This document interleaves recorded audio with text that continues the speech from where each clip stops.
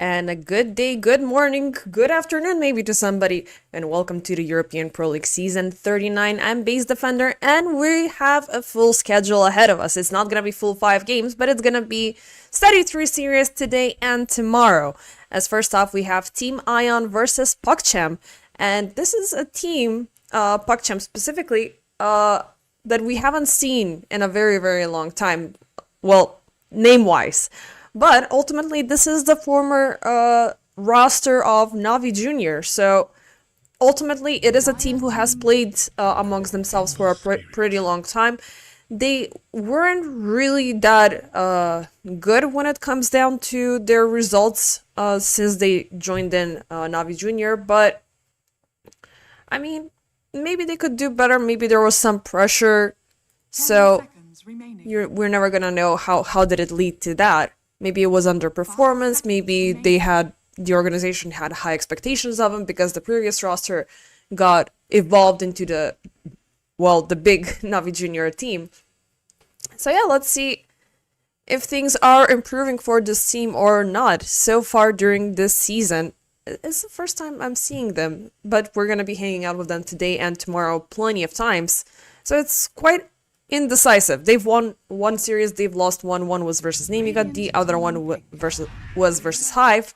Now they have to take care of the rest of their group. So, as we said, first off, it's going to be Ion, who kicked off with... I mean, both sides kicked off with very steady first support revealing types of drafts, and now they're building up towards something bigger. Clockwork and Undying are going to be the openers for Team Ion with the Snapfire follow-up and with the Viper. So very bursty, good control, very jumpy.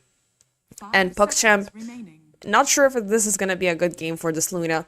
Even though she can easily cleave down through heroes, but so far with the lack of a proper frontlining, it's looking a little bit scary. Even though the Ember Spirit might be good here to just isolate targets in the backline, but there's a Viper who's a problem within the early stages of the game, and once he gets the Viper Strike, he can very easily burst down through the Ember Spirit. 10 seconds remaining. At the very least, they have the Techies, they have the Ringmaster, so with the Escape Pact, you might be able to work something out.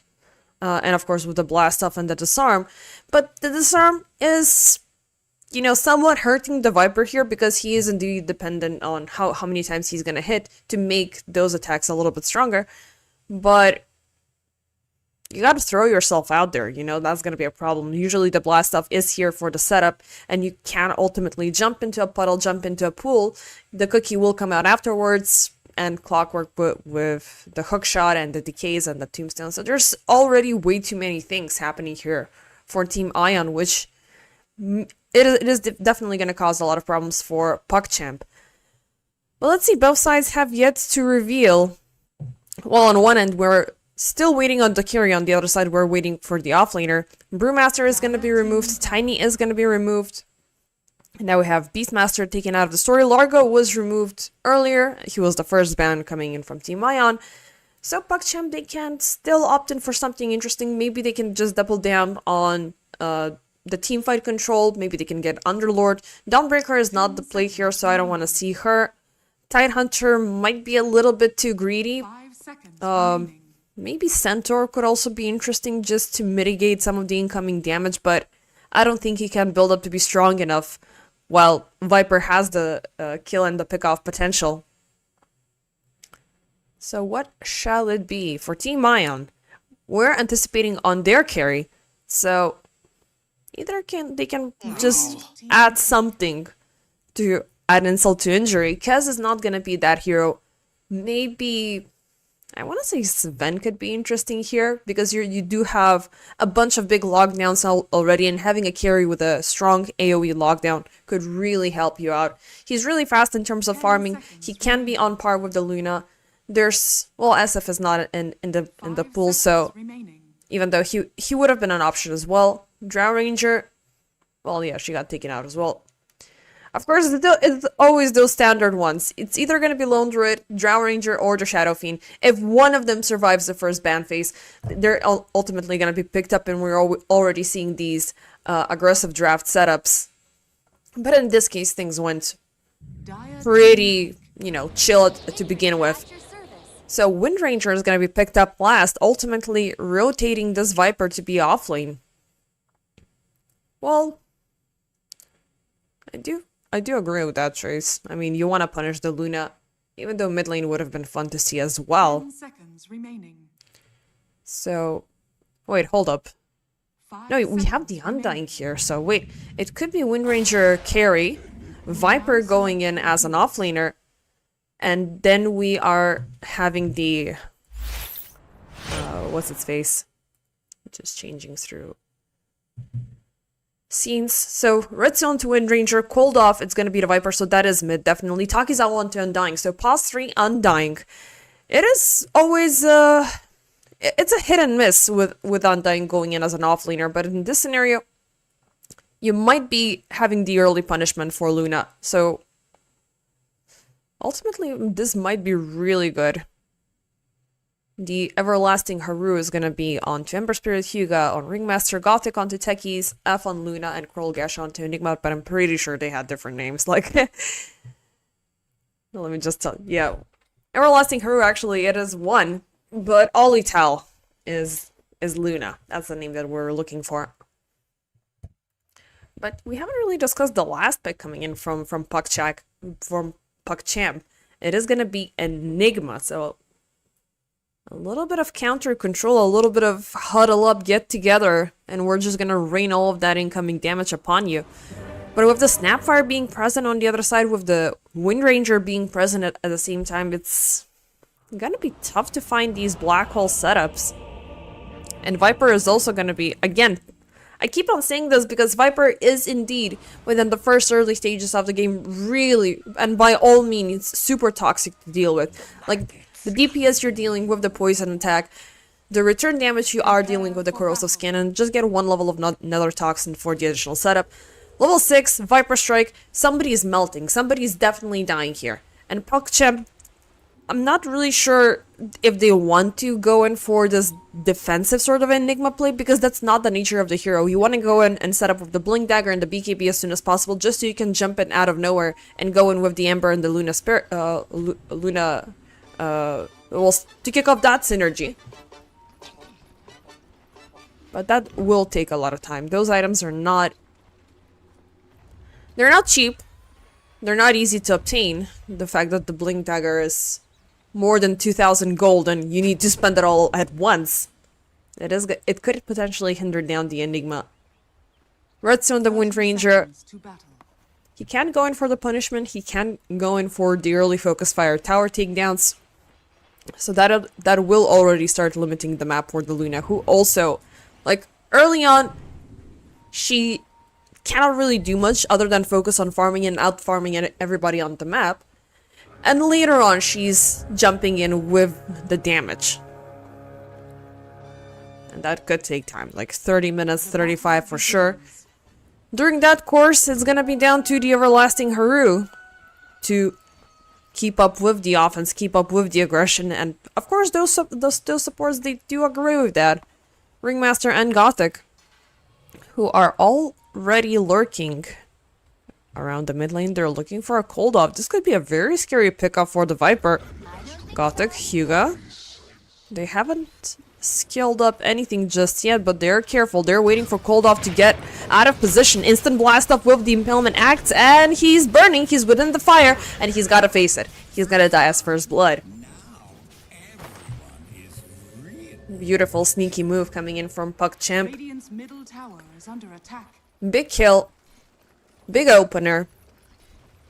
And it's definitely gonna make the, Everlasting Haru's game a lot easier.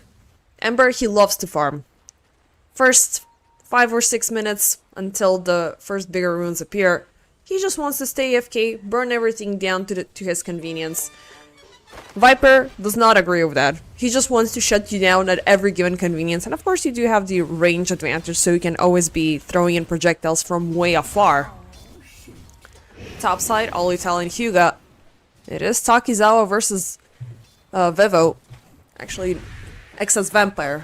He also changed his name, but I did get a confirmation from admin that this is still the same old Excess Vampire, still that good old position 4 that you always want to have side by side.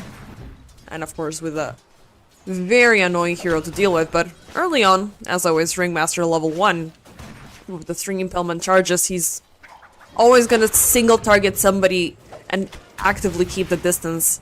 Access Vampire, it's not gonna be until level 4 that he's gonna be able to strike back, because you definitely need 1 Fire Snap Cookie, 2 levels of the Scatter Blast for sure. And even if he's out of the point blank range, there's still a lot of damage, and just a little Shredder to make sure you can get that additional damage just flying in. But ultimately the big problem with this hero is the lack of range. But Luna also is one of the lowest ranged agility carries out there. Her range is 330 to begin with, so again, Luna needs a lot of items. You need to work on that range, you need to work on that durability, you need to work on that damage, and then everything, will just amplify itself to be insanely toxic.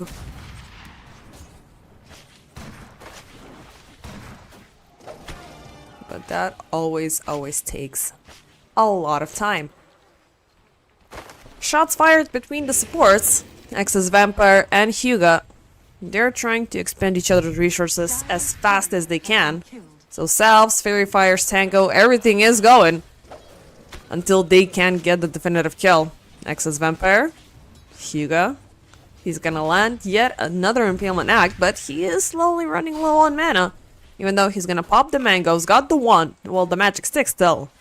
So he can just be persistent and give Luna as much space as she needs. How is down bottom going? Gash and Gothic versus Atomic and Retsu. It is so far the top 3 cores from Team Ion that are leading in terms of last hits. And it could be more, and it could be heroes added to the list as Gash. Oh, they have him, Cox. Ooh, Blood Grenade is ticking. They almost connect with yet another one. But Retsu, well, he does not have the power shot. At least it was on cooldown earlier. Meanwhile, Takizawa, big beautiful kill onto Olital. Hyuga though, he's a little bit higher compared to both Takizawa and Access Vampire, and it gets Team the Beast for the kill. Decay, beautiful avoid there with the imperfect illusion. But a nice catch regardless for Team Ion. This Luna is definitely a very big kill. How is mid lane doing? Cold off. He did unfortunately suffer the pain of being the first blood drawn, but so far versus Haru, he indeed has a very strong advantage. Doubled the last hits, 15 denies. This Ember barely had the chance to touch any creep. Maybe he can get lucky later on with kills, but who knows. But currently at the top of things, we do have Gash. Well, always with the Eidolons with that microplay coming in. I mean, you have freaking 6 units at one point at 5 minutes into the game. Nobody gets that. You're able to farm a lot easier. But you gotta avoid Retsu, because for him, all of those Eidolons will be converted into gold as well. Mid lane rotations coming in, cold off. Ooh, they have Haru. Even though this could have been a solo kill, but given the time of the game, you'd better double down, because the enemy supports are always gonna be in the vicinity, and Hyuga, he's gonna reveal himself with the courier strike. But at the same time, he is scared and he's being careful. Gothic in the back. Well, looking for additional couriers, or looking for the blast off angle. Nicely landed. The steering chains will get a lock. Disarm. Nicely done. Cold off. He is gonna die.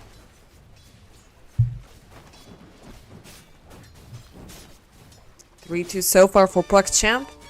But still in terms of net worth, regardless of the takedown, we do have Cold Off being second, Takizawa being first, and Retsu being third. Luna following right after. I mean, at the very least, it was a good idea for PuckChamp to go in with something that definitely can outpace Team Ion in the early stages of the game. So that definitely is gonna, keep them satisfied, but this one might be even better. Retsu caught up, nice body block, they have him, stunned down, the Malefice was ticking, but it's not gonna last long enough. Atomic with the beautiful cock save. Gash. Full level remaining until he gets the black hole, but Retsu, he's closing out on the focus fire, and if he gets that first, that is ultimately one hero being instantly shut down. Power shot, unfortunately, misses on all the Eidolons. But they've denied plenty. So Retsu might be a little bit closer. Half a level still remaining. Power shot, it is gonna connect, but it doesn't kill any of the Eidolons. Still with the blood grenade, they're gonna be able to take down a couple. Still, Gash, he spawns a new wave. And he is also running low on resources. Only having the Lotus remaining to heal himself up. And if direly needed, pop the black hole. But let's see who's gonna get there first. Atomic, cooled off, beautiful find. Plenty of farm. Retsu, he just needs that creep wave. Maybe Atomic can go for the setup. Meanwhile, Takizawa topside. Chilling, pushing in, knowing that the Luna is farming on the sidelines. It does mean that she lost her. Dire's top tower is under Meanwhile, in attack. terms of Shrine of Wisdom, nothing too fascinating happened as one was taken by each side. Are scanning. Dire's And yeah, it's top just gonna tower be is under additional experience for the supports. As ultimately, neither offlane has been suffering way too much. Gash having a great time, Takizawa having a great time. But when it comes down to the zoo versus the zombies, now that's gonna be a funny matchup because you are ultimately spawning one zombie per the Eidolon being present, but Dire's top tower if they find the has fallen. tombstone and they target lock on it, those zombies will be gone in no time. Radiant's bottom About tower Team is under Ion, attack. like, especially if they notice that there's a black hole happening, they will double down on efforts, and they do have plenty of AoE ground effects to help them out and pest off the Eidolons. Haru, Atomic, ooh, they're looking for Retsu, but that was a little bit too early of a reveal. And Retsu steps back, hides under the tower. They should call in for backup here because these are very good kills. The trade-off is not gonna be favorable. Sticky Grenade does not connect, but Retsu, he's kind of surrounded. The Eidolons find him on the other side. He will need to gate. Gash, they have everything. Wheel of Wonder, Focus Fires is gonna be used up with the Wind Run, but no, I don't think he's gonna make it. No way he was gonna make it. I mean, he was completely surrounded. At the very least, the team on the other side, they took down the Luna Dire's alongside with her tower, so very much this was a response coming in from PuckChamp realizing where everybody is, tower has fallen. and ultimately they will reciprocate on the effort. Dire's middle tower is under attack. So far things are looking Dire's pretty middle even, tower 10 minutes has in. fallen. Bunch of strikes here and there. Mainly it's been cold off, and this Luna suffering. But it's just the nature of the heroes. Like, you're either gonna be winning and you're gonna be leading the charge for your entire team, or you're gonna be the first one stricken down. And you have to accept it. You're not necessarily feeding, you are just being ultra targeted. Smoke up, Atomic hold off, and Nexus Vampire. They do have the Mortimer's Kisses. Atomic leading the siege. He was looking for a bait. He's looking for somebody. Come after me. Come to high ground. There's nothing to worry about. I mean, my friends are hiding in, in the forest, smoked up and with amplified damage runes and whatnot. But they don't have the amplified damage, so you can come out and hang out. Come on, Gash. Or there's the Viper Strike, so we're not playing it nicely. Mortimer's Kisses with the poison. They get the kill. Sorry, couldn't resist.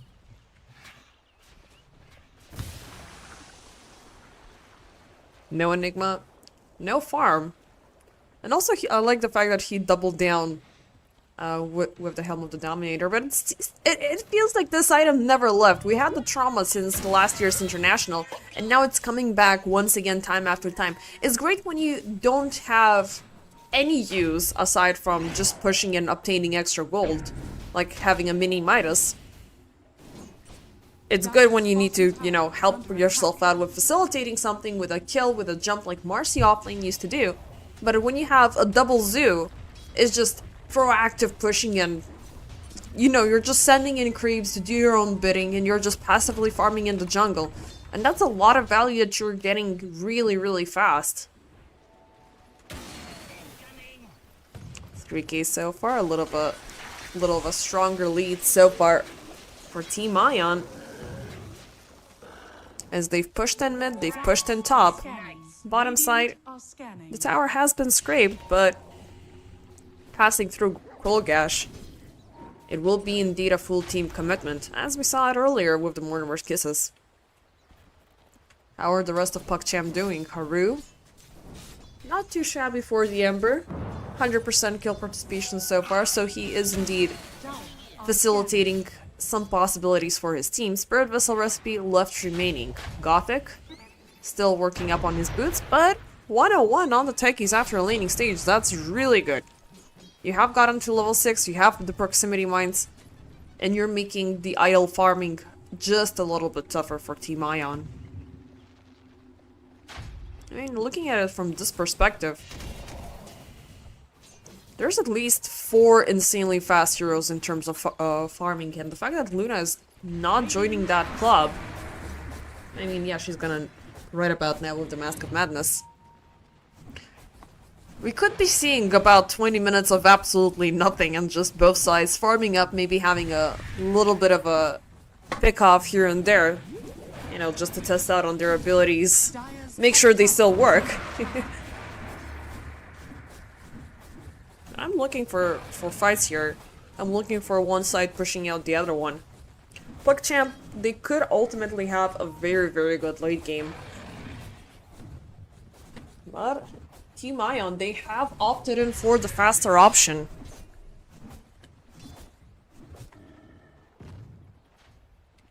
The fact that the Wind Ranger hasn't taken a single tower is feeling a little bit worrisome. Just a smidgen, not too much. But if she gets killed right about now, that could be a big problem. Hyuga, Gothic. Look at the minefield that they're making very deep down into the Radiant jungle. And all of this is for Ritsu. If only they can make the catch. Haru looking to make that happen. Or not.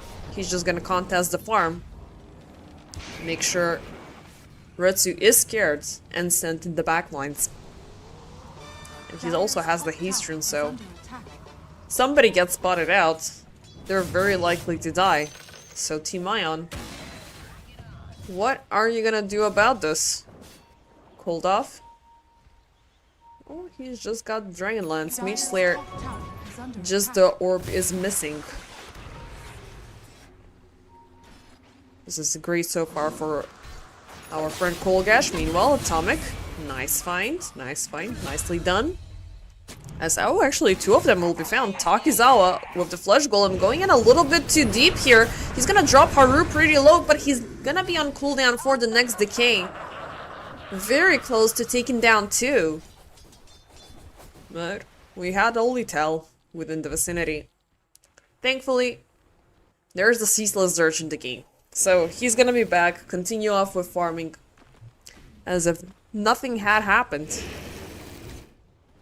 Around mid lane though, we do have Cold Off and Nexus Vampire looking to close in. As they know, this Luna might appear sometime soon. There she is. Oh, they have a strong chance, and she already used up the Eclipse, so she's got absolutely nothing to strike back with, but oh, it's looking like they could miss out on the opportunity, but no! Olitel will cancel out his own TP! Oh, that was just sad. I mean, there would have been the cookie setup regardless, but this was just awkward. Atomic. Defending this little bit of a let's just call it a bridge between the jungle and the river. has fallen. Because this has been ultimately the hotspot for setting up the mine, setting up the vision. And PuckChamp, they've been residing here for quite a while. Pulled off though. Nice jump, blast up, Wheel of Wonder. Oh, they're gonna take him back though. He's still melting, he's still burning. And he shall die. Top tower is under attack. And Krolgash just lingering in the back, making sure that he has the black hole, if anything, well, additional happens. Bottom tower is under attack. But Team Ion, they gotta do something about this. Because they're ultimately losing map space really fast. They won't be able to get across the river as easily as they did before. So Luna is gonna be out of range, PuckChamp just actively leading and sieging. And they're gonna be looking in for more. Takizawa saved by the cookie. Dire's bottom tower is under attack. Retsu. He still needs time to farm. But that focus fire is definitely gonna be much needed. Not sure how well he can stand against Krolgash at this point in the laning, well, in the post-laning stage. Mortimer's Kisses, Gothic, running across the minefield. Oh, the power shot is gonna finally get him. Those Mortimer's Kisses were literally flying all around him. Meanwhile, Krolgash secures the shrine, but Retsu, he is gonna secure his creep. Bring him just one step closer to the Mjolnir. Undying. Ooh, BKB completed. That's a very juicy item. Blink Dagger is almost done as well. Cooled off. What is he working on right now? It is the Manta. I would have really liked to see the Scepter being brought in. But the Scepter is... it could kill you here. You can't just jump and throw yourself out there. Into the black hole, into the blast off, into the Wheel of Wonder. So definitely after this Manta, Viper is gonna need a BKB off his own. How are the supports looking? Atomic working towards a blink, but oh, he might be losing money here as he gets spotted out. Oh, black hole, but beautiful save. Wheel of Wonder. This is gonna be a sacrifice in the end. It started off as a provocation, but it ended up as a sacrifice as he saved two heroes, forcing out two ultimates to be used up. Takizawa is gonna be fine and reigning free. Excess Vampire as well. He's been stacking this Lotuses. That's a bunch of healing. Saved up for later. Mask of Madness, Manta for the Luna. She is finally starting to pick up the pace. Retsudo, kinda having it tough.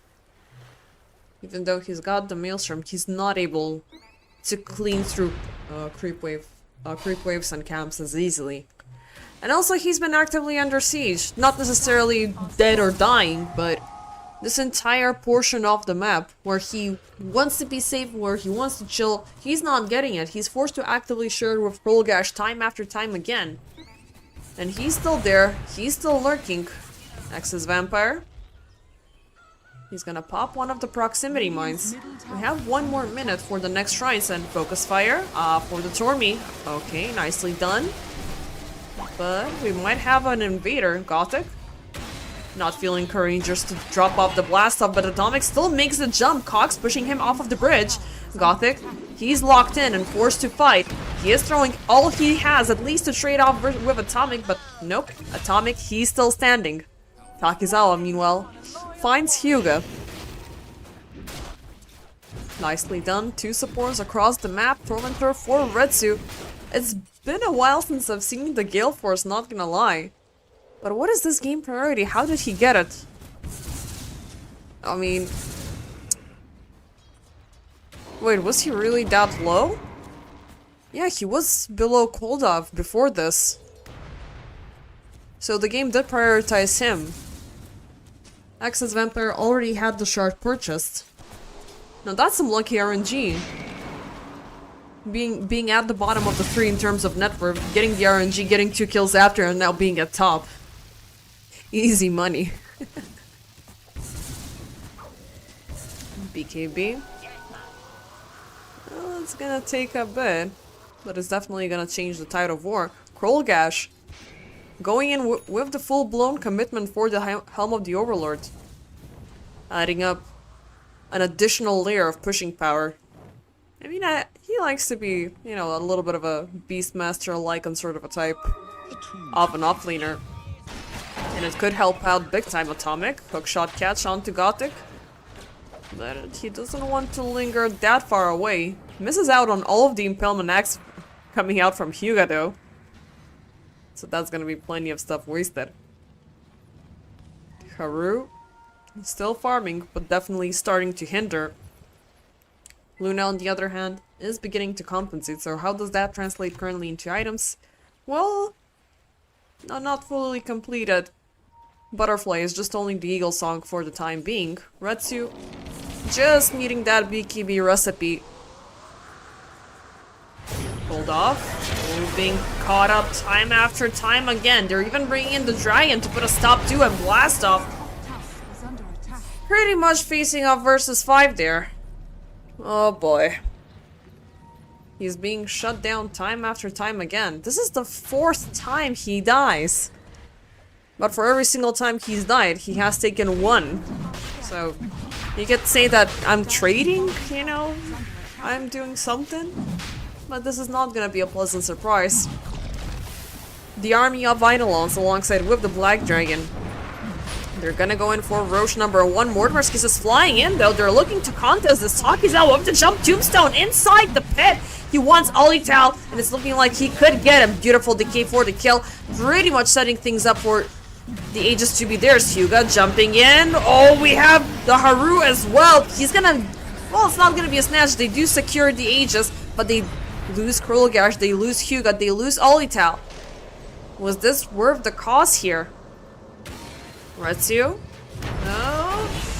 He did not have mana, but thankfully his teammates were on the other side, so popping up that last hookshot for the kill. Well, great Aegis for Haru, but not a great commitment for the rest of the team. They lose 4 during this exchange. Meanwhile, PogChamp, well, not PogChamp, Team Ion, they lose nobody. Obtaining 9k net worth difference in their favor at 24 minutes into this game, and a score of 14/9. What was the damage output though? The techies being the highest? Is under attack. And with just 2 proximity mines, I mean the blast off land definitely scored some points there. But they lost Olital way too soon. It was a good chance. They did take down a couple of heroes. They weren't fast enough. They overestimated their damage output for sure.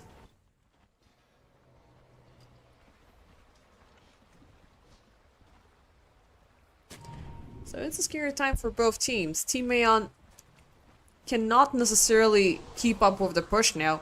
Because Ember and the nature of this hero is, I see somebody, I instantly jump, I don't hesitate. Now I even have the BKB, so I'm just gonna keep going at it.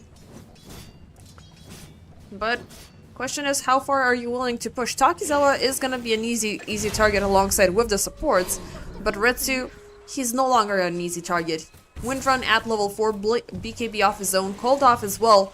I mean, in many situations, called off, every single time he's being picked off, he is dying, but he's being picked up by 4. In a solo run versus the Ember Spirit, Viper is winning.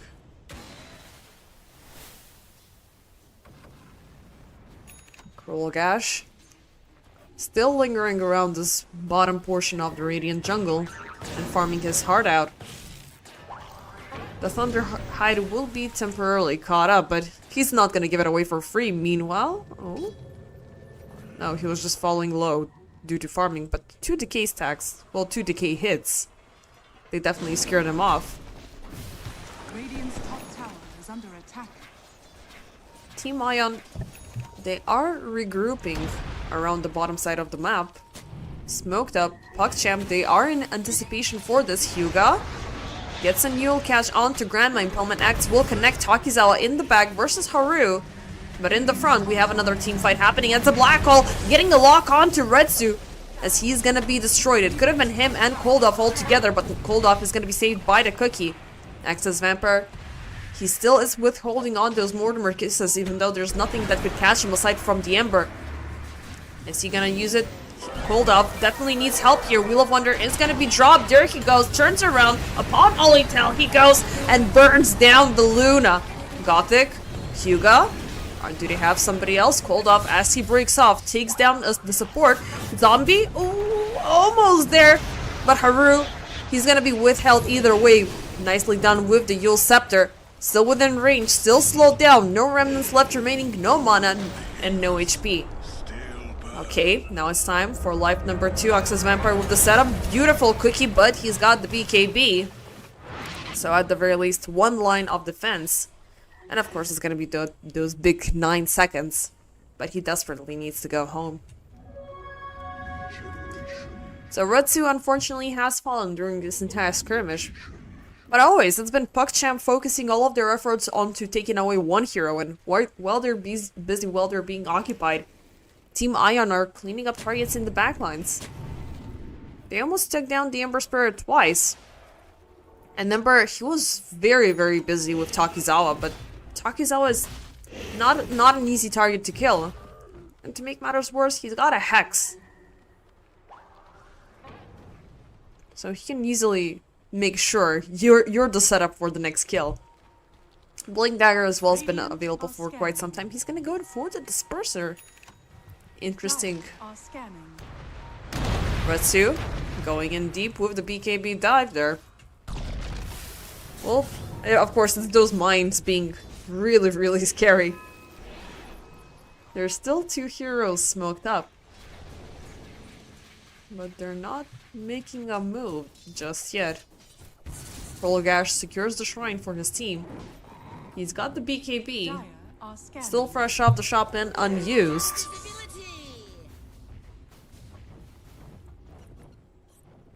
Indeed, this is definitely the scariest hero that PogChamp have to offer. But so far, Team Ion and their synergy, and of course their deliveries have been on point. But Atomic, well, he almost made me say things the other way. Katakizawa, oh, great find, escape act. Okay. They will lose the Ember, they will lose Gothic. But at the same time, they're not losing Atomic for this, even though there was this aggressive trade between the supports for just a little bit there. Ion, they're moving in for more. Oh, they find Olitel, they find the Luna. She's gonna get hexed up. Mortimer's Kiss is flying in. Wheel of Wonder pop, but not within range. BKB just arrives. Oh, that was such a timely delivery. Tip the courier for this one. Takizawa still jumping in deep. Oh, and he almost had the zombies onto him. This could have been a Luna kill, alongside with the Ember Spirit. PogChamp, they lose nobody. And now they're looking to strike in return.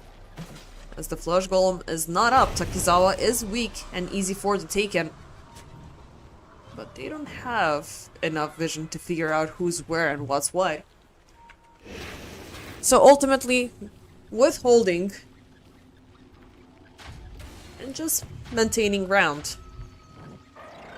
But you gotta give it to that courier. That BKB is what saved Olitel's life, otherwise he would have been barbecue. And I was just about to scrutinize. Olitel, where's your freaking BKB, dude? Like, you desperately need it in this situation. With all those shackles, cookies, and everything melting you down to the ground. You're a very, very squishy target and very susceptible for the taken. And it's came right on time. Here you go. Just gets deleted down the river. Not gonna lie, I don't like this Snapfire voice modification. Like, it sounds like she's in space. Meanwhile, Olitel, they find Retsu, or maybe Retsu finds them instead. Ember runs the hell out of there. They use so many ultimates, they use so many BKBs. But everybody remains intact, except for Hyuga down the river. But that was a completely different story. Olitel, Butterfly, It has been completed for quite a while, and now he's gonna go in for the Silver Edge for the additional element of a surprise, and for the chance to break down specifically Cold Off in this game. Retsu, I mean, got a comment on the insane single target damage that he does, and the fact that he has Gale Forces very much helping him out, but Dire's bottom tower unless he has a support side by side to keep the target locked down and therefore the setup, he's not able to solo execute. It's way past that. Maybe it's gonna be that time once again, once he gets a Daedalus or something a little bit stronger for the damage amplification. Smoke up now. PugChamp. They're moving S5. And they could find Cold Off as times and times again. But he's got Takizawa, but oh, both of them get caught up into the black hole. Wheel of Wonder and everything. Easy setup, easy life. Tip the man, tip Krollgash. Very well executed. Very swiftly, very easy, very calmly. And now we're not gonna have any interceptions, as we will try to take Roche for yet another time. But Atomic, he's within the vicinity. Gale Force pushing them out just a little bit. Will Cold Off force out the buyback here? Mortimer's Kisses popped in. Takizawa, he was back quite fast. They dropped the Tombstone, they drop everything, they want Krollgash. Nice hookshot while he's trying to TP out. There's no BKB for User to get the hell out of there. Down the river, Hyuga, Krollgash, Atomic, Gothic, 3 on 2 so far. Alitel and Haru, they just get the hell out of there. They've seen too much. They've done too little at the same time. But that is classic opener that you always have on the enemy side once the black hole is on cooldown. And of course, the layering that PugChamp have to deliver. It is great, it is strong, but again, it's been this single hero commitment every single time. And they take one, of course, it's gonna be Cold Off as times and times and times again.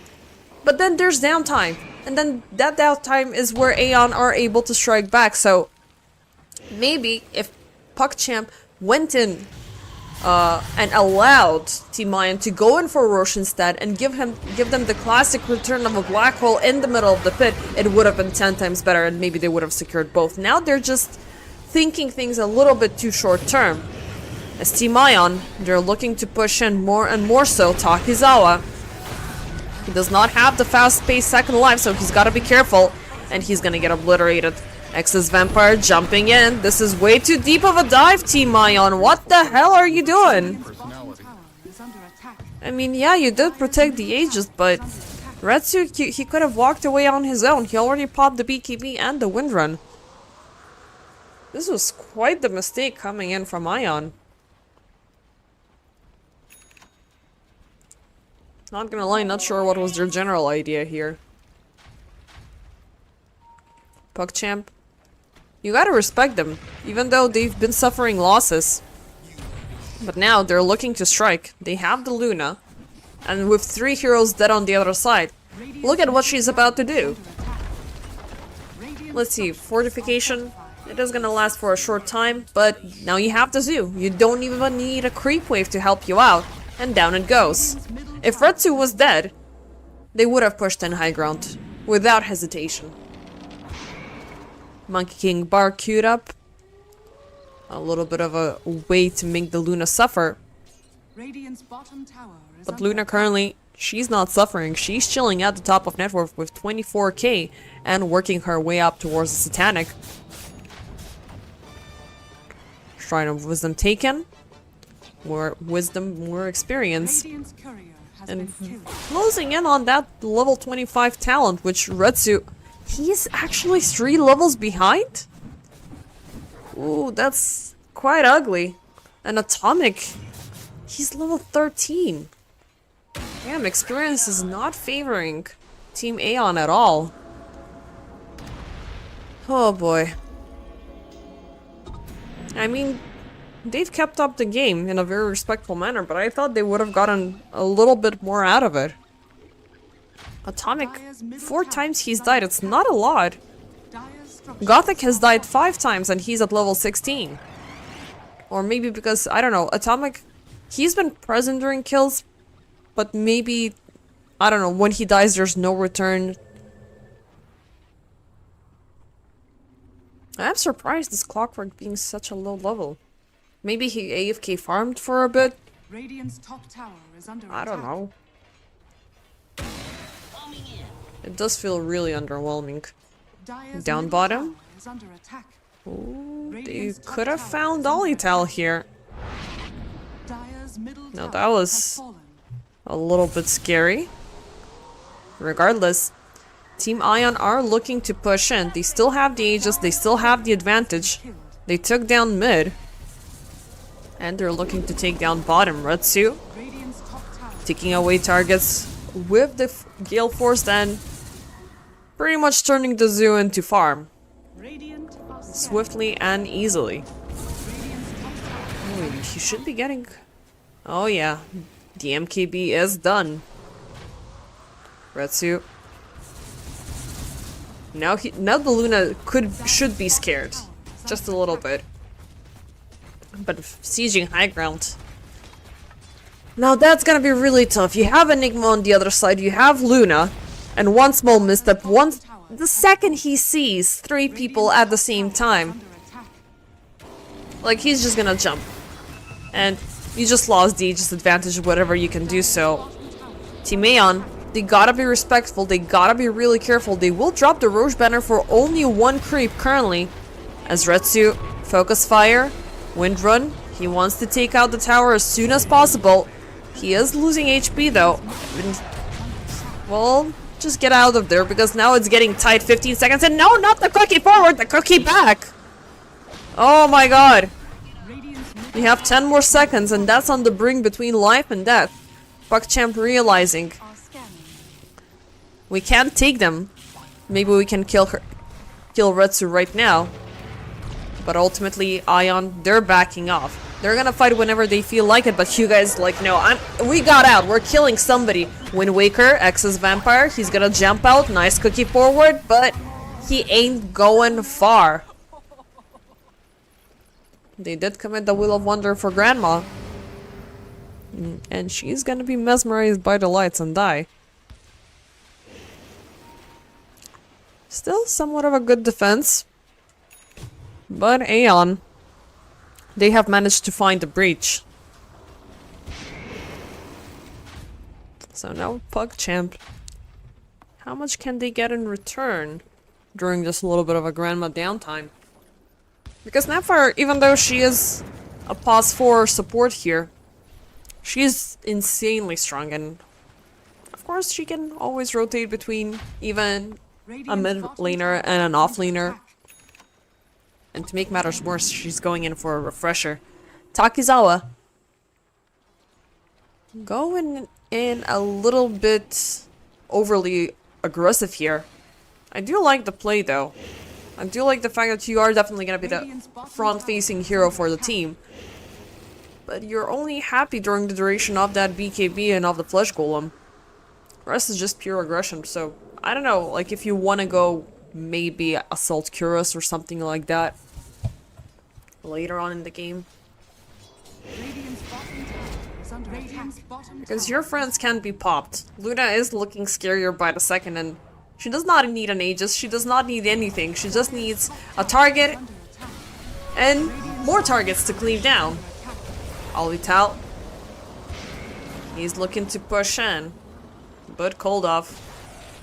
Will be there on time, takes away the creep wave, but with just a couple of strikes, they've inflicted plenty of damage. One more push. Oh, and they've been waiting for this. This was just a bait. Attempt for a smoke. But Team Ion, they're not getting far from their base. Atomic almost dying there. That was super scary. Retsu, be careful. Be really, really careful, even though there's no smokes on the side of PuckChamp.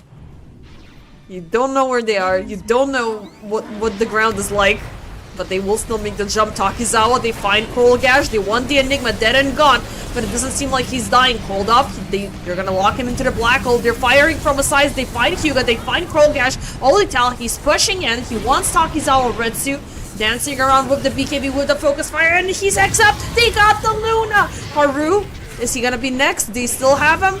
Little Shredder, nicely done, Gothic. Sticky grenade upon the... But nope, it's gonna be a rampage. Retsu, they take all of them with almost at the brink of dying within the bombs. Woo! What a team fight. This was great delivery from Team Ion. But it was just Takizawa lingering in the back. Like, he came out from here, from behind, finding the Enigma, taking him down, and then he was forced to just like, okay, we're gonna be forced to do the same thing that we're doing all game, and throw all of our spells onto one hero just to secure somebody. And that somebody, as always, was called off. But you had Retsu reigning free, who is currently, well, as we just saw, able to shut down the entire team. And did we have the double kisses? No, we had the singular kisses so far, but next time it's gonna be double. But amazing setup from Takizawa. And he didn't die. This is the best part. He's got the passive present. Dire's middle tower is under attack. So he may as well overextend. 42 minutes in, it's 26/19 with 6k net worth for Team Ion, which is still quite the negligible difference, but it's still keeping them in a very good spot in the game. Dire's top tower. However, they shouldn't overextend. They did this last time, and they were suffering for it. But next up, it is gonna be Roche in about 30 seconds, so they're gonna wait for it, obviously, because Roche could be, well, they don't know how well of the timer they're having here. But at the same time, it's gonna be enough time for PogChamp to contest it, as they will be getting the black hole off of cooldown on time. Olital going for the MKB of his own. Yeah, it's gonna be a plausible item to make, but you gotta always keep that extra money on the side for the buyback. Takizawa going in for the shard, for the tombstone saves. Retsu, nothing currently queued up, he's just saving up. Maybe he's gonna get inspired, maybe he's gonna go for a Divine Rapier. That always is an option. But for now, Team Ion, they're looking to find somebody. Make it easier for them to claim Roche, and potentially end the game. But let's see, Gale Force pushing targets back. They find 3. Takizawa with the jump. They have Olital.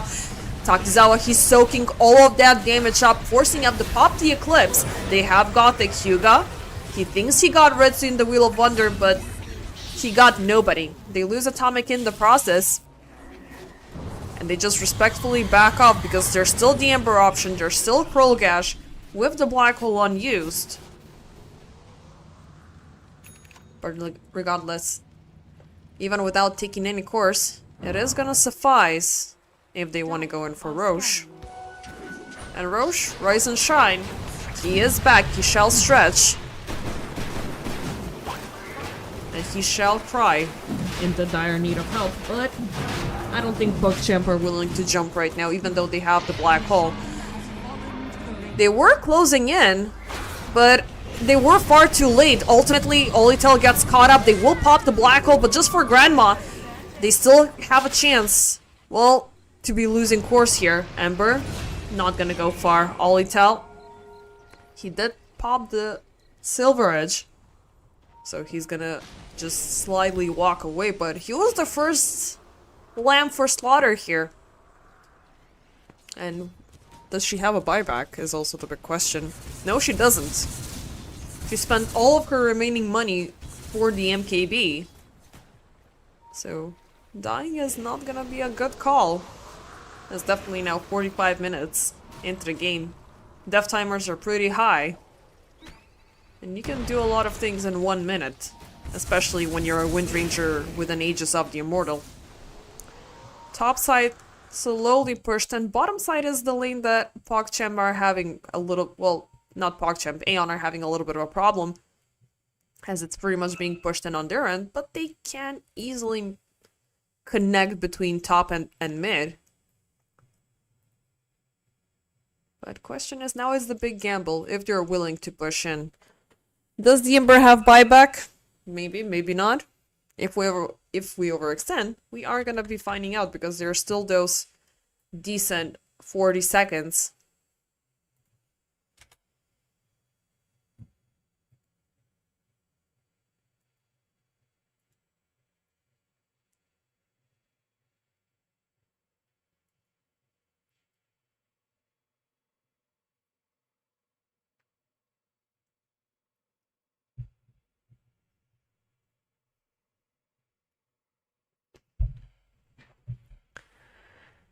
Oh, of course, a good old pause due to a good old disconnect. It always happens. The game coordinator is unstable. The heat is burning down our PCs. And sometimes not even the internet wants to cooperate. That is the sad and harsh reality of living in Europe in the summer of 2026. And yeah, I am commentating from my little homemade bunker in the darkness with just the AC, because otherwise I'm not going to survive this, and none of my tech will, which is already at the brink of burning. Still, after that little rant, we have Atomic back. Okay, they're good to go, they're ready to fly. And let's see what shall happen in the next very important 4 minutes of this Aegis. I'm still looking at the option for Aeon to push in, as they definitely do have the upper hand without the Ember, without the Enigma Black Hole. Unless there's a surprise refresher popping in. Retsu, just gotta be careful. Impalement Acts won't connect. He's using up the focus fire, but he's kind of lacking on vision. He still has the catapults for the assistance. Windrun though, it will expire. He even popped the Satanic for this one. He's baiting PuckChamp to get out. He is looking quite low, but it is gonna be bait. Regardless, second tier 3 tower taken out. Ember, he's back into the picture. He did not force out a buyback. And Retsu, he's still harassing. He's still looking for the enemies to pop at least one black hole at him. But everything is bait with the entire team lurking on behind. Gothic, blast off. They will explode the poor Windranger and Krolgash. Hyuga going in for the setup with Volitel. They're popping the Wheel of Wonder so far, as it will bait out the BKB. Retsu, as a backup measure, he still has the cheese. But without the Aegis, they're not willing to push in more. They did take down the ranged Drax. Melee, well, even if you talk them down by half, it doesn't really matter because they will pretty much regenerate. But Takizawa, he's still keeping up the pressure. He went in to drop the tombstone there. Okay. Okay there, buddy. I mean, that could be just free gold for PuckChamp. But it's keeping them busy. And it's gonna disallow this creep wave from crossing the line. It's just free farm. Have you heard of free farm? The Eidolons are like, no, we don't like this. Can they take it down in 2 seconds for the gold? The answer will be no. PuckChamp. They will use the lack of presence from Team Aeon to move out, maybe scout out a kill of their own, and at the very least re-obtain control of the lanes. But this could be a very, very difficult maneuver. Still, they carefully smoke up. They move deeper towards the Radiant jungle. The fact that Olital is leading is a little bit concerning. But he still has the BKB, he's got the Silver Edge Manta and whatnot. Currently, they're not finding anybody out there as Takizawa. He's been... well, he's pretty much pushed in all the way to the dire side. So ultimately, PuckChamp, they're losing a lot of time here. Knowing that Team Aeon, they have split the siege. Now they're on the smoke out to look for targets of their own, and of course, with the clockwork side by side, you do have the rocket flare to figure out who's where and doing what, and what sneaky business in the jungle they're doing. How many creeps are they farming? But of course, you gotta land it on the right target. Atomic. Oh, he's gonna find the observer. PogChamp, they are reacting to this. But they have idea of where Gothic is, and Hugo as well. Gale Force to push him back. Mortimer's is flying in. Ooh, with the increased projectile speed. Now that's scary stuff. Gothic, he shall not die due to the escape pact, and blasts off back to safety. Takizawa though, they have him on the lock. He's forced to pop the BKB alongside with the Flesh Golem. But 5.6 HP, it's not easy to bring down to a 0. PogChamp, they're wasting plenty of ultimates here from Team Ion, and they're looking to push them in a little bit more. Takizawa gets caught up for yet another time. He's got the dirt. He went for the setup. Mortimer's kisses are flying in for the second time, and where the hell is Granma shooting? There's no targets within that range. They will lose Atomic. Nexus Vampire, Retsu gets a lock, focus fire onto Gothic, that's one. Krolgash still has the black hole and the BKB, he's gonna pop it with the projectiles, the arrows are flying through. Krolgash survives barely. Atomic is still gonna find him though after that buyback. But they have now Olitel, they have the big one. Cold Off keeps up with the hitting, he's stunned down with the escape back. Hugo, beautiful save, but now he's in danger instead. And they have lost pretty much everybody at the cost of a double buyback from the supports. That was some scary stuff. PogChamp, they still have all of their buybacks. But they don't have... Well, they don't have the Black Hole, they don't have the Eclipse, they don't have the Wheel of Wonder, they don't have the big setup to throw damage from across the entire team fight. And it's just absolutely insane. Aeon, it was looking like they were losing the team fight. Just by expending one big ultimate here, one big ultimate there. Ultimately wasting a lot of resources and forcing out a double buyback. But now they have forced out bigger buybacks from PogChamp. As at the same time, they are looking to force out Megas. You gotta respect PogChamp at the same time. Luna high ground is indeed a tough cookie to crack. A, reaching her is gonna be tough.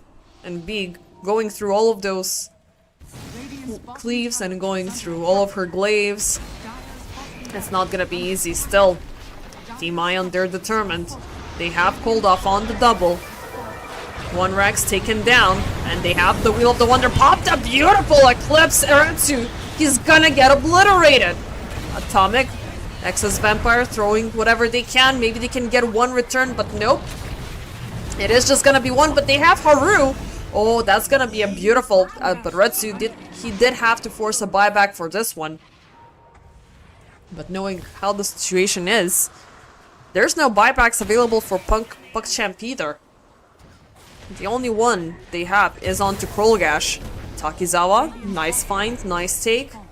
The Dirge, not here for another 3.5 minutes, and PogChamp, this is gonna be their last chance. It's all or nothing. They have Cold Off, who turns around with the BKB, but well within the Black Hole. Beautiful, well, not a beautiful save. Attempts were being made by Nexus Vampire, but they have Retsu on the sidelines. Krolgash is gonna be found. Olitel saved by the escape pack, but Retsu now pushing in with the BKB up, and he's gonna take down the Luna for another time. Atomic setup, nicely done. They have Gothic. They're now forced to fight 2v2. Krolgash is gonna force out the final buyback that PogChamp have. But this is scary stuff for either side.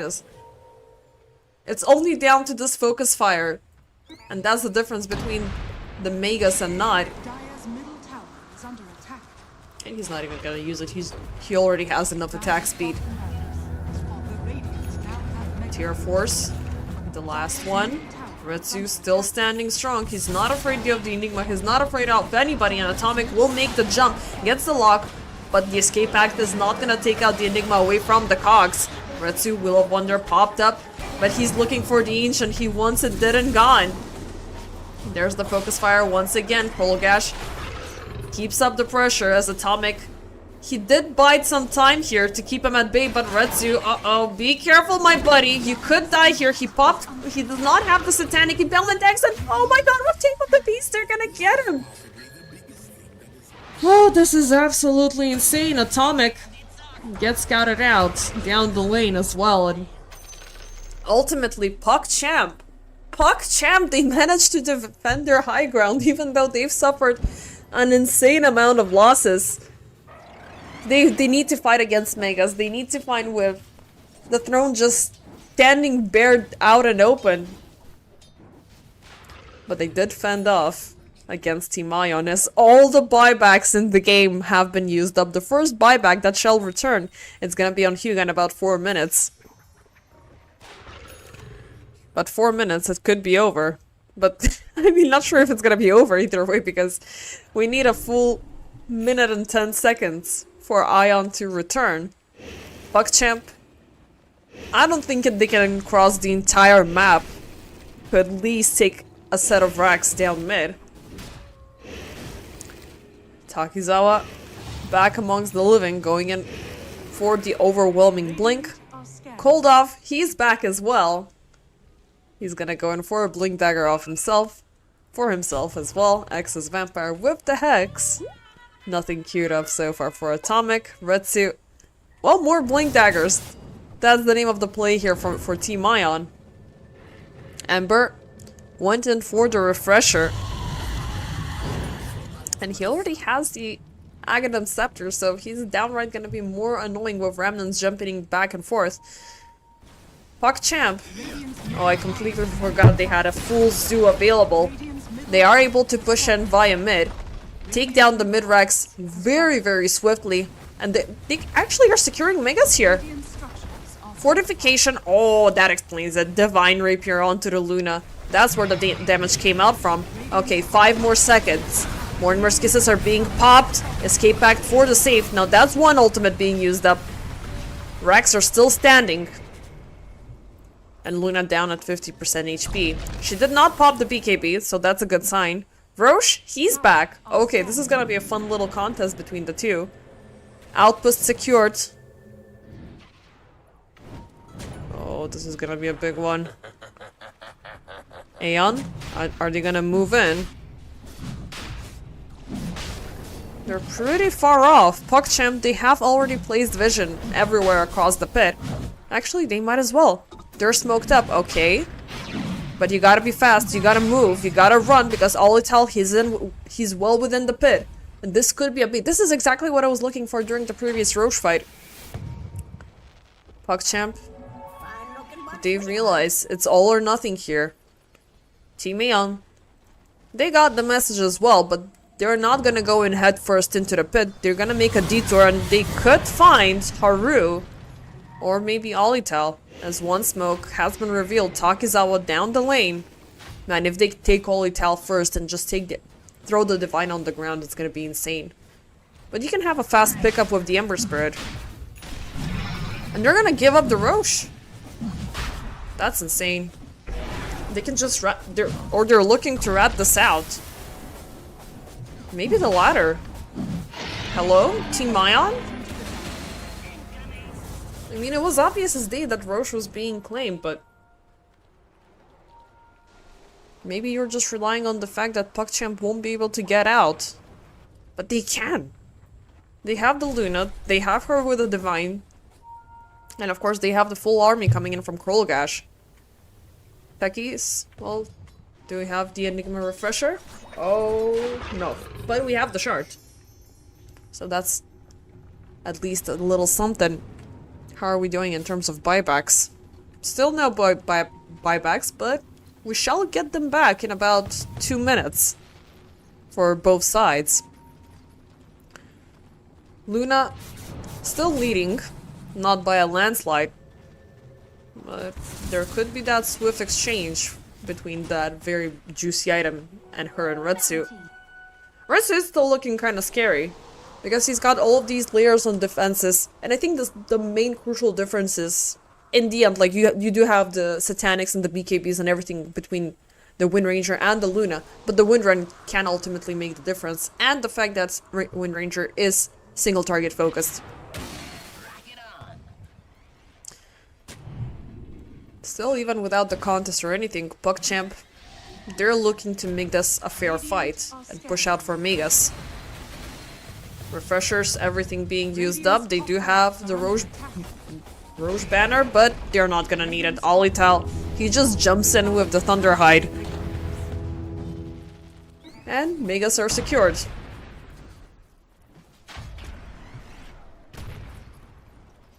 "59 minutes of game. This is game number 1 of the first series of today, and if this is what we're opening up with, I don't want to know what's gonna happen until the end of the day, ladies and gentlemen. And this is a fun match for sure.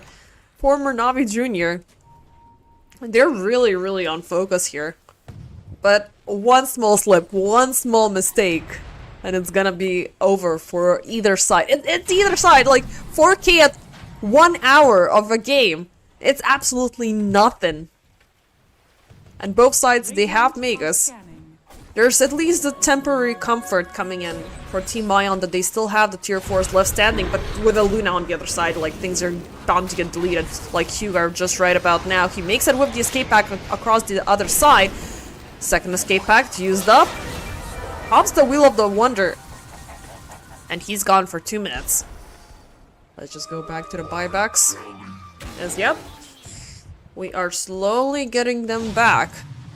Last one is gonna be, well, for Krulgash, for about 18 seconds, but he needs 2.3k gold on the Enigma. And that's a lot of money.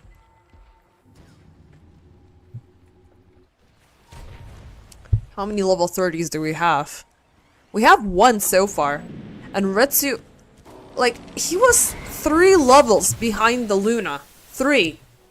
Now she's at level 30, with the full talent tree unlocked on both sides. And that just makes her all about more powerful. For Luna, just a little bit, as we're gonna be getting that additional Lucid Beam strikes. Anybody else closing in on level 3? Actually, we do have another one. Takizawa, he maxed out as well. And now we have the Luna joining the 30 club. Next contenders, they're looking pretty far away. Closest one being Haru with 28, Krolgash 27, Exus Vampire 27, Cold Off 27. The supports, well, Gothic is still quite far away from his level 25 talent, so he has, well, he's gonna need a long time to join that club. Everybody saving money, putting things on the side. 40 seconds left remaining until the Aegis expires, and nothing has changed. Both sides, they're just farming out their tier 5s. And how are we looking in terms of that department? We have a double Stygian Desolator, both for Retsu and for Olital. One is enchanted by Manic, so sacrificing vision for the additional base attack time and for the additional cast speed bonus. It is fleet-footed for the Luna though, so for the additional movement speed. Harmonizer just came in for Haru with the Timeless Enchantment. Divine Regalia. Oh, this is a ballsy item for the Snapfire. I mean, this is gonna be interesting, but hold that thought. First off, we have Olital. Second, the Aegis expires. He's gonna be caught up. Mortimer's kisses are burning him down, and he's got a split second left until until the BKB, and he's gone! The Divine is on the ground! Oh, that was so freaking timely! He's got a buyback though. They take down Krolgash, who is just gonna trade off against Atomic, but where did this team fight come from? Oh my god! I was still looking at the items, guys. Like, okay, it was an insane chain of events here. Maybe they were gonna go in for the Tormentor down bottom. And it was first off Olital being caught up. Not only that his Aegis expired at the same second, he did not have a BKB for 2 more. And that was just insane. And everybody got gutted. Like, no Luna, no problem. That was basically it. And I think this is where it all ends. With only 1 buyback, well, double buyback forced up, triple buyback forced up, PuckChamp now on the defense grid. They are fighting off currently the Necro units. How did it happen? That was just so insanely unfortunate. Okay, I should have paid more attention because holy, that came all of a sudden. No Aegis, no problem, no nothing. Buybacks forced out from 4 heroes from PuckChamp to defend. Outpost has been secured from Team Ion, so they can swiftly jump back. Thankfully, both sides have Megas, so it's pretty much an even force of nature pushing down the lanes. So it's gonna be tough for both Team Ion to push in to kill off the dire creeps, and same for PuckChamp to push them out. Retsu though, not looking like he's got too many problems about that. As the team, they're pushing in. The throne is completely surrounded by mines. Where did the Divine go, by the way? Where's the Divine? Who took it? Is it on Takizawa, or did they leave it on the ground? Or did PuckChamp secure it on their end? Nope, actually. No, this is a... I'm pretty sure this is a second Divine. Or they saved it. I do assume they saved it, because... once you drop it, once you lose it, I do believe you can start switching it between players, so...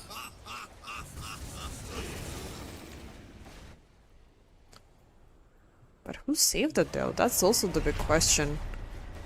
Krolgash was not alive during that endeavor. Haru not. Well, a bunch of things happened. So this is the part when I need another pair of eyes to help me figure out what happened. 65 minutes in, ladies and gentlemen. It's 45/33 currently in the favor of Team Ion, as they're still trying to push in high ground. The throne is standing defenseless, but PuckChamp, they forced out 4 buybacks to be here.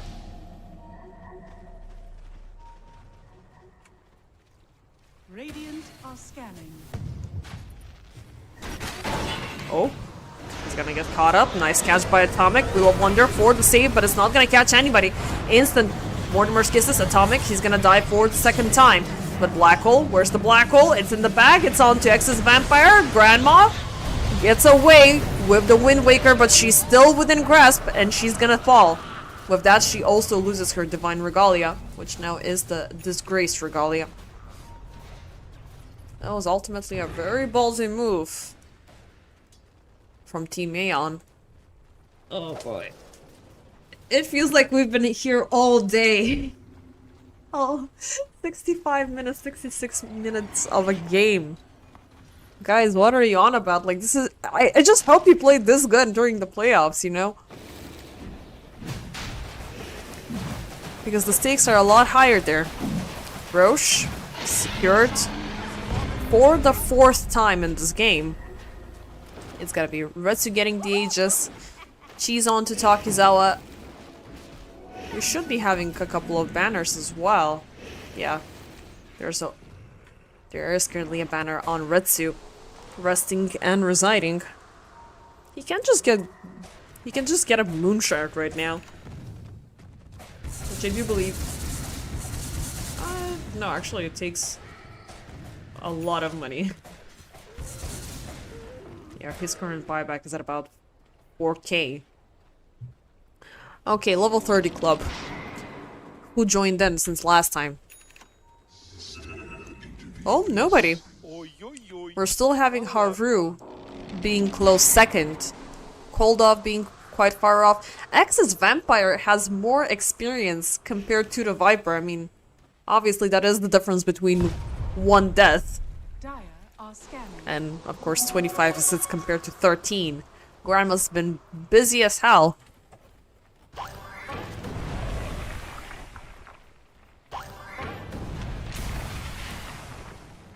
But a lot of back and forth.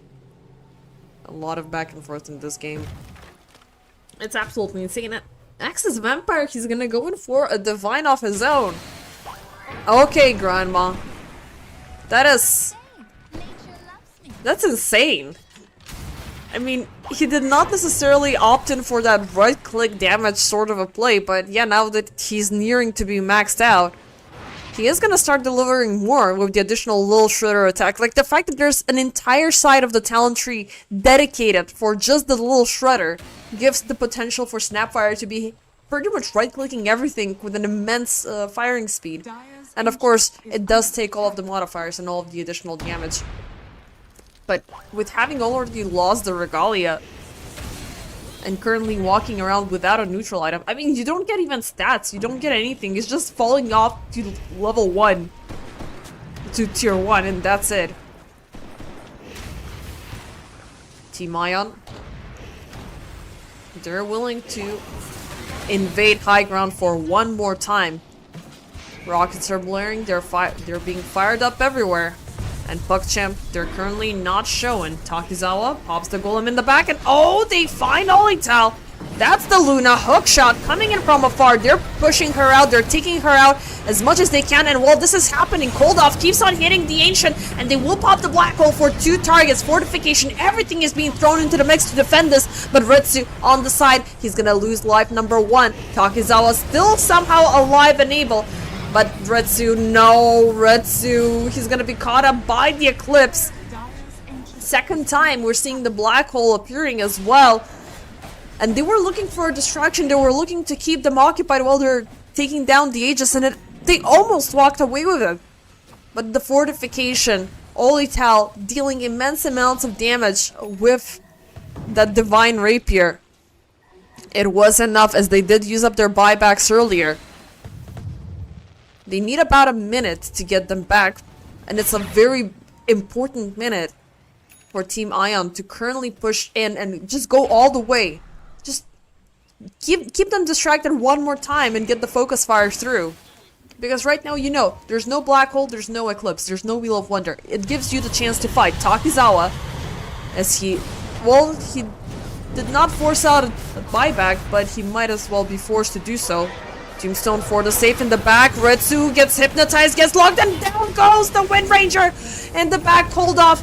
He's trying to push off Krolgash. He's trying to salvage something as much as he can for the team. Grandma, kisses flying in. Olital, he had to retreat and retire the BKB. Is Cold-Off. He's under siege. He does not have the buyback. There's 2 targets down. PuckChamp, it looks like they're gonna return this game. They're gonna salvage it at 71 minutes in. Grandma under chase, but oh, Takizawa in the back. He's found the Luna. That's a big one. Oh, they're not gonna be able to recover from that one. Between the Luna and the Wind Ranger for the push, the Luna is just clean house, and the best part is she does not have money to buy back. 70 seconds left remaining without the Wind Ranger. But they cannot push anything. Oh my god. That was a very big misplay coming in from Team Ion. They went in greedily, insanely, like twice in a row. At the very least, Grandma, she did secure the Divine. Now where is the other one? They did kill off the Luna.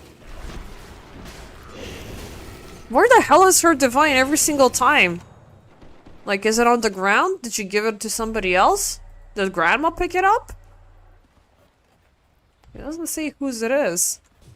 But she had her Divine already queued up. Did they save it via courier? Oh, actually they did. They did save it. 2 times in a row. Nicely done, team. PuckChamp. I mean, obviously the synergy is still there. Since they've been playing together for, well, for more than 6 months, that's for sure. Takizawa opting in for the Aghanim Scepter. I mean, this is the shortest description for a scepter upgrade in the world. Increases the strength steal. How much? 8. That's all you need to know. And he's just skipping through the item, directly going in for the aura. Oh boy, ladies and gentlemen, we've been stuck in the same scenario for the past 25 minutes for sure. I mean... Okay. It did start to break. Yeah, for 15 minutes, yeah, we've been here since at least the megas have been secured on both ends. Both sides now rolling back to farming, trying to, well, spend as much time as they can to re-obtain the buybacks, even though now it's PuckChamp's time to strike down. So all shards, with the exception of Hyuga's, are available on both ends. Quadruple scepter upgrades, Retsu, Atomic, Krolgash, Haru, actually times 5. Hyuga also went in for the double escape pact, as we have seen it in action a couple of times. PogChamp. They have managed to fend away at least one creep wave out of the base. They're now smoked up on the hunt. Hello, Atomic, how you doing?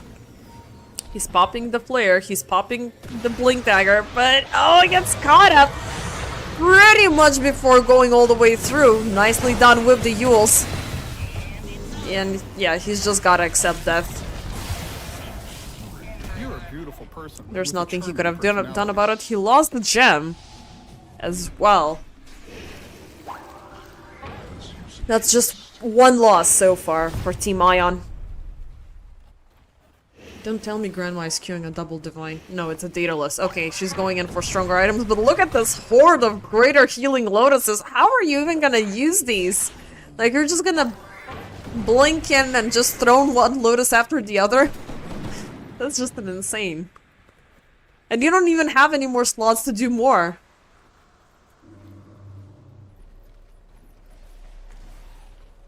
Okay, we have the Ceaseless Dirge. We have 2 buybacks available from Team Ion. The rest, they need about 2 more minutes. But getting those 2 minutes is gonna be tough as PogChamp. They're looking to go all the way, dropping the Roche banner right in the middle of the Radiant base. And they're going in, everything is slow. Look at this, like, oh my god! It's like World War II here. Just fire and rockets and everything thrown into the mix. They will force out one of the buybacks that they have left remaining, and that's gonna be on Atomic. Dire are scanning. But this game is never gonna end. Oh god. 76 minutes. I mean, this is not even the longest match that I've done. But it might as well... It could end at the next Roche, which is gonna be in a minute and a half, or it's gonna be another 20 minutes of excruciating pain while we reach the realm of, okay, you know what? We're just gonna spam the Enchanter's bubbles at this point. But I don't think we have a single one. No, actually we don't. Which is the sad part. The RNG does not like this.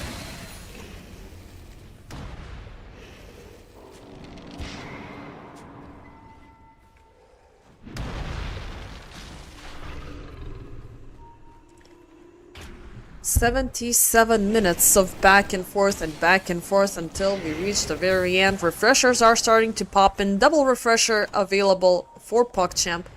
The Divine has been returned to its rightful owner, but we do have Snapfire also wielding one as well. So this is getting insane. Like, we're having supports turning into carries praying that they're gonna stay alive. Cold off. Well, he's a support officially. Being this low in terms of, well, lower than X's Vampire in terms of net worth. But at the very least, he's got the Nullifier to at the very least keep him safe. He went in all the way for the double boot for Boots of Travel level 2. But if you had the Megas only on one end, it would have been a chance for you to rat this out. But right now, you don't really have that. Roche, he is back, right on time. Olital, he is gonna instantly jump at the opportunity. Take down Roche. This is Roche number 5, by the way. Dire are scanning. Team Ion, they are in close proximity, but so are the mines, and so are the rest of PogChamp. Roche, he has roared, but Takizawa, look at, like, he's down to 2/3 HP. That's like 1,400 damage coming out of nowhere with you walking over the mines. Roche secured. We have the shard. Well, it is gonna be given to Gothic instead. As I already have the entire orb, so it's not a problem for me. Olital, ooh, that's a big catch with the Black Lens. Will he have Rensu? Oh my god, they took him down. Thanks for the Ceaseless Dirge for being one ability. The second one is gonna be the buyback forced out. Luna, though, she loses life number 1. Double tombstone, double everything, all or nothing. Olital, Beautiful save, but they still have cooled off within range. Luna, she does have the buyback if much needed, as one buyback has been forced out, and that's on the techies. Atomic sieging through Takizawa. He's gonna find Coral Gash, get the Hex off, as he already used up the Black Hole twice. Now that's another dev. Buybacks are coming in.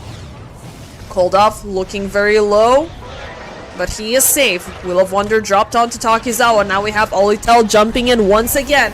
He's not as strong as he's used to be, but he's got the Eclipse, and he's not gonna be afraid to use it.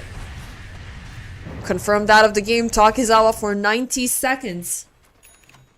He doesn't have money for a buyback. 2,000 gold is what's dividing him, and he's not gonna get him anytime soon. With a big buyback forced out, well, 3 buybacks forced out on one side, a singular one, but on a big target forced on the other. Team Ion, they're forced to defend as 4. 1 tier 4 taken out. Gale Force pushing the creeps back, but there's more coming in. And never forget the Eidolons. Now we have the Book of the Dead as well.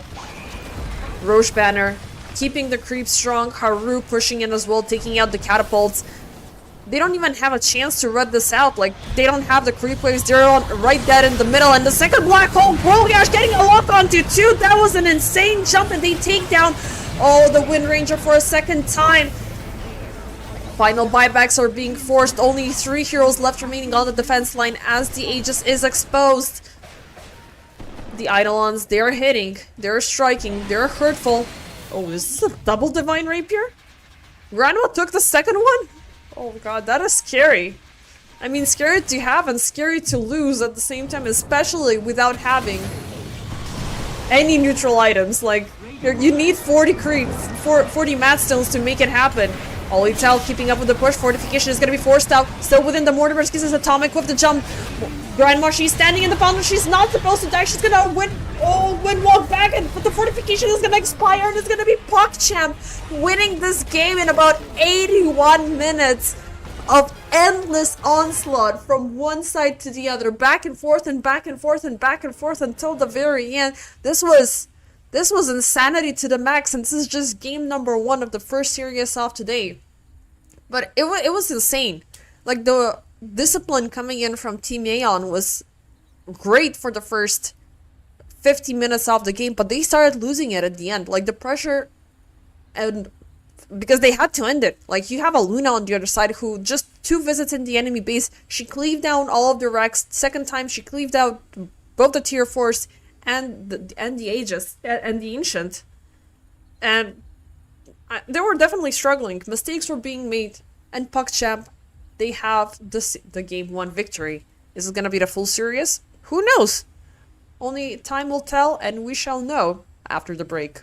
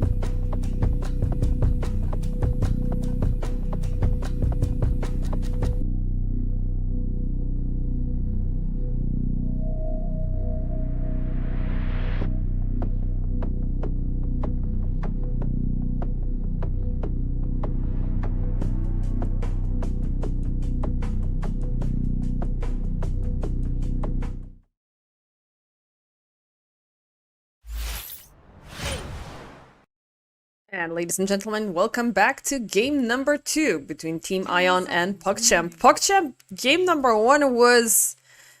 I mean, 5 seconds I was remaining. absolutely speechless because it was really, really scary to begin with because Aeon had a very early bursty poppy draft, which PogChamp were able to keep it even during the laning stage, which gave them the huge priority to step into a balanced game mid-game and eventually win it just because Luna is absolutely insane when it comes down to the pushing, when it comes down to the ongoing aggression, and of course, you do have the better high ground defense. Additionally, Team Aeon made plenty of impulsive mistakes because they knew that their time was running short. They made a couple of mistakes with the Mortimer's kisses, just being thrown out randomly. And secondly, we did see a couple of occasions where Ritsu was trying to pretty much sneakily jump in and throw at the edges. Like, they threw everything during that last team fight where they obtained the third Roche of the game. And since then, there was 2 more Roches that they were struggling to contend with, and eventually they were struggling to keep up with the game because they were not bursty, they were not poppy. It was very difficult to keep everything controlled because the setup was very limited. You only had the Clockwork to work with, who was gonna jump into the backlines, and Cold Off couldn't go in with the further execution. And even though it was scary that PogChamp were mainly focusing their early pick-off potentials to throw in a lot of spells at one singular hero, it made to be worthwhile their time because Cold Off was actively kept in check with the Viper, and he was not able to go in for the executions, and later on in the game he was just ultimately useless. But for game number 2, things are looking a little bit different. Just a little bit. At least for PogChamp's side, they have opted in for the same support combo that they had in game number 1, which is Techies and Ringmaster, and it was absolutely a great game for Hyuga with the Wheel of Wonder setup every single time, catching a hero and later on having the Aghanim Scepter for the double escape act and pretty much saving 2 targets at the same time. Templar, Assassin, and Earth Spirit are going to be added to the mix, and this is, again, time after time again that we're seeing the Earth Spirit rising up to popularity, both as a support and as a mid laner, but given the support reveal already, we are looking at mid. And him versus the Leshrac, that is going to be what Aeon have cooked up as a counter reaction. And these 2 heroes are indeed very scary. One of them oriented into these very big team fights, which are, you know, just popping the magnetized, popping the boulders, and everything is melting. But you do need, as PogChamp, this element of a huddle. This could be a good opportunity. Well, I would have said for Kurlgash to opt in for the Enigma again, but Enigma just got banned out. I don't know, maybe Underlord could be good. Dawnbreaker is just gonna disperse the team fight a little bit further because everybody's gonna be running away from the Solar Guardian, and you don't have a good lockdown to begin with as PogChamp to make those things happen. So, I don't know, maybe... I want to say Tide Hunter might be an interesting option, but I'm not too much a fan of that pick. So it's just coming down to Underlord being the best here, unless Aeon ban him out because they do have 1 more ban remaining. So far, in terms of their draft, they have the Treant Protector, Shadow Demon, Centaur, and Leshrac. So, very scary combination. One very great on healing. Like, the Shadow Demon is not your go-to support, but it just gives you so much control. With the Disruption being popped up, with the Shadow Poisons working from afar. And it's a very difficult laner to work against because he's always going to be spamming you out, and it's going to make your life difficult. Treant Protection not only for the local support but also going in global for the towers being healed up with the living armor, and of course that could make early pushes tough for PogChamp. You do have the Leshrac with the Diabolic Edict on the other one, so he's going to be able to push through easily, and of course him being present, it could mean that the refractions might melt a little bit sooner than anticipated. But this is a game where Templar Assassin is gonna need a lot of time and a lot of space because she needs to farm, she needs to get that damage going on and pretty much just right-click one burst whoever she might find. Now, facing off against the Centaur on the other side, it is gonna be scary. He has the retaliate built in. He can just stand and face forward and don't care about what she's doing. It's not until she starts building up the cleave damage, which is always supported by another item, that things are starting to look a little bit scary. a lot of considerations on both ends regarding these final bans. Brewmaster is going to be the final call for Team Aeon as PugChamp. They removed Terrorblade and they removed the Wind Ranger. Final choice for them. It is going to be Clinks. Okay. This is interesting. I mean, I don't remember the last time I saw a Clinks being present. And yeah, as anticipated for PugChamp, the final pick is indeed gonna be the Underlord, and that's the best thing they could have opted in for. Not sure why Aeon completely overlooked it as an option. Now Red on to Clinks. Gotta give a small check about what is happening currently with Clinks, because I think that he's been completely left out on the sidelines for a very, very long time. Like, I want to say he was played last year during TI just a little bit more, but by specific people only, such as Yatoro. Let's see, did he appear? Actually, he did appear during the qualifiers for TI. 8 instances, but 3 wins and 5 losses. What were those scenarios? Who brought him in the mix? It was mostly Yellow Submarine.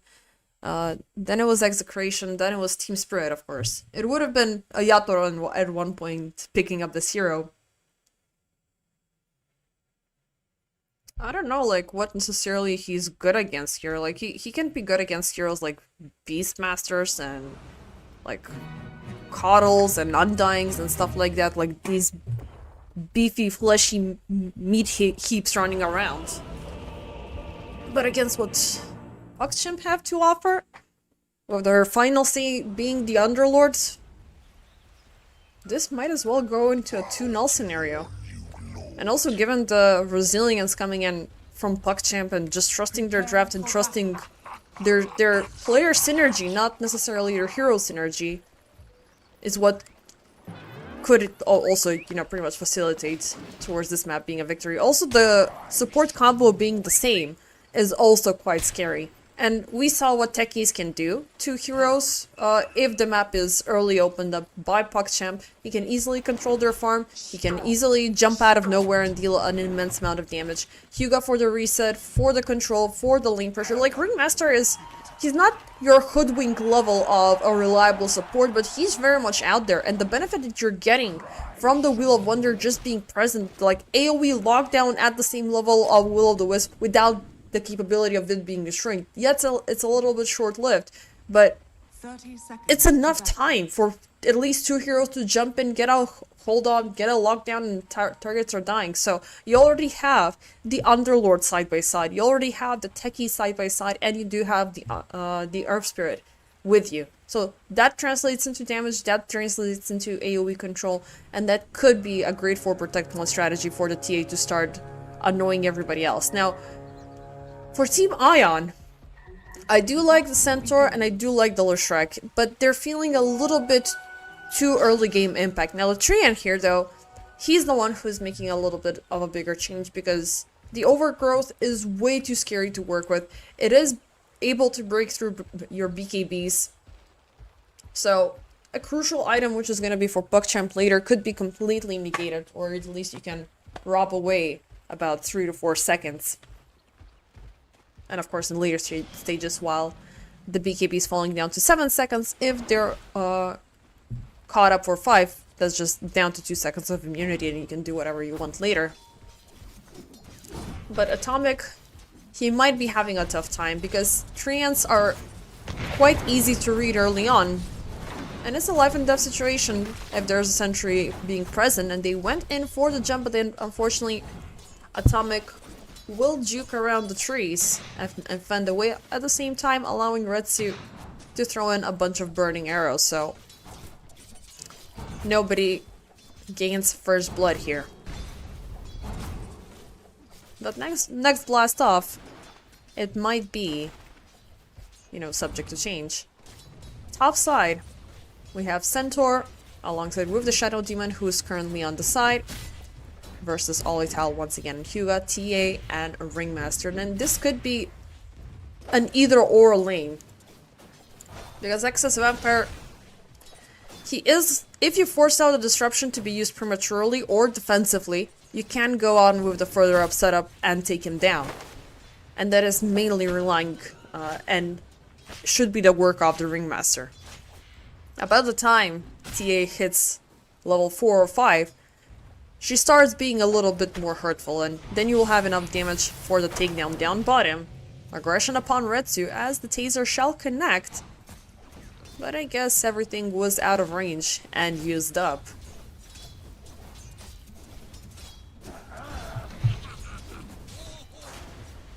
But maybe a chance for another time. The saving grace of this hero is that the switch that they did for the Death Pact. You do have a lot extra of a sustain, not necessarily needing to wait up for level 6. And of course you do have the living armor, so uptime is definitely gonna be favorable for Klinks. But against his survivability, the fact that you have 2 Invis heroes at all times means that PogChamp will always have sentries, will always have dusts. And especially if they go in for the global pickoff. Top side. How are things looking so far? It is pretty chill. And it's interesting that we are seeing Excess Vampire straying away from that good old Disseminate opener. So it's gonna be the classic disruption into the Shadow Poison just because you have the TA on the other side. You gotta melt her down, you gotta take away the melt, and you gotta make her life a lot more annoying. Tame the Beasts, pushing Takizawa ever so slightly away. But yeah, come about level 2 of the poison, and it's gonna be hurtful. And everybody on PogChamp, they can be really squishy with the exception of the Underlord. But let's see what kind of a build does he go for. If he's gonna go in for... If it's a good game, if it's a great start, he could be getting the Scepter first, just for that additional Pit of Malice and for the control. But if things go bad, then he might need to take a step back, maybe focus on a Pipe of Insight, maybe get a Crimson Guard. Leshrac he could grow to be a problem, especially if he gets the Shard upgrade for the triple splitters. So you want to jump in, you throw in the Pit of Malice, he's anticipating your arrival, you don't have a big KB and you get blasted. Roche is going to take, well, theoretically first blood, as Excess Vampire went in for the deny. PogChamp feeling really aggressive here, and they almost got away with it. Wait, this actually gave you? Huh, interesting. Okay, yeah, it's whenever an enemy hero dies. You don't necessarily need to get the kill or get the assist. So, Hyuga, he can't thank Roche for giving him the unicycle, which we might see in action coming in down bottom here. As he goes in across the gate, they're looking at Retsu. He's got the 3 stacks of the Impalement Axe, and they're looking to commit for the jump as Atomic. He kinda oversteps here. Knight has fallen, now they have the better vision or the lack thereof, more specifically. Nicely done with Tame the Beast, still keeping him within the Pit of Malice. And it's technically not gonna be first blood because the creeps took it and Roche took the first kill, so... But it is gonna be the Klings that dies down first, but PogChamp having issues around mid lane as Haru, he's being chased down, Excess Vampire also being there for the aggression. And of course, Pulse Nova, with a very toxic spell to deal with.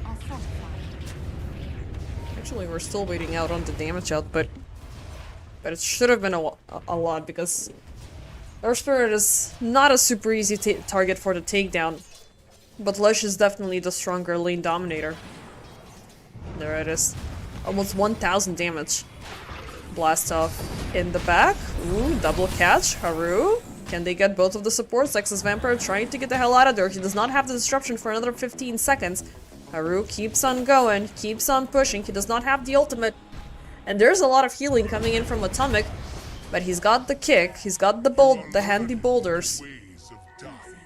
And he will take down the hero. That is the difference between him having the XP for demagnetize and not. And with 2 supports still lingering, they are keeping Cold off at bay. Down bottom, Cold Gash. Under chase as he's trying to pull back the creep wave atomic. Still keeping him within eyesight. Bottom tower is under attack. But he's fine. Dire's top tower The Pit of is Malice under is just attack. too strong of a spell, and I'll keep on saying that. Minute 7, Atomic, and Excess going in for the interception of the Shrine. The Scroll Gash, he's gonna be scared out enough time for Excess to get away with Theft. And it's gonna be a double Shrine. Atomic, though, on the chase, he's got a TP. And he's just happy that PogChamp are not willing to push further.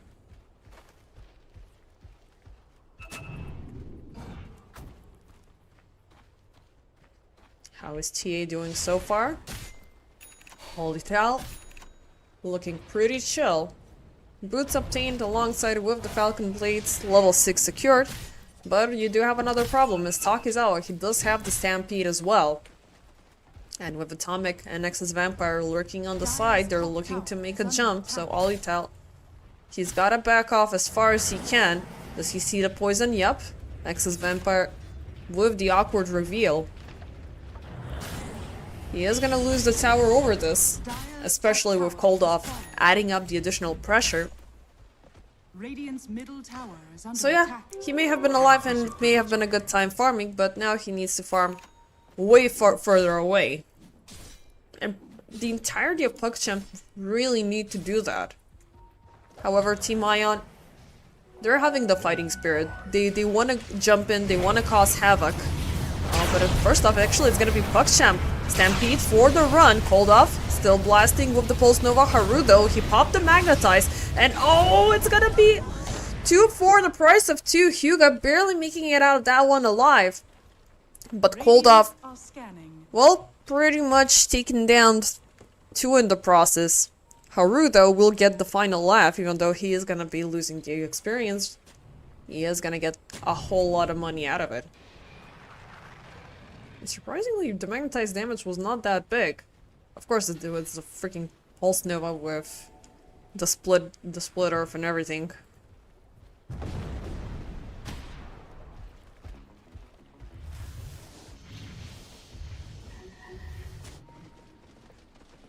Takizawa. I wouldn't make a move if I were you, Olital.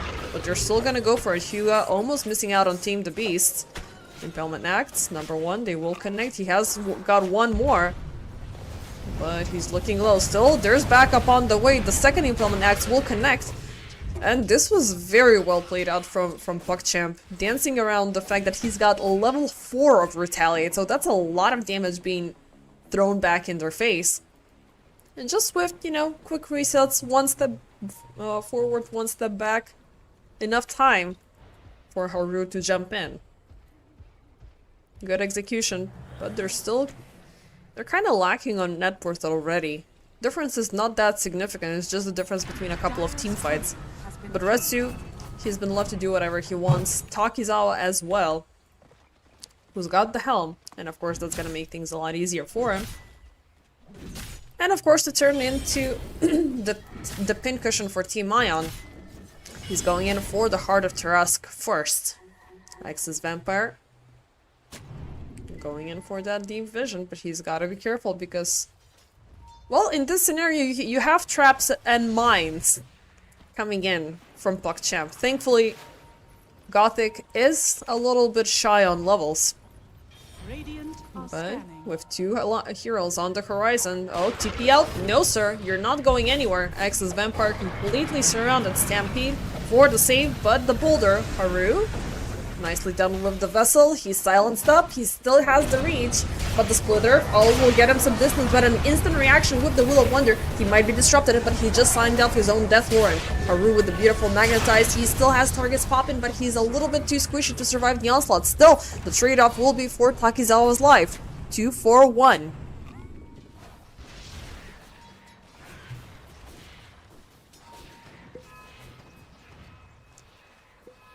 A little bit of a lamb for slaughter this Earth Spirit is. But if he's dying, they're getting 2 out of it. Dire's structures are fortified. And was Dire's TA... middle tower Yeah, is under TA was attack. also present here. So that was really good for her. And is this going to lead to the Desolator being completed very early on. Now that is really good timing. How is the Klings doing? Well, he's actually pretty much on par. The difference is only so far 400 gold, so it is quite negligible. Radiant's middle tower But is Templar under is attack. currently a little bit better in terms of experience. Meanwhile, around mid, Haru. Oh no, this is looking bad as he doesn't have any safety. He's walked to the ground down the river and he's dead and gone. He's gonna be the water spirit from now on.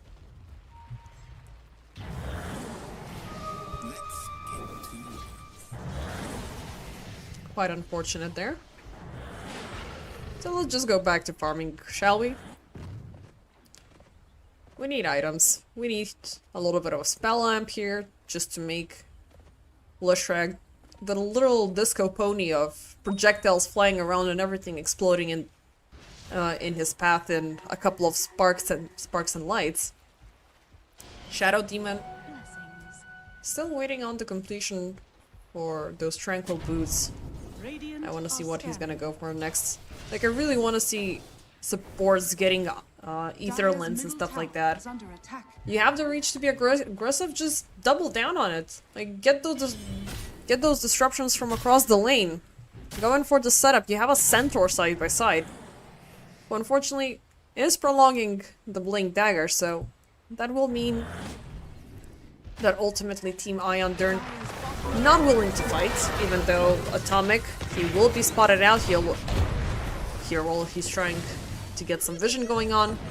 Wheel of Wonder with the blast off, and the supports are gonna take care of him. Nothing to worry about, my dear Course. You can still farm, but you gotta be careful because there's still this little vision from earlier. They have eyes on Olitel and both an observer and a sentry, so he cannot just meld and hide. Around mid lane, Buckchamp. It's a good thing that Lushrag hasn't pushed in 14 minutes in this game. And, I mean, it's just only Dyer's bottom tower 2 towers that he's obtained. One just got taken down. Mid still standing could be a good sign. But Buckchamp, they need to start getting more aggressive here. But that will definitely be stalled because Templar Assassin, she needs a lot. She needs a Blink Dagger to begin with. Then she's gonna need the BKB because fighting without a BKB and a Lushrag on the other side and a Shadow Demon and whatnot and all of those stun locks, you're just gonna die. Retsu going in for his shard first to make the Burning Barrage a little bit better. I want to see if he's gonna go in for the Scepter. I mean, I keep on seeing Scepter so many times during my games, but Scepters up and their upgrades are so good right now. Like, of course, there used to be a time where not all heroes had Scepter upgrades, so it was just like, okay, those 1 or 2 Scepters that are insane game changers and everybody else is just sitting behind. Now everybody's got a Scepter upgrade, and every Scepter upgrade is absolutely insane. Not only that it's a definite game changer, but completely add out something else. Now, of course, that is the description for shards as well, but that's pretty much the half-point effort. Not that they're bad, but just scepters are really, really good in this patch. Retsu, Kroll Gash. He realizes that... Does he know there's something? I mean, now he does. He's gonna pop the Pit of Malice, but is it gonna be enough to get some distance away from Retsu? The answer is not, but he gets caught up by the Pit of Malice for a second time. Gothic, they will take him down with the blast off. Wheel of Wonder, holding cold off in the back. Haru, reinitiating, jumping back right into the Pulse Nova. This is very tough. They have even brought Olital here in the mix, who gets disrupted, still lingering in the back. Can he get one more strike for Atomic? The answer will be yes, 2 for 2. But he's gotta back off. They won't be getting called up from this, but they did manage to save Haru, which is a little something. Dyer's structures are At only the cost, I mean, yeah, Retsu, oh, they get Kroll Gash. But it's a better trade for Buckchamp, because this is the first Actually, second time Retsu is dying. And between... Actually, they got the same amount of Deso charges. So it's not necessarily Olital getting the better benefit out of it. But already there's this difference between the farm, between her and the Klings. And she's about to get faster. Klings, though... Well, the Dragon Lance is always is the right pathway towards getting the Hurricane Pike. Thankfully, you have a built-in spell to make you farm, so... But still, TA is a lot better in that department. Just cleaving down everything she finds. Two Invis heroes lurking around mid. They do see Hyuga, they do see Gothic, and they're not scared of the tower being so low. No chance for a deny, Hyuga. You're kept under vision, buddy. And you don't have a sentry to realize what's happening. Well, sentry dropped from the other side. Thankfully, Hyuga is way behind the tier 2 tower. Still, that was the last one that Team Mayon needed to take. PogChamp, 18 minutes in, they don't have a single tower taken. Which is gonna make things awkward in very little time. Takizawa in the meanwhile, ooh, they have a big one. Yep, it's gonna be him. Nice jump coming in from the entirety of PogChamp. On the back, they have Excess Vampire caught up into the Pit of Malice, but it doesn't seem like they have killed the Centaur. Takizawa! How did he, I mean, he popped a Stampede there, but... How did he not die? He was so freaking close. But yeah, of course. Having a Heart of Tarrasque with 60 HP regeneration per second. That might have helped. That was scary. If PogChamp defend as such, they might provide enough space and time for the TA, but if not, it's just gonna be coming down to two Roshas and their high ground being sieged down. TA compared to the Luna is not as good of a high ground defense, but she's still scary. Hyuga though, he gets jumped upon, Nexus Vampire, Takizawa, they're gonna take him down, but it's looking like they're gonna get at least one support in return. Look at the damage coming in from Olital. Okay, make that two. And with Atomic having himself revealed, oh, Olital jumping out a little bit too deep, gets caught up by the splitter of Retsu, dealing a hell of a lot of burning damage onto Haru. Still, it's gonna be 3 for the price of 1. Nicely done by PogChamp. Nearing the minute 20 mark, it's 8/13 currently in their favor. And net worth is just shifting 1k between one side and the other.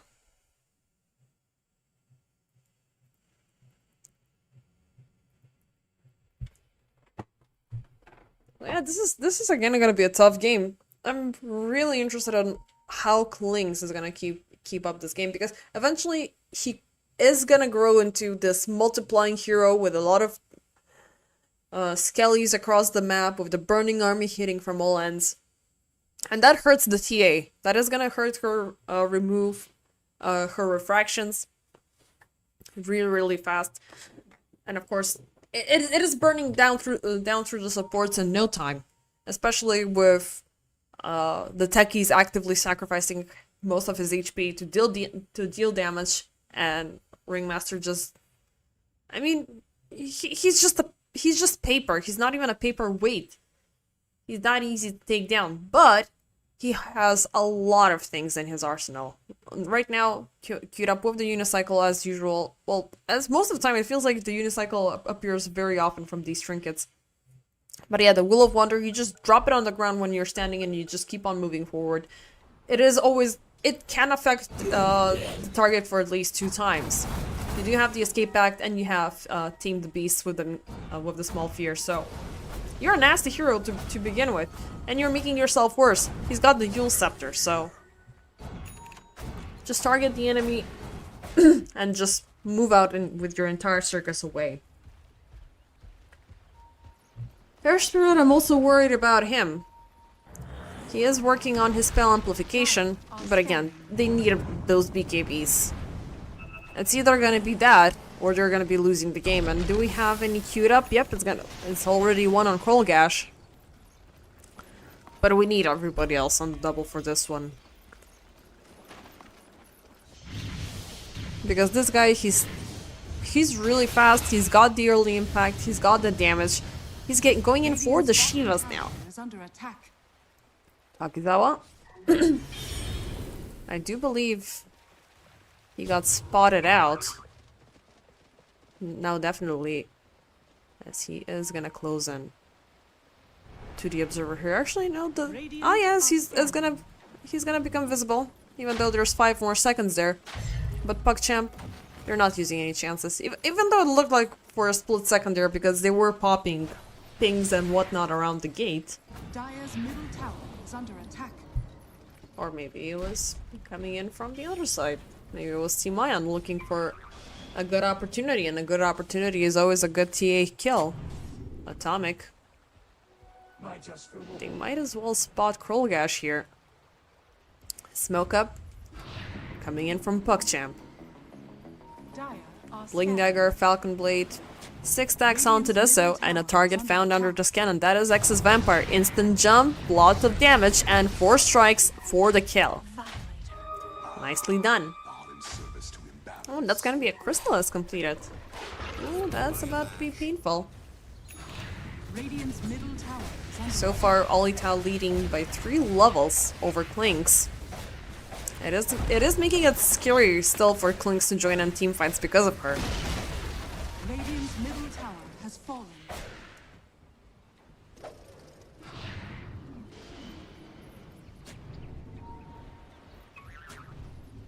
Aru, ooh, he already has his BKB. Okay, that's a huge improvement for the team. Radiant's middle tower is under attack. He's gonna be able to jump out far. He's not gonna be scared of just being stunned out of nowhere. Let's see first though. Haste pop, they see Takizawa. Centaur on the run, rolling in as he goes across the bridge. Instant silence. But I'm a little bit too fast for my friends. And my friends, they're still in the background. It's like, yeah, we cannot get there. Like, our mom says no, we cannot move until the tier 1 is gone. Olital will secure that though.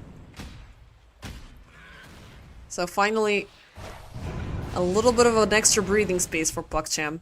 They have down bottom left remaining, but already with TA and her display of damage, it's making a difference.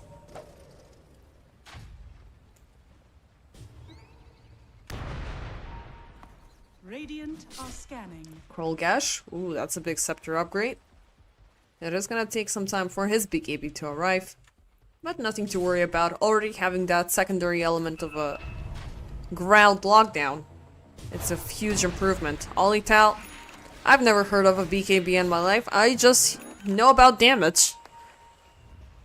And one of my friends is like, why do you need a BKB when the only thing you need to do is make sure they die before you do?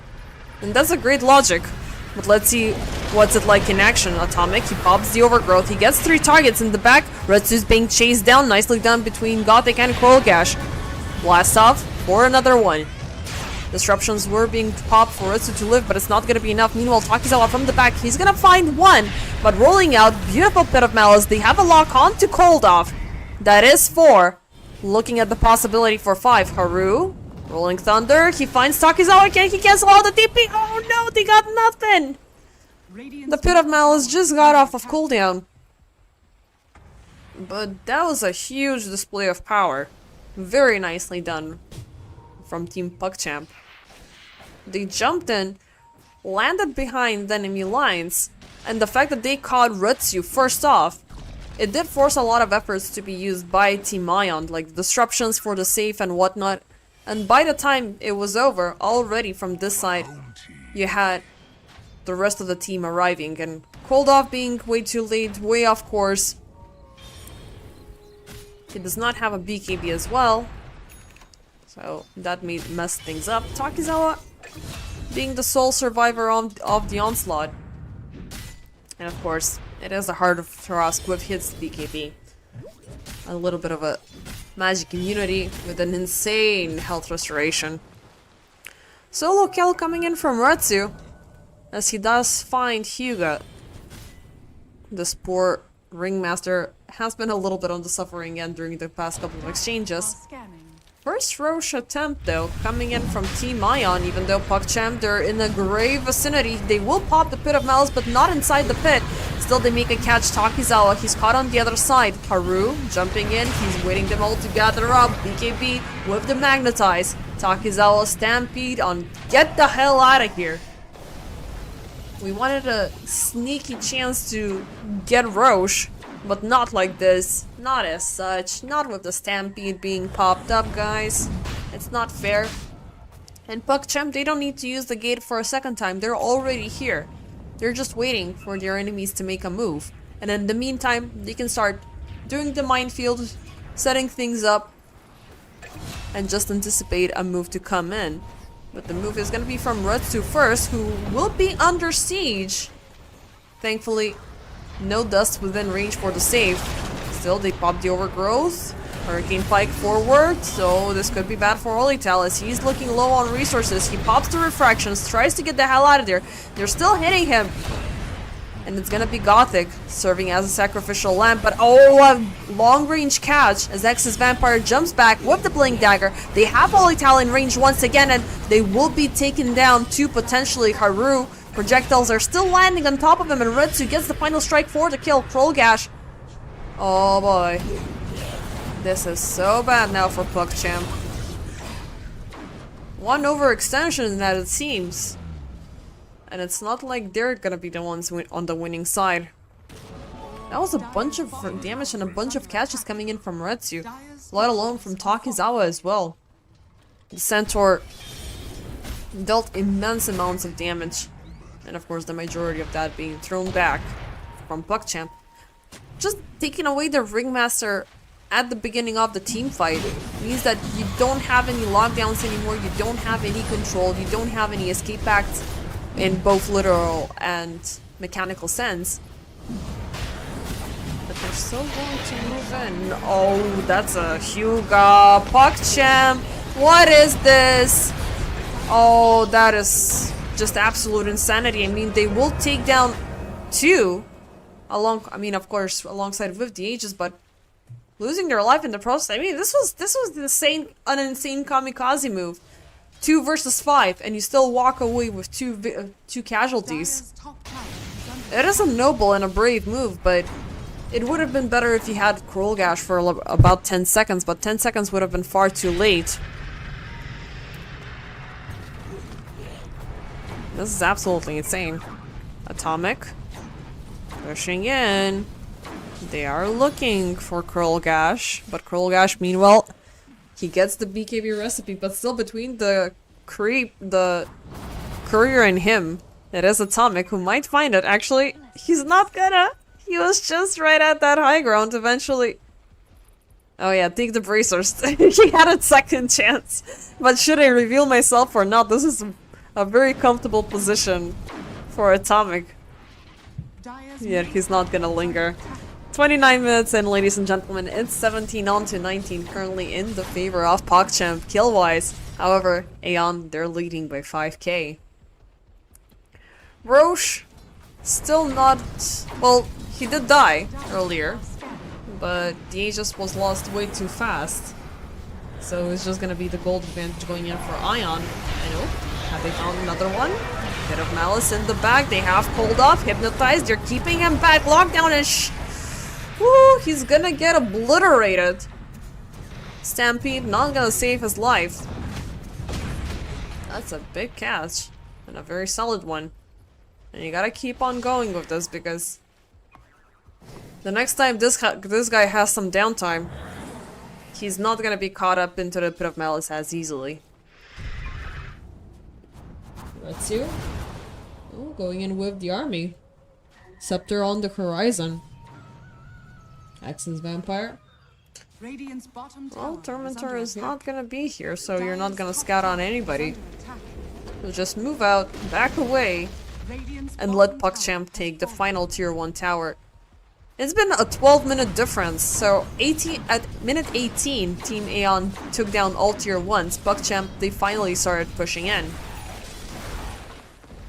Olital being a lean, mean, damage-dealing machine. Radiant's bottom tower is under attack.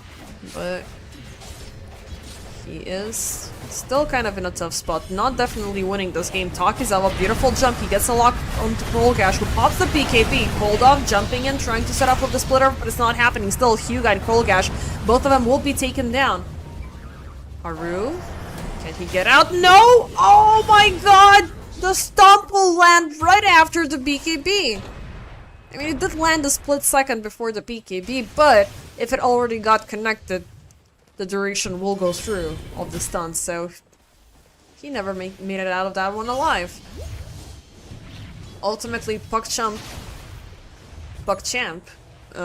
pushing in only for a tower and an atomic kill. They didn't lose a TA, so that's a good sign. She can just go back and snipe down everything she finds across the map.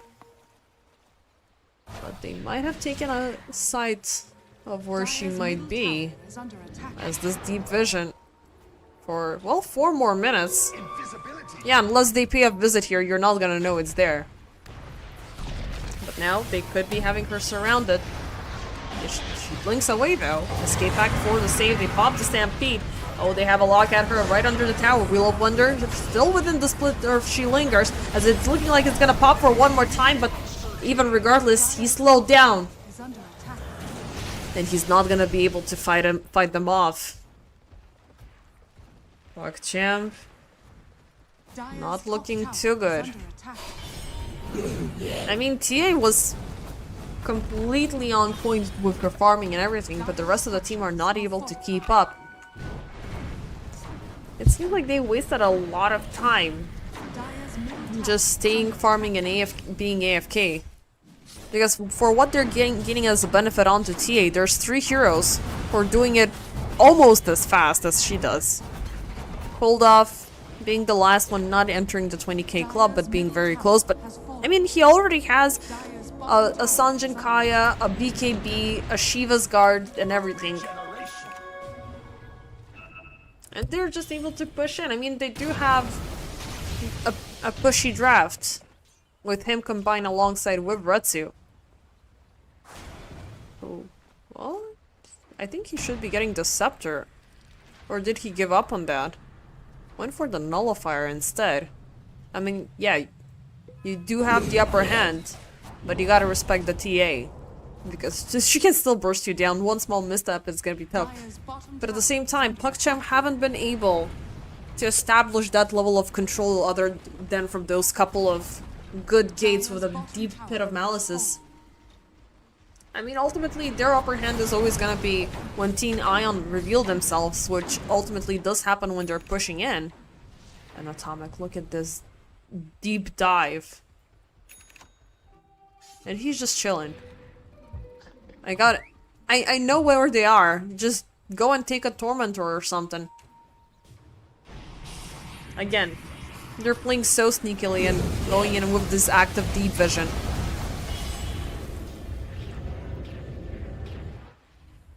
That again, unless they use up that opportunity, PogChamp will never know about it.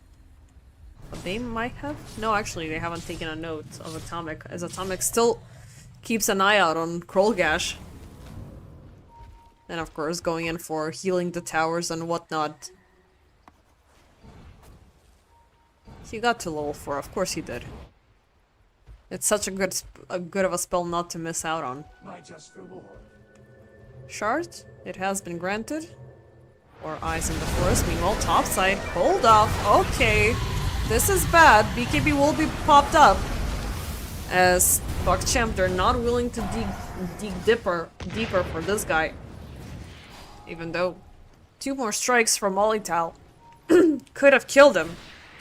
But just him throwing himself out there with the BKB nearly complete is just bad. And Takizawa, second time he spots out Olital, he will commit for the jump. Instant Stampede, Pit of Malice, keeping them on the lock, but so will the Overgrowth. Tame the Beast, pushing Takizawa back. Now he pops the BKB as he doesn't want to stay there and moves out. Retsu, however, they will find Gothic as Haru tries to get away, but he gets caught up on the other side.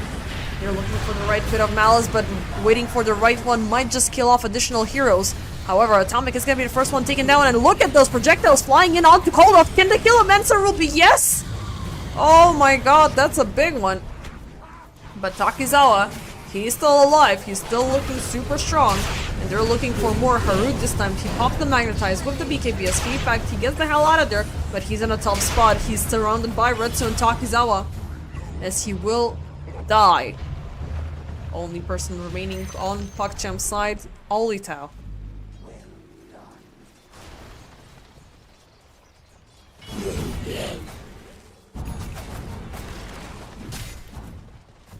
Oh boy. It was a scary team fight. And Retsu, I mean, the frontlining Takizawa delivers is just insane. TA's long-range damage was insane.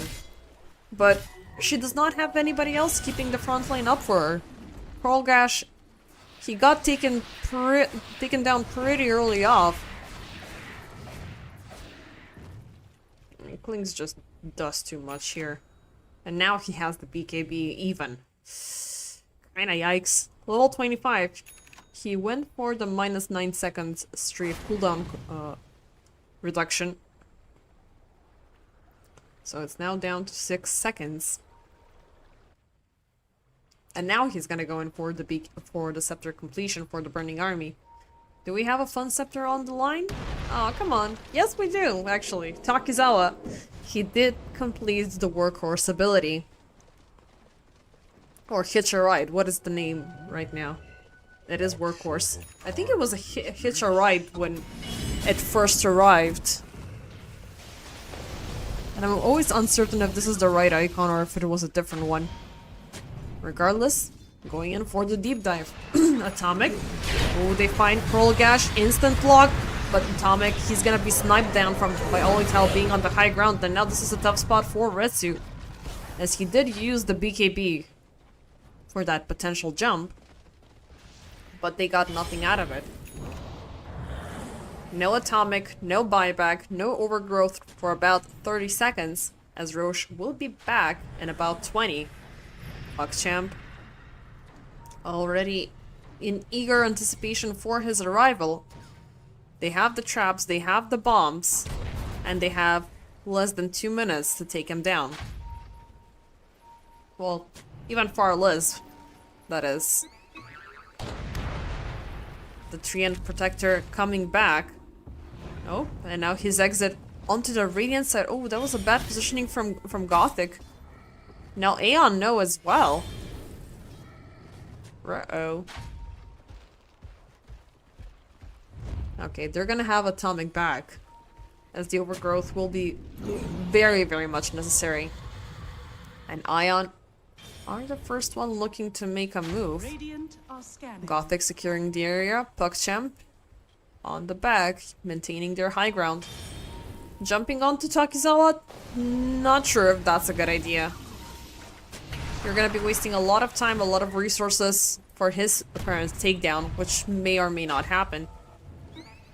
Vision on both ends, gems and whatnot, everything being popped. Let's obtain as much intel as we can with taking away theirs.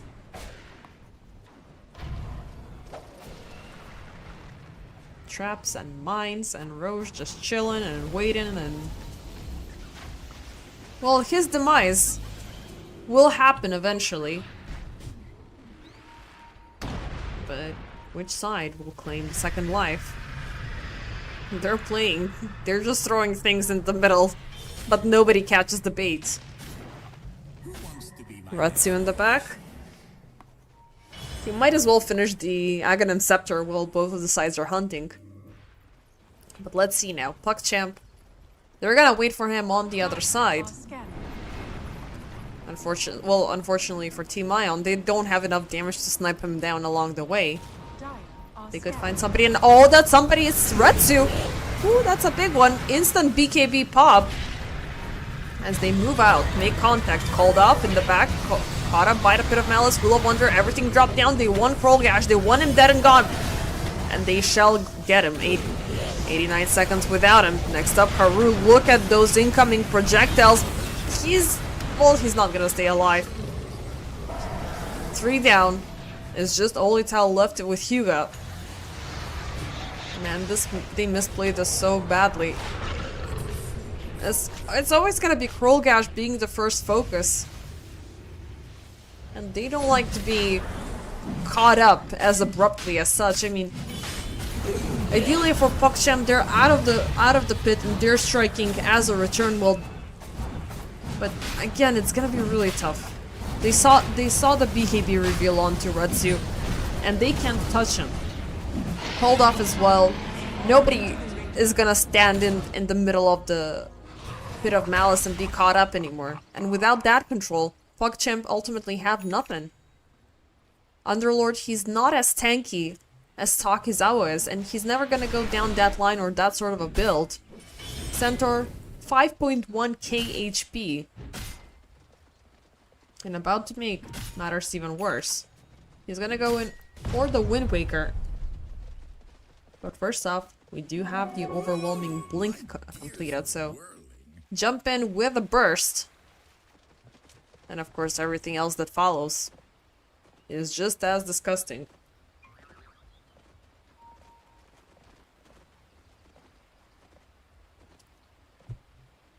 It seems like between these two, we're looking at yet another very long match.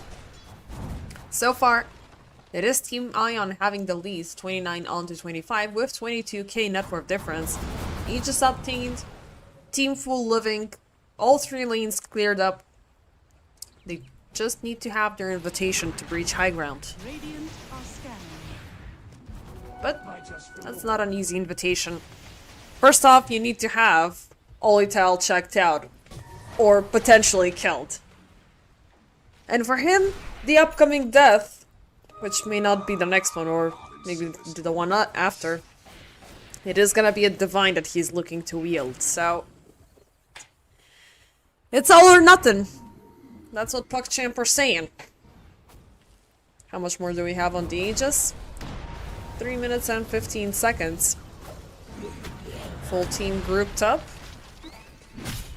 They do have eyes on Takizawa, and they're throwing everything they have at him. But it's just a wasted effort. I mean, this guy, he doesn't even need to pop the BKB. He's gonna run through all of your mines, all of your traps, all whatever you guys have, and not even bat an eye. Just getting stronger by the second. Cold off. He finds Gothic as finally it is the time to siege high ground. Retsu almost dies by the remote mines, unfortunately, PogChamp. Well, they do have a hero with a global catch, but they have to keep him onto high ground because Koldov and Takizawa are pushing in. Hyuga, escape back for the save. Koldov, though, looking in a bad spot, but he still has the BKB if he wants to use it. Krolgash, though, yep, between the duel and him and Takizawa, he's gonna die now. Olital melded up, but not gonna gain far. He's gonna die by the poison stacks. All buybacks are being forced out for PogChamp. This is gonna be their one last final defense if they make it. Cold off. Life number 1 is dead and gone. Takizawa, they cannot get him down to 0. One more crit. Okay, finally, he can die. He bleeds. But they already forced one hero on a dieback for this. Haru, jumping in. They have Cold off within the magnetized. Can they take him down for one more time? They don't have Retsu within the vicinity, and they will get him! But still, there's a problem. Olital, he is dead, alongside with pretty much everybody else. The poison stacks coming in, the Diabolic Edict, the Pulse Nova, the Takizawa being absolutely insane. Like, they should have given Centaur the Aegis of the Immortal, because it took way too much of a time for him to die. Great setup coming in with the Magnetized, but again, this TA is so heavily harassed. She's got nobody to stand in front line. Like, if she only had a Centaur of her own, that would have been great. But, you know, you cannot play the same hero on two sides. That doesn't happen. They're going in for Megas, going in for tier 4s, Cold Off and Atomic. They have about, oh, pretty much a minute that they can linger here and stay. Only person on the defense is Hyuga. Gothic gonna be back in 15, 25 seconds until we get Haru back. And it's gonna take some time for Early Tal to return, pretty much a minute. Dire's middle tower Meanwhile, is under attack. Team Ion, they have regrouped, they do drop their banner, and they have a double catapult coming in to siege down the tier 4s. Both of them will fall insanely fast. Hugo trying to put a stop to this, but he jumps right into the crossfire as he will be executed. Alongside with him, Gothic will fall. Haru jumping in for the one last huzzah, but huzzah is the pickup line of your brother, as GG is gonna be called up. Thankfully, we're not gonna go into another 60 plus minutes game. But Team Ion, they have fortified a solid victory. I mean, at that point, whatever they could have opted in for in terms of carry, it would have been regardless, because they already had a very strong pushing Lishrak. They had Takizawa being absolutely insane and neglecting the fact that PuckChamp only have one reliable source of damage, and that's the TA. And if the TA is gone, everybody else is. So just maintain the range, just have somebody in the back. Drow was unavailable, so I guess Clinks was definitely the second best option to have, which is gonna lead the series to go into a game number 3. As for us, it is gonna be the good old break, so I'm gonna be seeing you in about 10 to 15 minutes.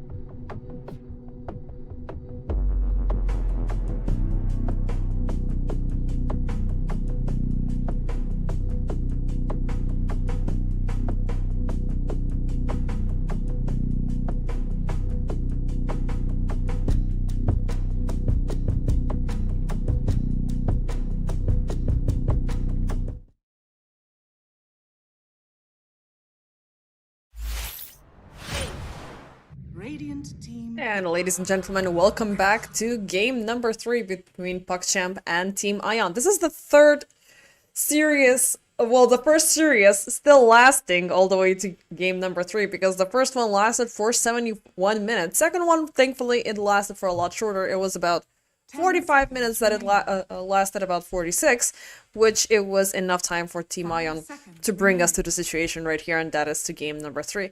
It was ultimately a very good pushy draft, very much in sync in terms of how fast they need to farm out and how much of an impact they have during that mid-state of the game, because usually the mid-state can be completely barren, both sides can be actively farming up, but no, this is the time where you have Leshrac, right? And you need to push in, you need to be aggressive. You do have a Centaur as well that adores team fights, that got the Heart of Tarrasque on time, that got everything on time, and, well, you, with addition to that, you have the setup. So, both supports being insanely toxic, insane play coming in from the Treant at all times. Atomic was just absolutely on spot with the vision, being insightful every single time and throwing the overgrowth whenever they were needed. But unfortunately this time Treant will be banned out by Team Aeon themselves, as their response towards the Shadow Fiend being picked up, it is gonna be with the Lycan. So yet another hero that Takizawa will be taking within the zoo type of a play as the Enigma. And it could be very punishing, especially for supports, squishy supports in the backlines. Like, once the Wolfies get really strong, they're going to be able to pressure them a lot more. I'm looking at Lion. Lion definitely has a tough time. Especially during the laning stage, it might be difficult for him. But if a good opportunity is granted it, which I assume it's going to be a Lion with Shadow Fiend, because that will give you the potential for a pick-off. Even though either Rubik or Clockwork, you can pretty much go whichever. 10 seconds remaining. Clockwork more likely, because you do have the push, you do have the cogs to fend away, and you can keep Shadow Fiend separated, not only from his hero targets, but also from his farm. Rubik pretty much does the same, as the Fade Bolt does hurt him.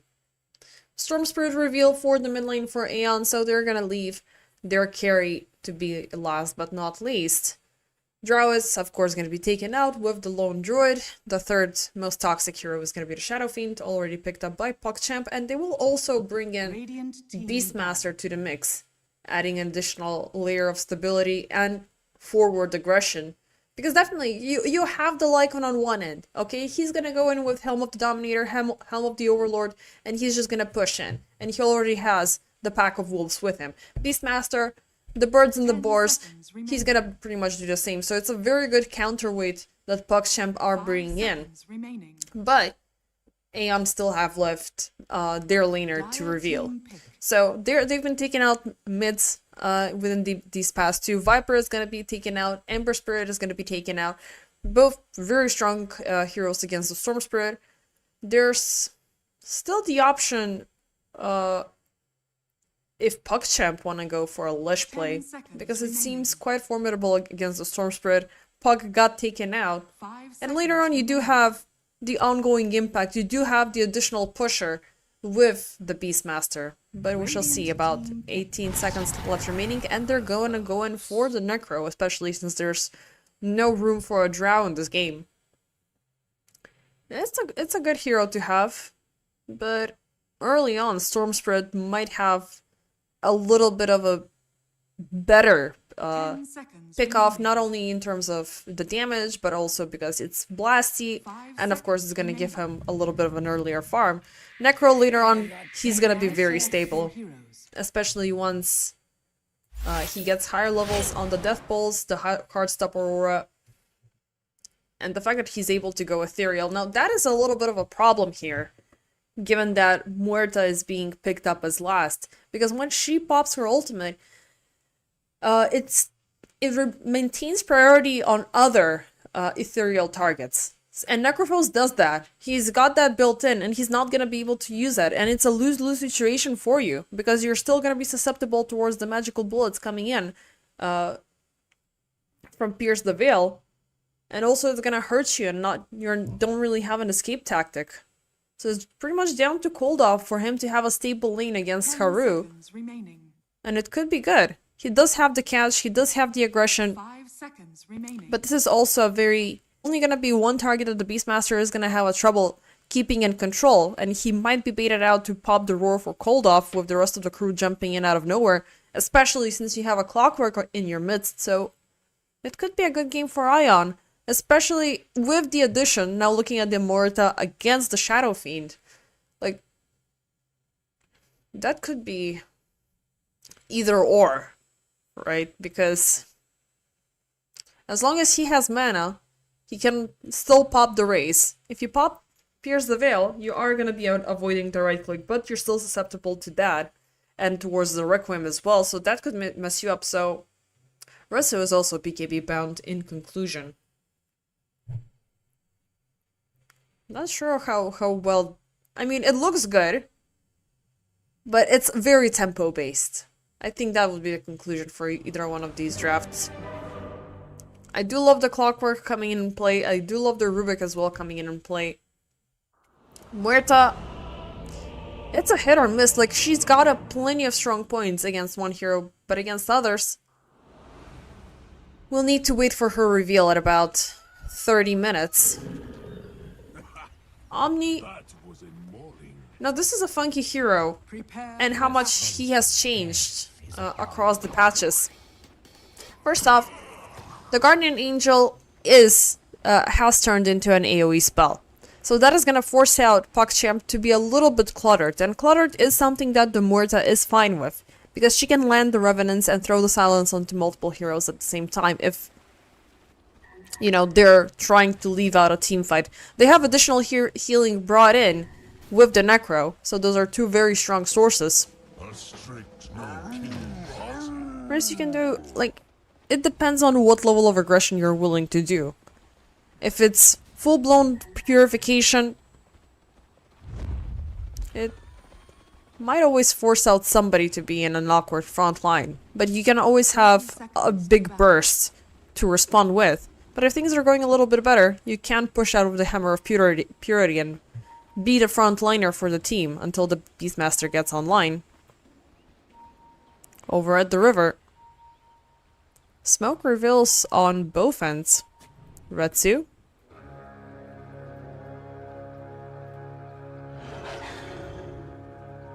He's waiting, but he's uncertain if he wants to make the move. Haru is going to be the only hero that reveals himself down the river. So, all in all, 2 for 2 bounty runes, no first blood just drawn, and we shall continue off with our laning stage. An additional support from Aeon is lurking up top, but Atomic, he was just present, maybe to catch somebody being astray, or I don't know, he lingered there for too long, not seeing if he brought in any vision, or if he brought in any pickup potential, but he's definitely gonna be needed to be side by side with Retsu. Gothic and Krollgash on the other end, as again, Lion and Beastmaster. Now this could be a tough combo. Wild Axes are dealing a lot of damage. Gothic is always going to be snatching away your mana, thankfully. He's still at level 1.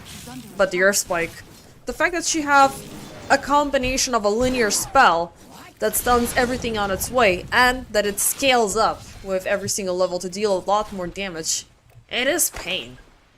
It is a lot of pain. By level 2 or level 3, you're dealing a whole lot more. Like 170, 235... It's pretty much gonna drop down Iretsu to half HP. Pair it up with the Wild Axis, and if both of them hit, somebody's dying. Around mid, there's been a lot of projectile exchange between Koldoff and Haru. Both of them are actively focused up on farming. Thankfully for Haru, whose redemption arc is whatever he's using aggressively is gonna come back to him as healing, but he'd rather not stay super close from the impact of every single time Koldoff tries to land in a right click after the overload.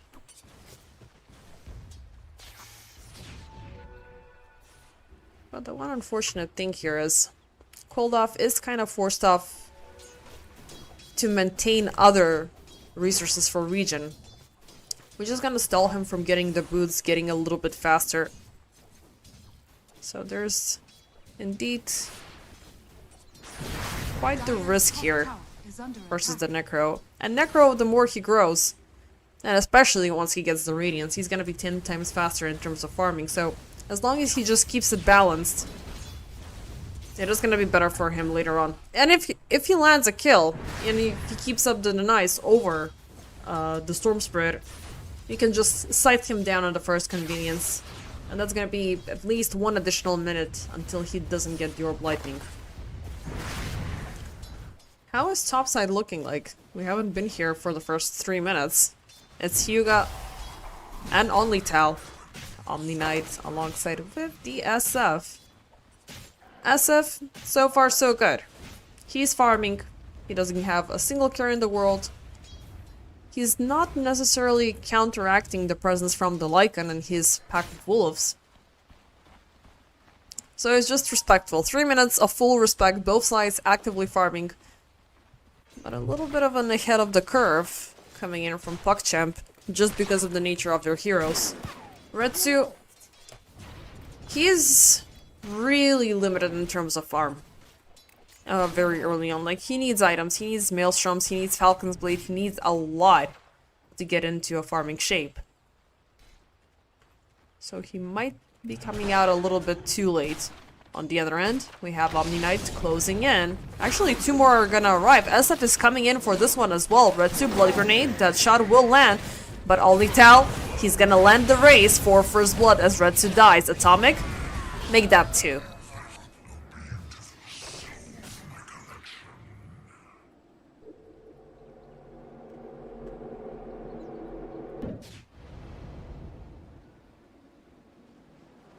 That should help. Beautiful intervention coming in from PogChamp. Not only punishing the enemy carry, getting the first blood on your carry. So it's a sour kickoff for PogChamp. They gotta keep going with this.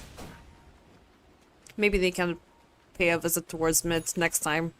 But already, when you start moving this early on, the enemy team is bound to respond, because now they're not going to be certain if you're bound to do it again. The second there's one hero visible on the lane, okay, are they rolling out to punish Retsu once again? Like, what is happening? You shall never know. Or maybe they're lurking at mid, where Hyuga, Koldoff, they might make contact here. Hammer of Purity, he got slowed down, Koldoff strikes him back. But don't follow him back to Haru, who is, or was, 1 creep away from getting the scythe. Koldoff, he needs, well, a little bit more. As Haru, he's looking in. They do see the Rubik beforehand, so Koldoff, he is warned that the Necro is on the hunt. And he can even take down Nexus Vampire. There are 4 levels between themselves. Hyuga, he's just being thrown up. At least he has a TP, and Rubik cannot do that again in a short time. Doubling down on the defense lines here from Mayon. As PogChamp, we're looking at yet another opportunity to take down Retsu. Unfortunately, this time they're gonna be a little bit short-handed, but that does not stop only Tal from jumping in from one gate to the other, keeping up with the farm. Falcon's Blade is completed, and the rest of the team are actually gonna do the dirty work for him. As Gothic, he makes the long-range catch onto Retsu. And this makes this lane so much easier for PogChamp. Krolgash, he's super happy about this. He's gonna be having the Helm of the Dominator quite fast. And that will inflict a lot more pressure down this lane. And without a lane, it means you're not gonna get a tower. It's gonna be a matter of time until the same thing happens at mid, because Necro is also winning his portion of the map. Koldoff, finally getting around at level 6. His downtime in the jungle did pay off, even though there was that moment of uncertainty where he could have gotten caught off. Interesting choice coming in from Haru. He's gonna sacrifice the Radiance completion, but he's gonna go for the boots first. Boots of travel, that is. Which, not necessarily something super wrong with that choice, but PogChamp, they gotta start using it. They gotta rotate around it. Because if you're looking for kills, you're always gonna have about 100 seconds of downtime before you can use it again. And in those 100 seconds, you want to farm as fast as you can, so you're sacrificing your farm in this scenario to go in for the pickoff. So you either go in with the active lane pushes and utilize the shadow fiend, or this could be a loss of time and potential. That's the only thing that I have a problem with here. But we shall see. The end will always justify the means.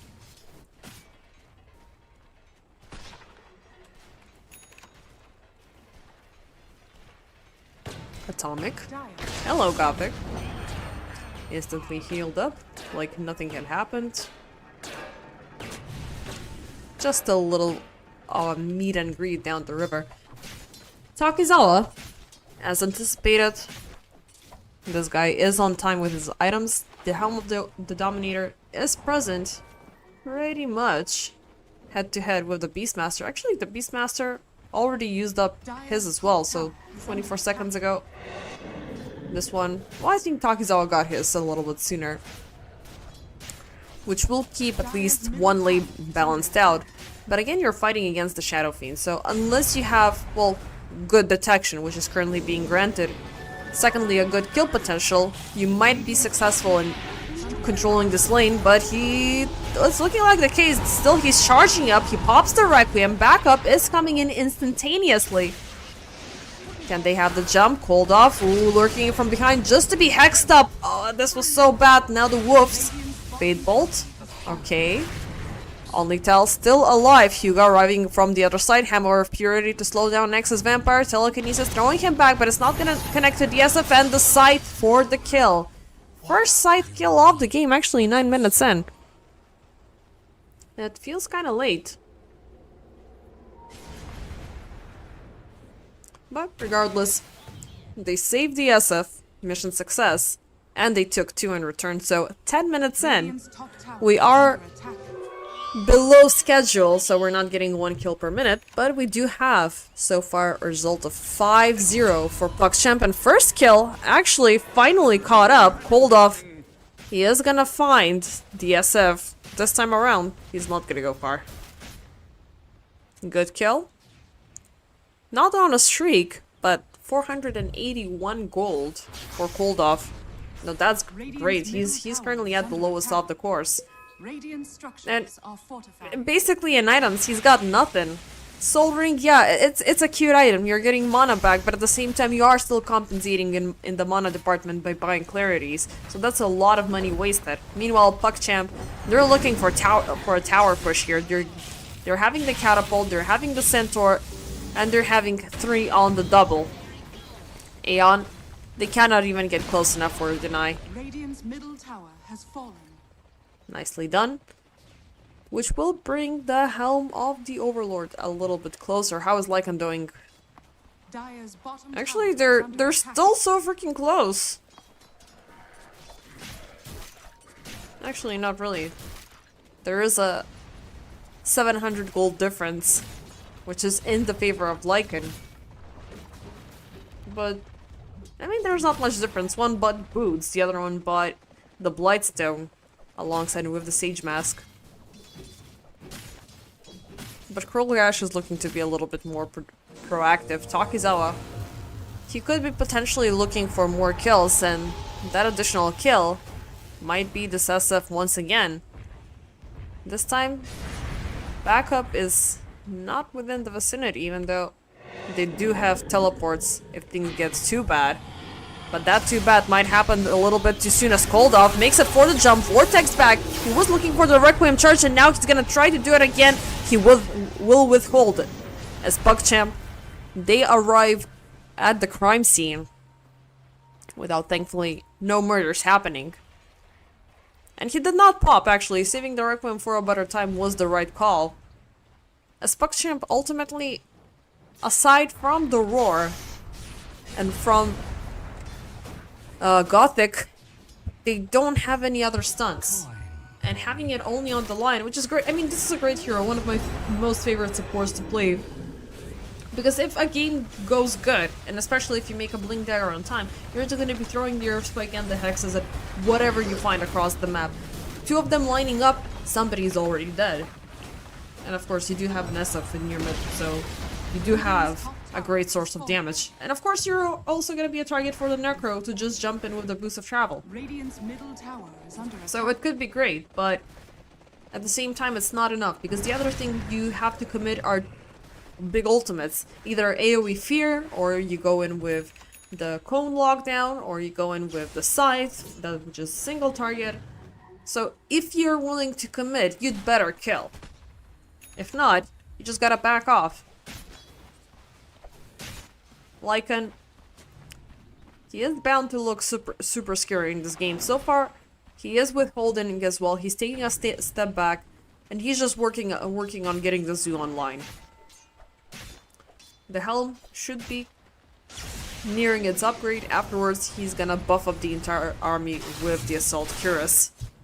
PuckChamp, they are looking to push in as much as they can. They have taken away all of the tier 1 towers in a surprising amount of time.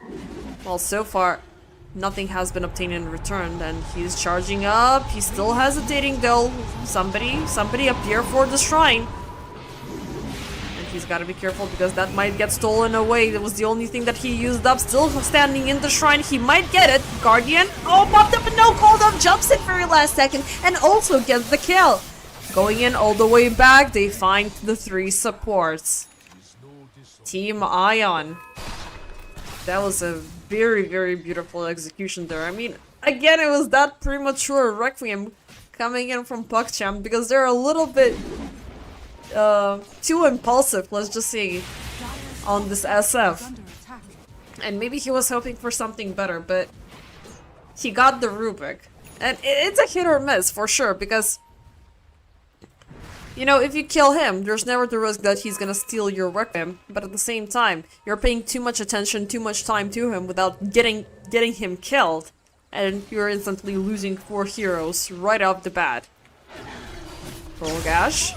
Looking like the next victim here, forced to pop the Roar as he's caught up into the cogs. Dead shot, nicely aligned with the Vortex. Wild Access trying to at least do something here. Hyuga, Flames, nope. Another set of Axes, nope. Gothic is gonna land the final hit. Will they buy enough time for at least one? Yep, it's gonna be called off, and Olitel walking very carefully around Roshan not to be yeeted away from the center of action. PuckChamp, it's gonna be a lot of time that they're... Well, it's awkward that they lost the Beastmaster, but it took a lot of time for Team Ion to deliver that. And it's just back and forth, we're pretty much back where we came from. Again, it's just a matter of tempo, as I said during the drafting stage. One small mishap, and it's costing the other team one big catch, and it could be one big catch with you losing 5 heroes in the process, so it's not that good of a trade-off. Still, PuckChamp having that early lead, which is still extending through to them sitting in the Radiant jungle. Nice catch onto X's Vampire. Atomic trying to put a stop to this. The Centaur for the stomp and for the steal. Nicely done. Requiem pop. They're trying to get a lock on to cooldown. And, well, it's gonna be called off, not cooled on. Doubling down on the fact that he just died. Nicely done. And with that, let's just take the kids to the zoo, or bring the zoo to the other zoo.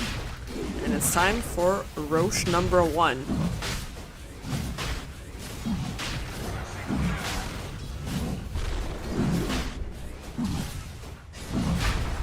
Just give it a minute, or less. There's absolutely no way that Aeon can intercept this. They do know about it, but the hookshot was already on cooldown. even though there's always been these kamikaze clockwork plays just jumping out of nowhere, not only only snatching but also securing the Aegis with the high probability of losing it right after. Gothic gets caught up, a little bit out of position. But the fact that Retsu's location has been revealed, it is something that PogChamp might be willing to use. Cruel Gash, Wild Access, a little bit short-handed, he's not gonna get Atomic. But he's got the Black Dragon, and Black Dragon is the scariest of them all. And he can just go in for the push, keep up with the harassment. Top side, X's Vampire is looking pretty much to do the same with Cold Off, and this has been a very tough game for the Storm Spread. By all means, by all matters. It is tough for Team Aeon to get the long reach, the backline kills in any way. So, he's dying. He's sacrificing his galvanized stacks. He's not getting any items in return to begin with, even though some interceptions here and there did give him the kills, but he cannot go in for a solo pickoff. He needs to play with his team, and he's always needing to be very far out. And now he's also in a desperate need for a BKB. Olital. Oh, playing a little bit of a ballsy game and diving under the tier 2 tower for a kill, which unfortunately he's not gonna get. Thankfully it's not gonna cost him his life, because little does he know that Team Ion are nowhere present around this tier 2. So him and the dragon will join forces to take it down. Ion, they're currently minding their own business and trying to claim whatever objectives and vision they can across the map. How is Lycan doing? This is the scariest hero still. I mean, I'm still standing by that notion on this team and on this draft. Things have been really slow though for Takizawa, but he's staying at the top of things. The rest of his crew, however, they might be in danger. As Roar, yep, it did got popped. Pierce the Veil. Nope. It doesn't do anything. It doesn't save you from anything in this scenario unless you get the BKB. Side by side, Vortex back onto Olital, but in the backlines, Atomic, he gets baited out onto Gothic as he just perishes. Meanwhile, Haru, ooh, he finds another one. Beautiful takedown onto X's Vampire. A little bit of a deep tower dive though, as he's on cooldown. The Shroud available for about 3 seconds, but not a single worry in the world as long as the Omni Knight is alive. It is gonna be a combination between Light and Necromancy, but as long as he's alive, it's great. Stupendous.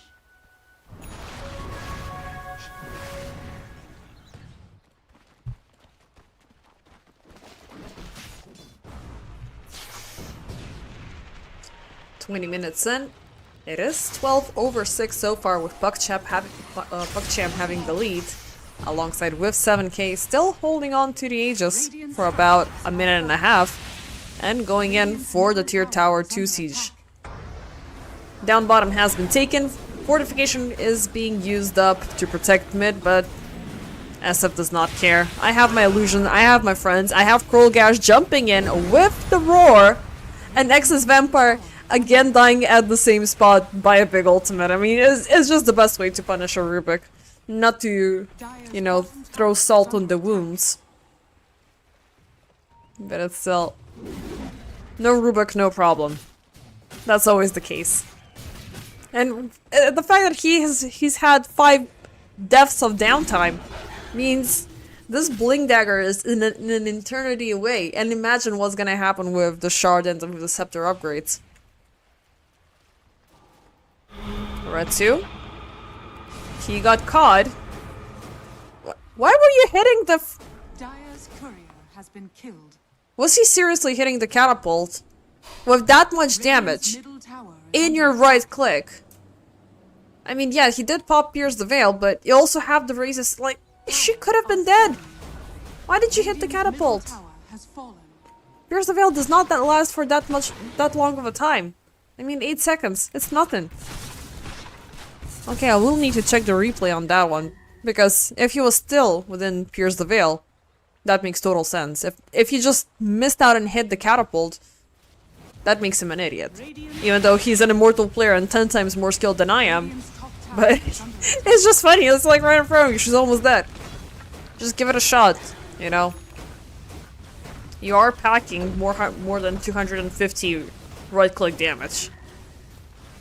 But regardless, Radiant's top tower kills is falling. are temporary. Taking down towers, that's permanent damage. And we have taken down all of your tier 2s. Regardless of the execution order, Haru did manage to complete the Radiance and the BKB right after, so he is gonna close the gap towards the Blink Dagger, making this Necro 10 times more toxic, and to make matters even worse, he also has the Shard for the Death Seeker. Let's see if he's gonna bring it to action, but Atomic might have the upper hand in terms of vision. He's gonna find him. Meanwhile... Oh, actually, no, there's been something better happening around the Tormentor. X's Vampire, he finds the Gothic kill, who is just gonna get granted the Mana Drain immunity by the shards. It was a little bit awkward, but it was an easy opportunity. What did he kill him with? Just one Fade Bolt? Yeah, one Fade Bolt at the end of his line. It was either gonna be him or the Tormentor, so why not take the money instead? Even though there was a chance for a blink. Oh well, it happens. He got lucky, and also this happened right under vision, so it was pretty much warranted.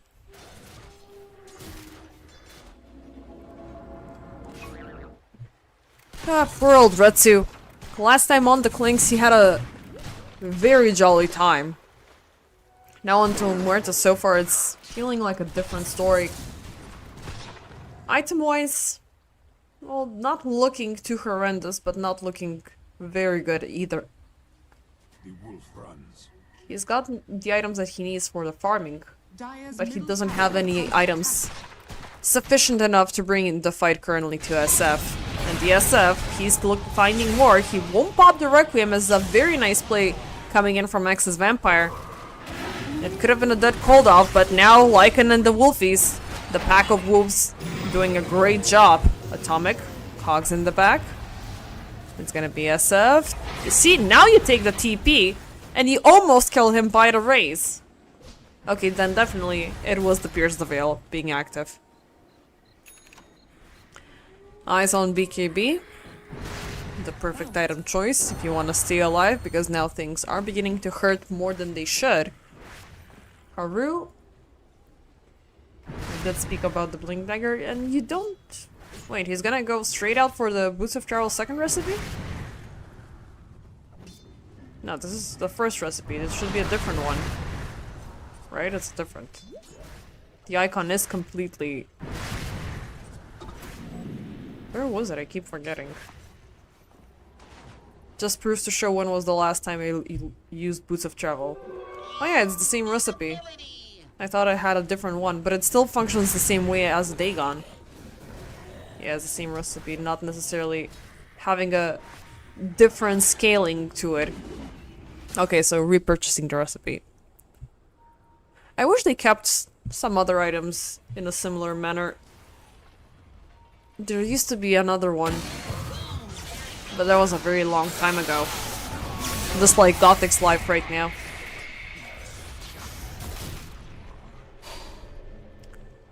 So yeah, first time we're seeing the Lycan in action. Dire's bottom tower is under attack. And he was looking really scary. Let's see now how he matches up against Hyuga. Hyuga dancing around the vision that he has, but he gets pretty much caught up by everybody, so... It was not only Takizawa's effort, it was 4 heroes. Dire's bottom tower is under attack. Roche number 2. Currently under siege by the illusions. PuckChamp have no way of taking this. Even though Atomic did relay the information that, yep, he's back, and this might be a good chance. As Lycan is alive, Retsu is alive. Yep, Takizawa is well within the vicinity. And they're actually gonna go for it. No, actually they're not. They're still harassing him from the side, just making sure PogChamps are not the ones. But now they're moving, and they're not gonna hesitate for it. Axis Vampire. Oh, he got scouted out. 2 strikes. 3 strikes. Come on. Oh, get the finger of death. Come on. He's dead. Cold off, jumping in with the Vortex. Tries to get a lock on Gothic, but he's a little bit too outnumbered. Even if he kills the Lion, he's gonna die himself, and that's not a trade-off that his team is gonna be happy about. Atomic, nice catch. Gothic, instantly executed, and of course silenced up. Roche number 2, Trollgash. He was just waiting for his right creep. Make matters a little bit easier. But they're not fast enough. And they know they're gonna be under siege soon. Dire's bottom tower is So under attack. maybe secure yet another kill, maybe get Atomic here, or maybe get Cold Off. Okay, let's pop, but no! He jumped up, but he jumped right back. Cold Off gets feared out. Still, Hyuga is gonna be fine. But now they have Takizawa Lycan coming in. He's nullified. He's got nothing to protect himself, and he dies! Nicely done by Lycan. Takizawa looking in for more. The army is set upon Hyuga, but the rest of the team are there to respond, as they did find the big one as well. They found Retsu, who I'm pretty sure he got scythed down to his death.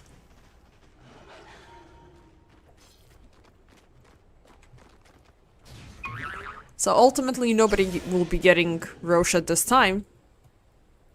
Even though, I mean, he's gonna heal up in the meantime. Takizawa taking the right approach during this team fight. Because it was just both carries being harassed on each side. We just focused onto the SF instead. But without him, neither side have the strength to take, well, they do have the strength still, because these offlaners, they are notable for taking Roche and being the facilitators for taking Roche. But they need that extra damage output. They either need the Requiem or they need Pierce the Veil. Just the recipe left remaining for Muerta to get the BKB. SF the same, but just a tad closer. Once again, PogChamp on the move, smoked up. They could see X's Vampire here, they will make the move. And one more strike, they're gonna get it. Next up, looking like Atomic. Hookshot not connecting on to anybody, but their cogs will keep targets at range. Still, Haru utilizing the stream to get closer, and it's gonna be fine. 3 heroes with, again, Retsu. What? Where did they find him? It was Krolgash? Oh god. Support's dying. And we missed out again on the big one. Just roared and gone. He didn't even have the chance to pop anything. So yeah, right now, I guess it's time. Screw Roche. We're gonna go for high ground. No defense. No random bullets flying out of nowhere.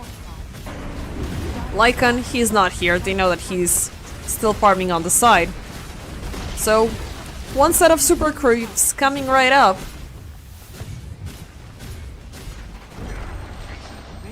Good stuff.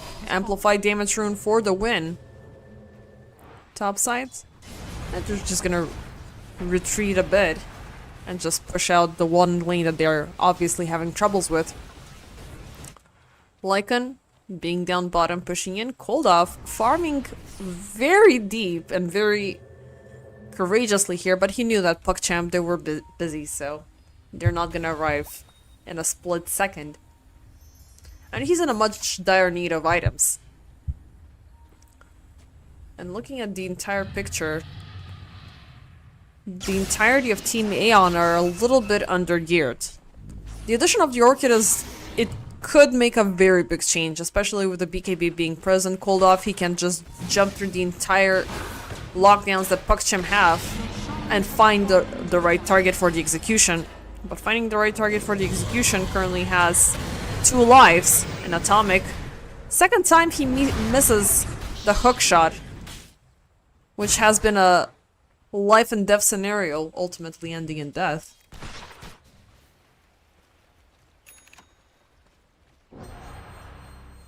Krolgash going in for the refresher.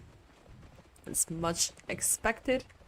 I do miss out on the times that he went for the Aghanim Scepter. I guess long are the days that we're gonna be seeing the Drums of Slum. Is just double down on the aggression. Just keep on rolling. If things go bad, you know, if things go that late, yeah, maybe then you can bring in the drums. But I guess ever since Largo got introduced, he's the only one allowed to play music in this game. Buckchamp going in for yet another set of Rags Breach. Hold off, standing on the side so far. So good. Fortification is gonna be dropped, but it's only to push back the heroes. The creeps are still standing as the Roche banner is up. One more strike. They land the death shot, but they still get the tower. Now Rex under siege. Time to send in the wolves. Time to send in the zoo. Lycon, keep them chased out. And they're obviously scared. But they're still focused on their main mission, Buckchamp. They're looking. Oh my god! One more strike was needed in the backlines though. Cold Off makes the long range jump to find Gothic, but this will expose him in an awkward fashion. Atomic looking like target number 2. Krolgash. Is he gonna go for the chase? He's got the blink in a little bit, but he does not have the roar. Thankfully, Cold Off. He's out of mana. Eventually, he's gonna get scythed down and destroyed. This was really scary, but that does explain what was happening. The Millirex just surviving by 14 HP. Decent effort coming in from Team Aeon, but this is just a Storm Spirit which is very desperate on kills. This is a very awkward situation for the team. Former Navi Jr. They're continuing where they left off. Toprax, Mellies, they're completely outranged. I'm just gonna get these creeps. That shot will land either way. I don't care. I've got the BKB. I still have 2 minutes of second life, and I'm gonna go for your Megas. No Shaman. No Shaman, my bad. No Storm Spirit. No problem. I was hoping to see a Shaman. Not gonna lie. For the additional push. I miss the snakes in game. No fortification. No problem. 15 seconds left remaining. They cannot make the approach, they cannot make the jump as this guy is the only frontliner that they have. The Wolves cannot make a detour to harass supports in the backlines because both of these supports, they're toxic as hell. I mean, Lion, he can't kill the Wolves, and Hugo, he's just gonna purify himself. It's not a problem. To make matters better, he's got the Vlad. So everybody's healing, everybody's getting stronger. And once again, Cold Off commits for the jump, but BKB or not, I don't care. I'm gonna pop the Rory and you're gonna be dead. Next up, it's gonna be Excess Vampire. Takizawa with the jump. He's trying to hunt down Hyuga, but he's got the Guardian upon him. Meanwhile, SF, he's hunting down targets. Eventually, Hyuga will fall. Takizawa trying to get the hell out of there. Stunned down, hexed up, dead and gone. GG is gonna be called up as Buckchamp. They will obtain a 2-1 victory as this first series of the day, which started at noon, it will finally wrap up at 5 minutes before 4. So, yeah, I mean, I don't know what to say. This was a very good draft, a very good execution. Buckchamp, they're looking a little bit better in this tournament. So this is going to be the second series victory they obtain, and we're going to see a lot more of them tomorrow. So, but this is a solid chance for them to get further into the playoffs of the season 39. So post-analysis is pretty much going to be short because Buckchamp, they got super speedy heroes. Like, even though it was very much on point and very close, Muerta's damage was going to be late, as always. Lycon, he was just getting stronger, but he was nowhere as aggressive as the Beastmaster was. So if they were able to pair it up with another lane pusher, with another tower pusher, like maybe, I wouldn't say a Nature's Prophet, but something that can keep them occupied, like an Enigma, it would have been better for Team Aeon to have at least another additional layer of, an additional lane of control. In this scenario, Buckchamp, they won by all sides, and with that, they won the entire series. As for us, ladies and gentlemen, it is gonna be a short break, as I said, and we're going to continue off with the second series of today, which is going to be Habibis versus Envision. And last but not least, we have HIVE versus RE.Arise. So I will be seeing you in about 10 to 15 minutes.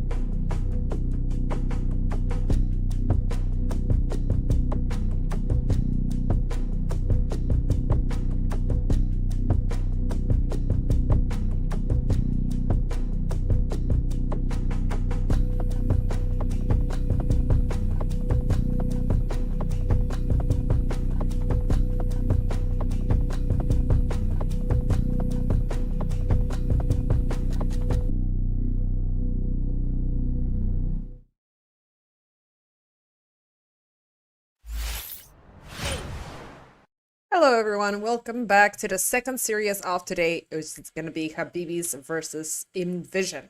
I might be dropping down a little bit in terms of energy because I just managed to make a quick snack, which is always resulting into me getting a little bit tired and having a little bit of a siesta-like of a mood. But yeah, I'll work with it. So let's just see. It pretty much comes down to the teams and how exciting they're going to be during this game number 1. Habibi's having generally a tough time this entire season. They've only walked away with 1 win, and that is versus Summer Bear with a 2-1 result. Everything else, I think they've lost clean slate 2-0, so fortune does not favor them.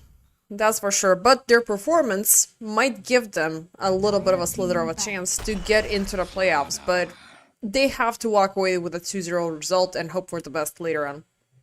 So far with this draft, first part I was convinced, second part of it I'm not really convinced, because Rubik and Underlord, they like proactive plays. Yes, Spectre is great, you're doubling down on the global presence, but ultimately your cooldowns are really short. With Warlock as well, he can be great with distributing additional damage, with slowing down targets, with also converting that into a push with the imps, but when needing the golem, things are ultimately going to be really slow again. So whether you want to stack up on those ultimates, whether you want to line them one up for a big team fight, 1 by 1,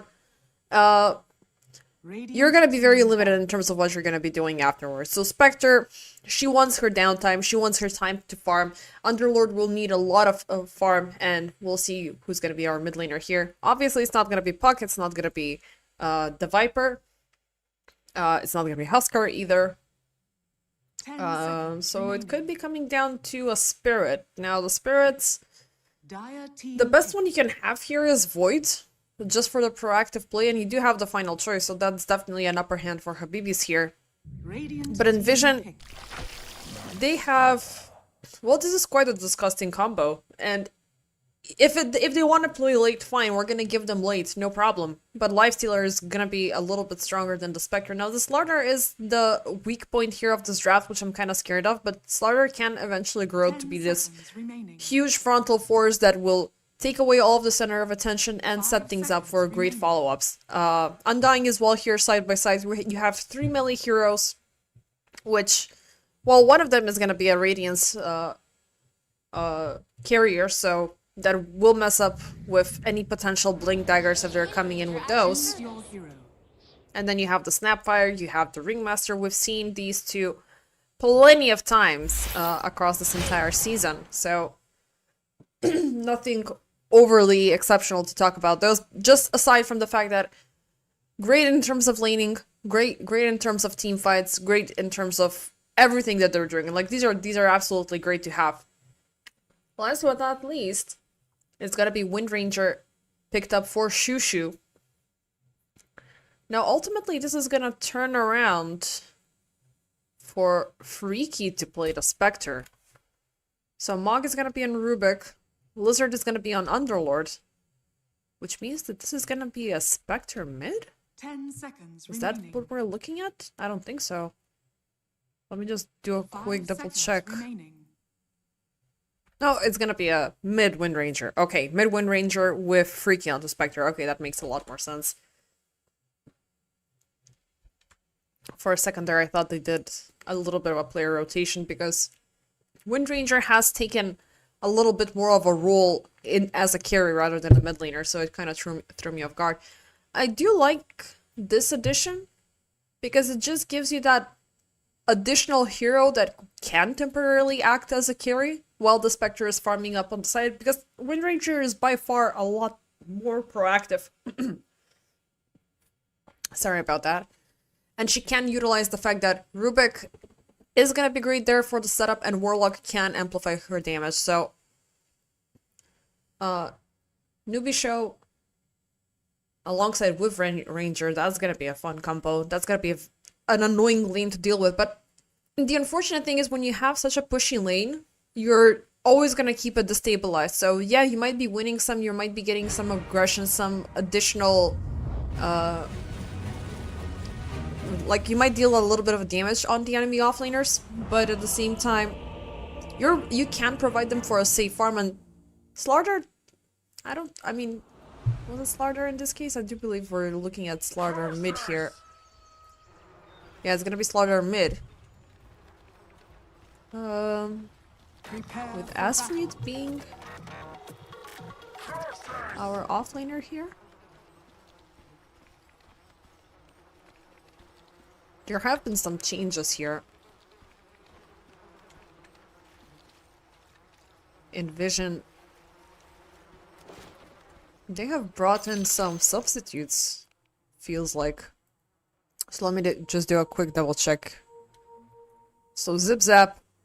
Actually, it's gonna be a Snapfire pause too. Okay, so Undying is gonna retain his support position. Cute.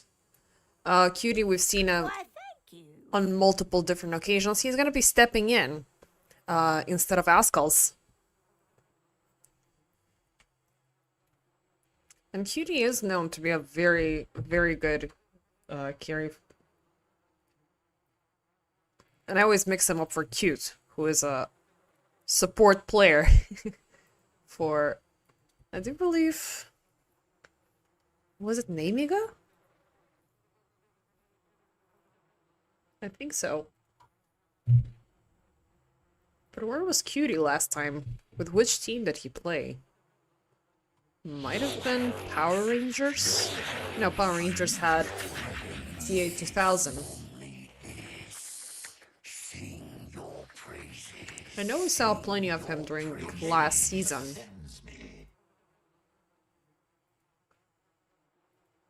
I mean, yeah, actually, he was a part of VP Prodigy. Not sure if he's stepped out or he's just stepping in. I don't think that we have a leave date just yet. The only permanent position which is not filled up at the VP Prodigy roster right now is the mid player, so they have a rotating pause too. Regardless, let's see if this is gonna be a good substitute coming in for Envision. Habibis, again, everything here is gonna be of huge importance. Their incentive is to walk away with the series with a 2-0 result, so they can obtain all 3 points and give them a fighting chance furthermore into the playoffs. But this draft, it is explosive, it is big, it is annoying, and it has 2 dualities of it. One is when it's going to be led by Shushu, the other one is going to be when it's led by Freaky. The first one is going to happen hopefully as soon as possible because you are indeed putting the Wind Ranger as mid. Her contender is going to be the Snapfire though. So these are 2, so to say, supports turned into carries, into mid laners. But both of them, they can be very strong when it comes down to the right-click dealing damage, team fight control. Snapfire a little bit more compared to the Wind Ranger, but in later stages, once the Wind Ranger breaks out on the full dependence of damage coming in from the focus fire, she is going to be hurtful. And by that time, you're going to have Spectre haunting targets left up and down across the map. But should things get on pretty late, then there's the Lifestealer problem. Lifestealer, early stages of the game might be a little bit problematic, but later on, you do have a very interesting combination that you can deliver. One, it could be with the Slardar infest combination, you just slither in, you crush them down, then you infest bump, and everybody else dies from the right-click damage and from the Radiance combination. The second one is also going down a little bit later. If you have any other target, per se on Undying, and then you use up the Gobble Up ability. But Gobble Up, Snapfire, it is a very rare case, but it does give you that jump. It does give you that chance to throw away targets back into the backlines and either find the Warlock or find the Rubik. Because Rubik, he's got that ongoing pressure during the team fight. Warlock, it doesn't matter if he dies. He just needs to throw the golem and nothing else matters after that. And of course the fatal bump, because you do need to have that damage bouncing. But as interesting as it could be, this is ultimately a very tight draft. And Habibis, they've been known to play after minute 6, minute 7, minute 8 all together and as a pack. And that could be worth their time.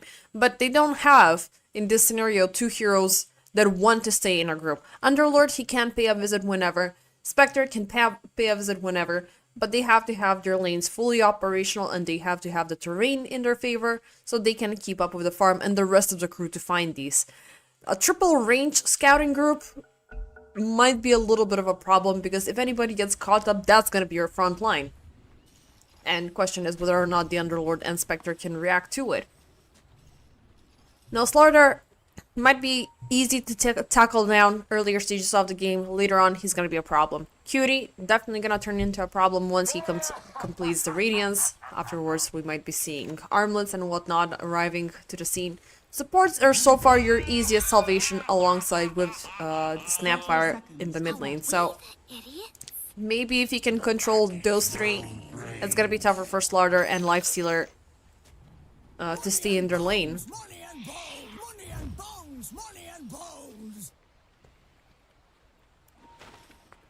And yeah, here it is, money and bones, money and bones. I've been resisting all day long not to say it. Maybe some players were resisting not to throw the voice line in chat. But it's toxic. The battle begins. It seems like Slardar's girlfriend is gonna steal the show. Double bound to take. Nice steal coming in from Lizard. He is gonna run down the river. I mean, I love the fact that he's gaining the double benefit from staying in the river. One, you're running down the right direction, you're getting sped up, and then you have all of the passive benefits coming in from the Seaborn Sentinel, which, again, is 18% movement speed. Who needs boosts? Where, first off, you don't even have feet to wear those boots. Just splish in the water. So a little bit of an impact around the bounties, but no first blood. Top side. Underlord alongside with Rubik versus Undying and the Lifestealer. 2 abominations on one end. Well, yeah, also Underlord and Rubik are weird looking. It's not gonna be until the Tombstone that we're seeing a lot more aggression here. But it's better to fall down the safety lines. Maintain it safe, keep Cutie safe. If Mog and Lizard overstep, that's when you go in for the punishment. As for he just needs to stay back, pop the decays, keep the distance, and pop the Tombstone if they overstep. Don't keep it aggressive, because again, you don't have a catch, you don't have a lockdown. Yep, you do have the open wounds, but currently they're obviously not present. You're gonna need at least level 3, level 4 to attack as the Lifestealer. Right now, you just gotta keep it passive. Mid lane, Shushu and Zip-Zap. It is the Wind Ranger versus the Snapfire. Snapfire having a little bit of a lead over the last hits currently. They're just gonna keep it patient. Shushu trying his best to land in power shots alongside with the Farm King. Is gonna beat the Bottle Carrier first. Actually, Zip-Zap also got his bottle on time. Fills it up, finds Shushu, makes the jump. Shrapnel, nice. Well, not shrapnel, but the scatter blast. It is still bullets flying everywhere, so it's just a different matter of angle where you shoot them from. Is it coming from the hero? Is it coming from the sky? That's the difference between a scatter blast and a shrapnel. Underlord's having a little bit of a tough time there, Lizard. It seems like those decay stacks are beginning to wear him off. He only has 4 currently, but he's gonna be forced to pop the Self to try to stay alive. Minute 3, Mog going in for the Lotus Snatch. Cutie and Asfried. A little bit too late. Cutie will commit, throws the Blood Grenade.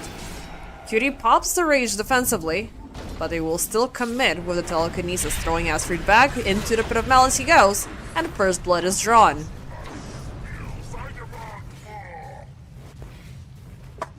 Radiant structures are fortified.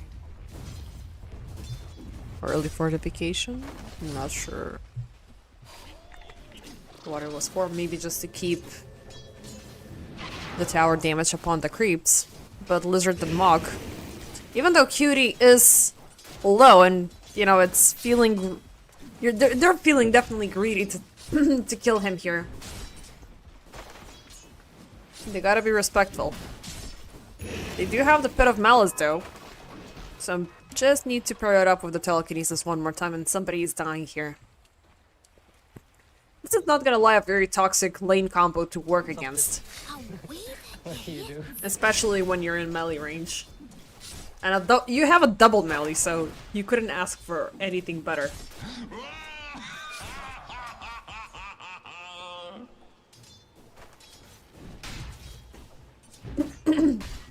So far, higher priority coming out from farming from Envision, even though the Wind Ranger and Freaky, they're not that far behind.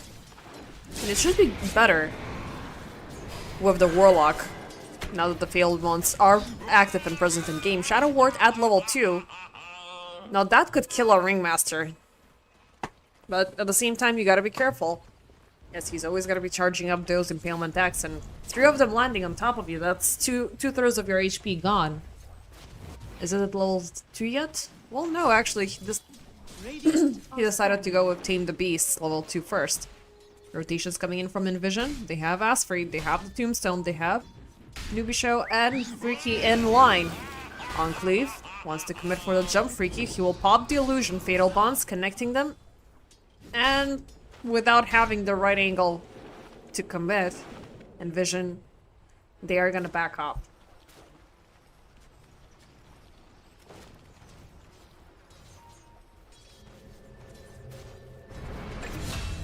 Meanwhile, the Zip Zap. Oh, that's quite a catch from Shushu. Focus Fire definitely has somebody's name written on top of it, because once that spell appears, somebody is dying. First off, it is gonna be Grandma. Spirit barely survives the Shadow Ward damage. Okay, I take back what I said. Habibis, as time keeps on going, they are looking a lot better. Newbie Show, Shushu, they have the Ward, they have the Blood Grenade, and they have the Wind Run, so Shushu can close the gap, no deny. Maybe a little bit later of a strike would have landed that hit. But Enclave, regardless, he was dead. Mogastake is taking the Invis rune. He could sneak up on Cutie here. And as he is alone, they can go in with the Pit of Malice. They get the Fate Bolt Strike, Lizard, Pit of Malice, a little bit short-handed. They're gonna hesitate about proceeding forward, as the supports could be back in no time. And Asfreed, no Tombstone detected for quite some time, so it might not even be used. I do believe they saw him willing to close in. Mog already at the double for the Shrine of Wisdom. Tombstone dropped on high ground. Asfreed throwing the decay, already standing within radius. Telekinesis, Mog takes him back. Asfreed, now Shushu with the power shot. Mog is still willing to defend this, even right out under the Tombstone. Asfreed, he's gonna take Mog, but now Shushu. They're looking to contest it once again. The Tombstone is gone, and he needs to give it up because it could be also his life in the process. And yeah, both of them die. Shushu takes the extra experience. So far, so good for Habibis. And as I said during the drafting stage, at around this time, this is when they start moving. And they're obtaining wins, they're obtaining a bunch of early control. Is under attack. And this could land them a decent mid-game, forcing Envision to struggle. Thankfully, both carries are insanely slow in terms of farming, and both are Radiance dependent. Thankfully for Spectre, though, if she's got the pick-off and the kill potential, she's always just gonna hunt onto the first target and make sure she gets the last laugh. So ultimately putting her in a little bit of a better position to get the farm output and the experience from kills. Zip Zap, meanwhile, he's gonna find a solo kill onto Warlock. Side by side with the Ringmaster. So at the very least, there's one hero looking quite decent. Meanwhile, Cutie, Lizard, They're gonna kick it off. Open wounds, lizards. He is alive against this, but now there's gonna be backup. There's the tombstone lizard. Tries to TP out. Nice telekinesis connecting onto them both. Lizard backs off, goes back home. Beautiful intervention so far from Mog. Not sure if because I'm running this game on insanely low quality, and this is a very bad model to begin with, or just because it's low poly it looks very ugly. It makes him look like Medivh, which I do believe was the original Dota model for Rubik. But just that cloak, I don't know, it doesn't look too impressive. Still, regardless of the cosmetic Mox chooses, his playstyle speaks for himself. Great jumps, great interventions every single time. Unfortunately, not much of the...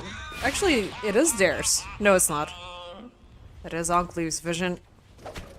Nope, actually looking at the minimap again. It is Habibi's vision to keep track of what's happening between Tier 2 and Tier 1. Regardless of whose it is, there's already a huge clutter of wards between both sides. As there is... Both of them are in high anticipation of some quarrel to happen around mid lane, because Shushu is definitely not gonna shy away from every single chance to focus fire a tower down. Supports will be nearby to make it happen, but Zip-Zap, Enclave, and Osfried. They're also close, and that's not a location where Habibis want to take a fight. Mog. Osfried is gonna find them. Instant decay. Nice. Well, telekinesis thrown back into Shushu's hands. He's gonna pop the tombstone. Mortimer's Kiss is flying in. Can they have a chance to take down Shushu here? He's still burning, but he's gonna live. Even without the Shadow Word, he would have been fine. Two semi-ultimates, one ultimate and the tombstone, are gonna be committed. But unfortunately, it's gonna be Envision walking away empty-handed. Spirit looking to seize an opportunity for his team. As Habibis, they have been scraped, they have been hurt. But can they make the catch? Spirit now into the water. Mog. He's gonna get crushed down. Impalement Acts connecting. One more. Keep it up. Can you get the final strike for a kill? Impalement Acts. No, it's just gonna be Team the Beast. Dire's middle tower is under attack. Still nicely done by Spirit, but instantly Shushu turns around. Focus fire. Nice escape back, but still within reach. And Shushu's gonna get the kill. Can we get something more? Is there anybody else who wants to die? I guess not. Maybe we can just continue off and take the tower. I'm just gonna take about 25 seconds for the focus fire, but given at how low it is... Dire's structures are fortified. Well, it's either gonna be that or fortification, and we're gonna...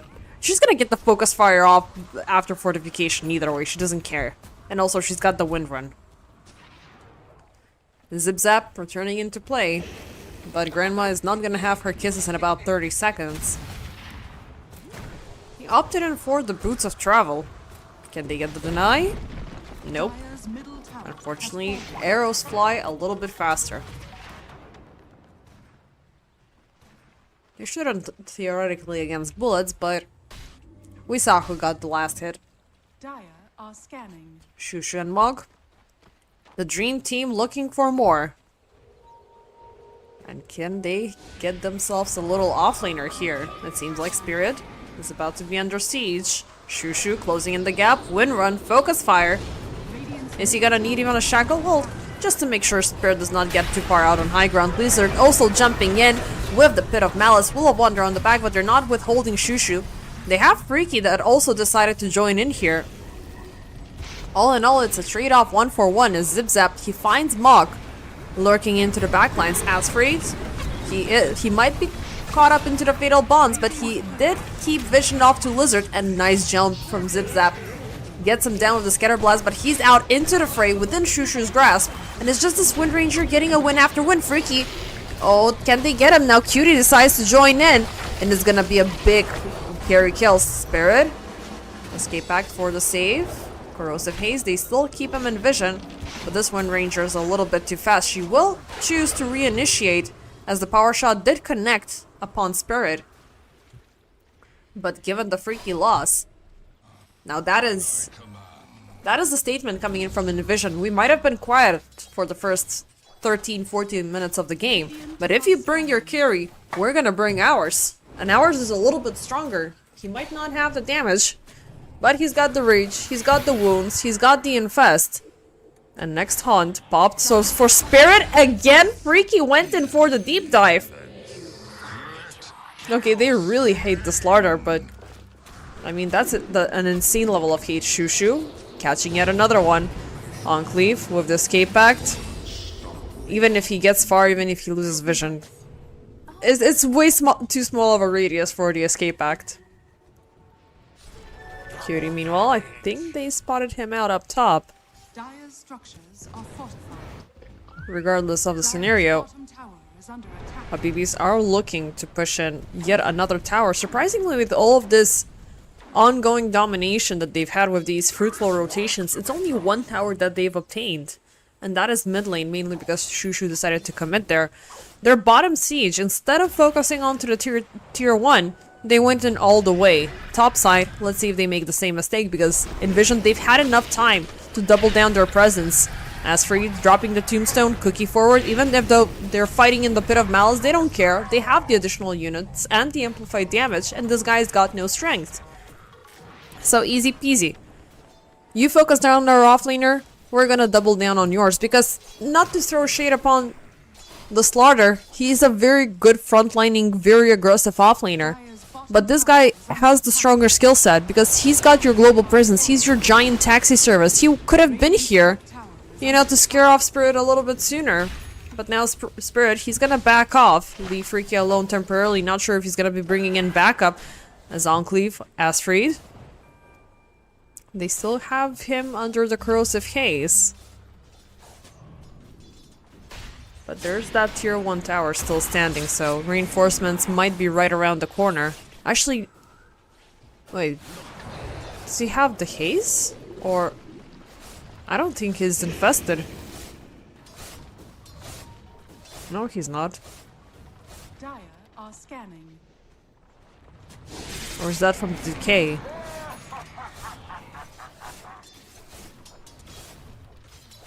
Radiant's middle tower is under Confusions.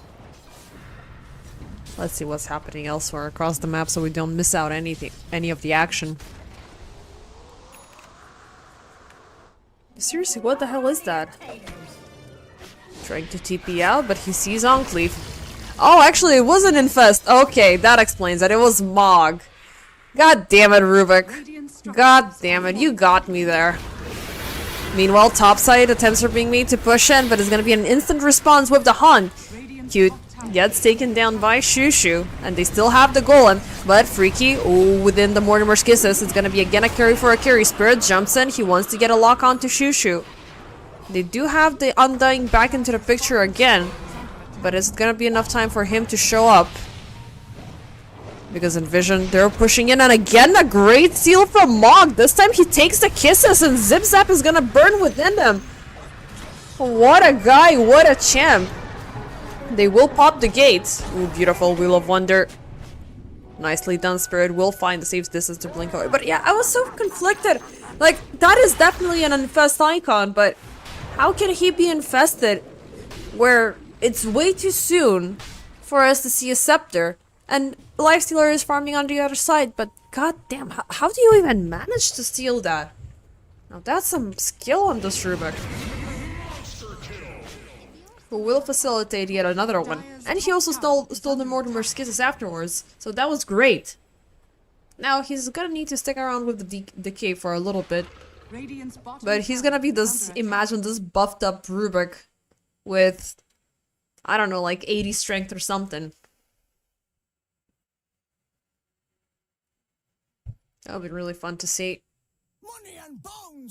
And surprisingly, he's not more farmed out than the Warlock. But it does give into account that he dies 3 times. Newbie Show, so far, he's been a little bit, well, in the backlines.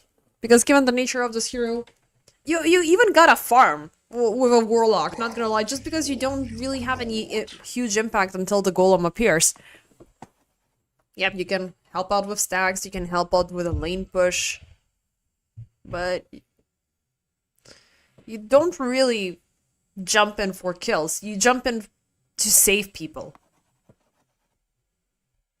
On the other hand, if there was a hoodwink or if there's a ringmaster in this scenario, they want to jump. They want to harass people because they cannot sit back and wait for a miracle. They gotta set up the miracle. How far is Mog's door? I guess he also got a delivery because first series was insanely long. With stream time and everything, it lasted for about 4 hours. And we were supposed to start with this one at 3. Okay, can my friends not send me messages right now? This is a little bit embarrassing. Let me just turn this off. If I can. Okay. Hopefully that overlay did not go through. Okay, so we're back into the game. 16-10 with 3k net worth difference, currently favoring Habibis. They're a bunch of friends. I mean, I guess Mog and Nubisho are gonna be the ones farming here.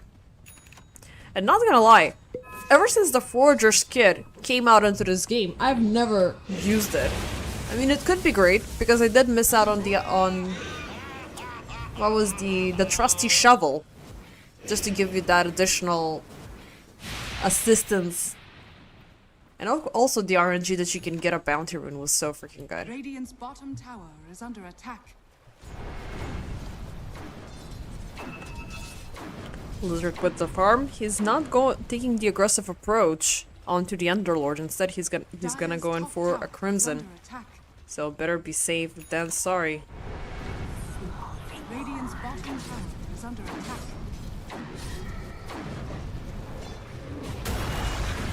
Lizards. Oh, he's not gonna live up to make that Crimsons, unfortunately.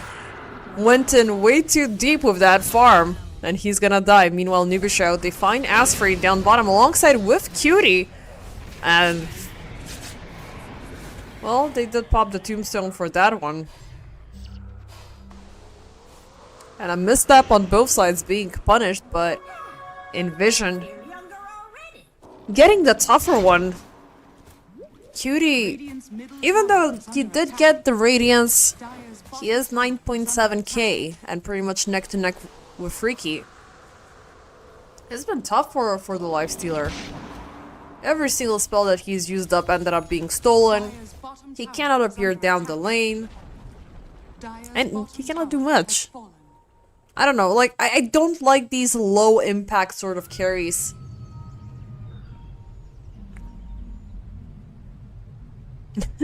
A little bit of an argument. One side is having internet issues and humongous lags.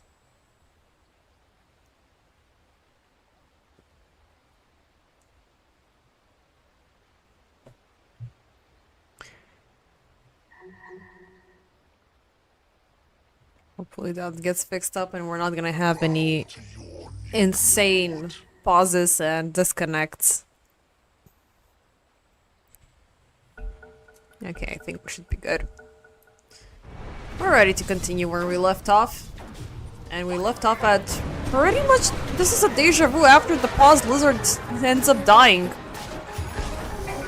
He went a little bit too deep there. I mean, yeah, he did use up the gate to jump in back and forth. But, yeah, he just died twice within a minute. It still doesn't compensate the fact that Asfried and Cutie got killed. Dire are scanning. And Habibis get yet another one.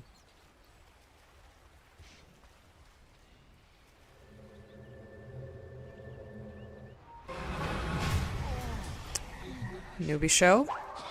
Good catch for Spirit.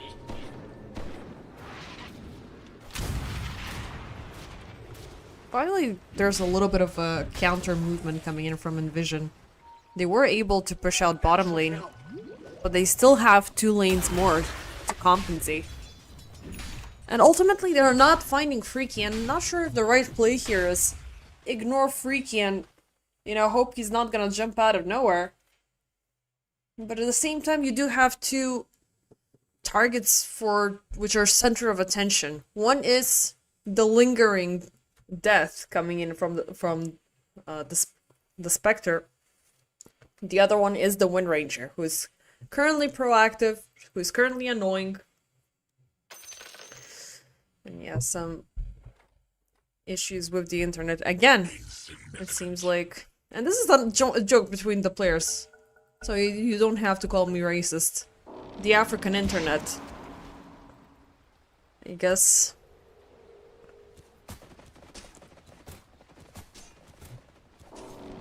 I don't know, like...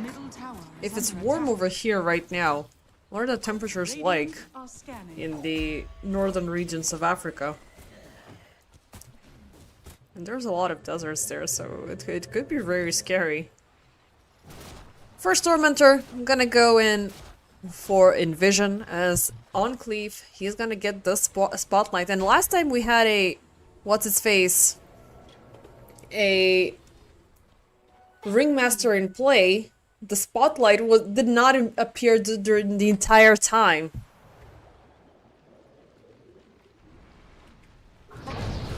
Now, ooh, cutie, big catch, beautiful execution, swift in and out coming in from Freaky, just hunting, jumping to get the last hit over cutie, and that's it. And also they're gonna find Enclave with the illusion. I'm not a believer of Spectre though, and I don't like the fact that this hero is winning. But so far they're doing a very, very good job. But ultimately it's the good draft, it's the good synergy that Habibis are having. Which is so far, they're only complementing it further with how they're playing it. So far, Envision, it's gonna be tough for them to find a response here. I mean, mid lane Snapfire, it has yet to have its big result. You know, it's still working its way up. We still need that BKB in action. We still need that good frontal setup, which means the Undying needs to get stronger alongside with Spirit. And Spirit right now trying to go in for some sort of a setup. They're looking for Shushu, who's still within burning range. Can they get him? Tombstone, nicely done. They have them connected with the Fatal Bonds, but since the Golem got already used up, this is going to be a tough team fight for Habibis. And especially since... Again? God damn it. If they lose the series due to internet, that's gonna be sad. Like, they should sue their mobile providers. What the hell? At least Envision, they are in understanding of what the situation is like. And we're just gonna wait out, right in the middle of a team fight.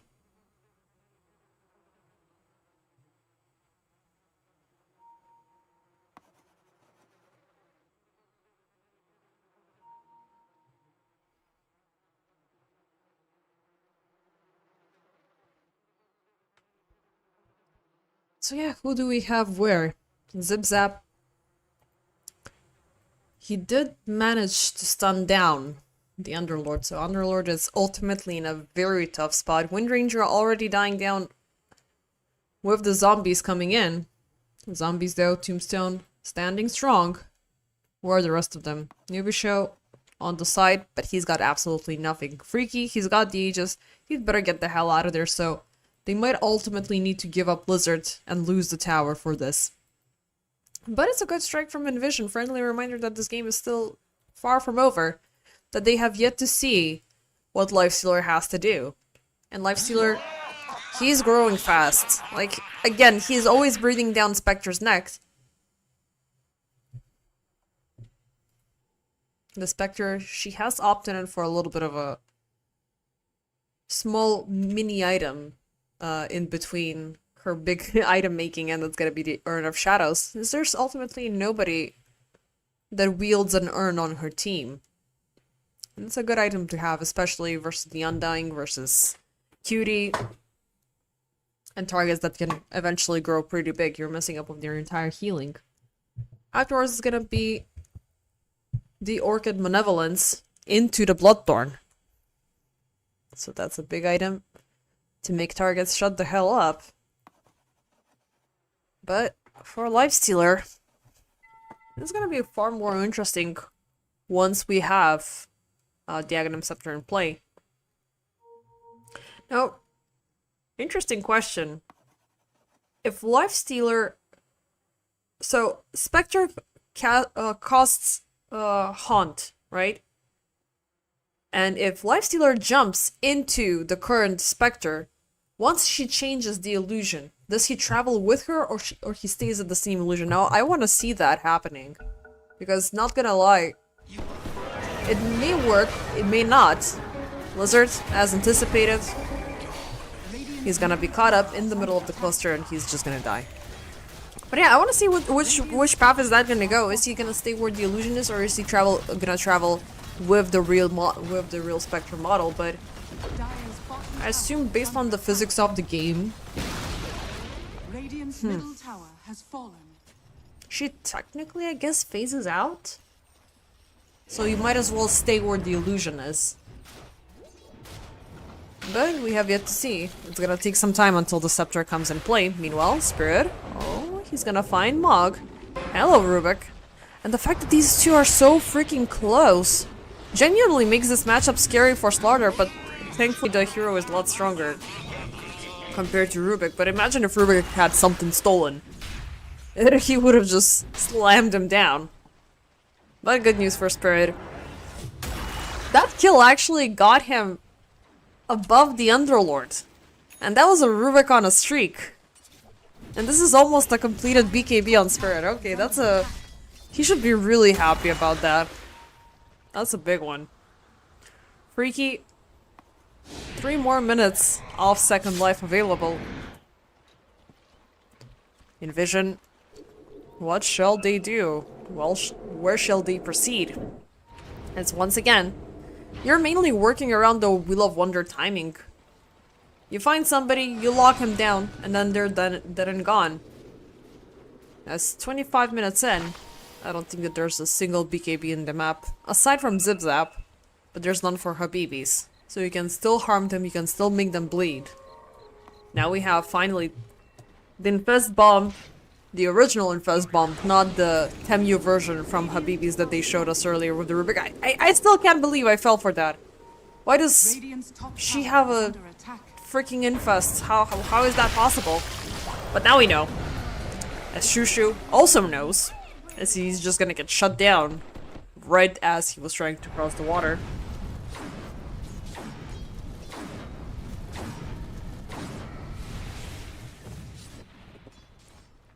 Rest of Habibis. Definitely the pause that we saw earlier with the internet issues are gonna make this game a lot tougher. First, they're extending. They're extending a lot more than they should have. Not necessarily that Spectre is a super early game hero, but the bridge between the good mid game and the great late game could break apart, because now it's Envision's time to shine. And they've been hunting targets all across the map. Shushu got taken down, Mog now got killed, alongside with his courier. Grandma is feeling stronger than ever, so she can lead the siege. Maybe they can go in for additional towers. But at the same time, they're doing this very respectfully, because they do know that the Aegis is still present, and Spectre jumping out of nowhere, them having at least 2 units at the same time, then that means there's gonna be 2 more jumping out from nowhere. So it's either catching the Spec, or catching the Underlord. Or just making sure they're all by themselves and you have already 4 units with you. Dire are scanning. Around mid lane, Nubishu was hunted there for a second, but he ain't gonna find no one. Habibis use this chance for a smoke. Ooh, of course the... Well, they're gonna bring in lizards as a part of the deal. But he could have just jumped in from wherever across the map. Zigzags. Shackled up. Nice BKB save. Beautiful escape back for the additional save as the golem won't connect on to anybody. Now the Wheel of Wonder follow-up. Freaky. He's gonna take down the Tombstone. Nice catch. Asfree taken back. Rod of Vedas. He's stunned down. Spirit in the meanwhile. He's trying to harass Malkin. It's gonna be a Rubik kill. So far, trading off versus the supports as Asfree. Asfree? Oh, the dagger! The dagger! Oh, it's gonna be the power shot. And the dagger catching him. Spirit. They've kept him harassed, but in the backlines, do we have Cutie? He just appeared out of nowhere. And in a very awkward fashion coming in from the backlines. Now Spirit. Zip Zap, he's amongst the livings. Throwing the Mortimer's Kisses for the Lizard kill. Now this is gonna be a 2-4-2 so far, Spirit. Nice cookie. Shushu for the chase. But don't go that far away, Shushu, because these guys, they still have their blings. They still have their Force Staffs, and they're not afraid to use them, Freaky. Oh, they almost spotted him. But Spirit's Blink Dagger, it got cancelled. But even though he could have used it a little bit sooner, I'm pretty sure. Infest coming in. Spirit with the speedy taxi delivery service. They're gonna look for a target. And that target was Shushu for a swift second there. But he gets out.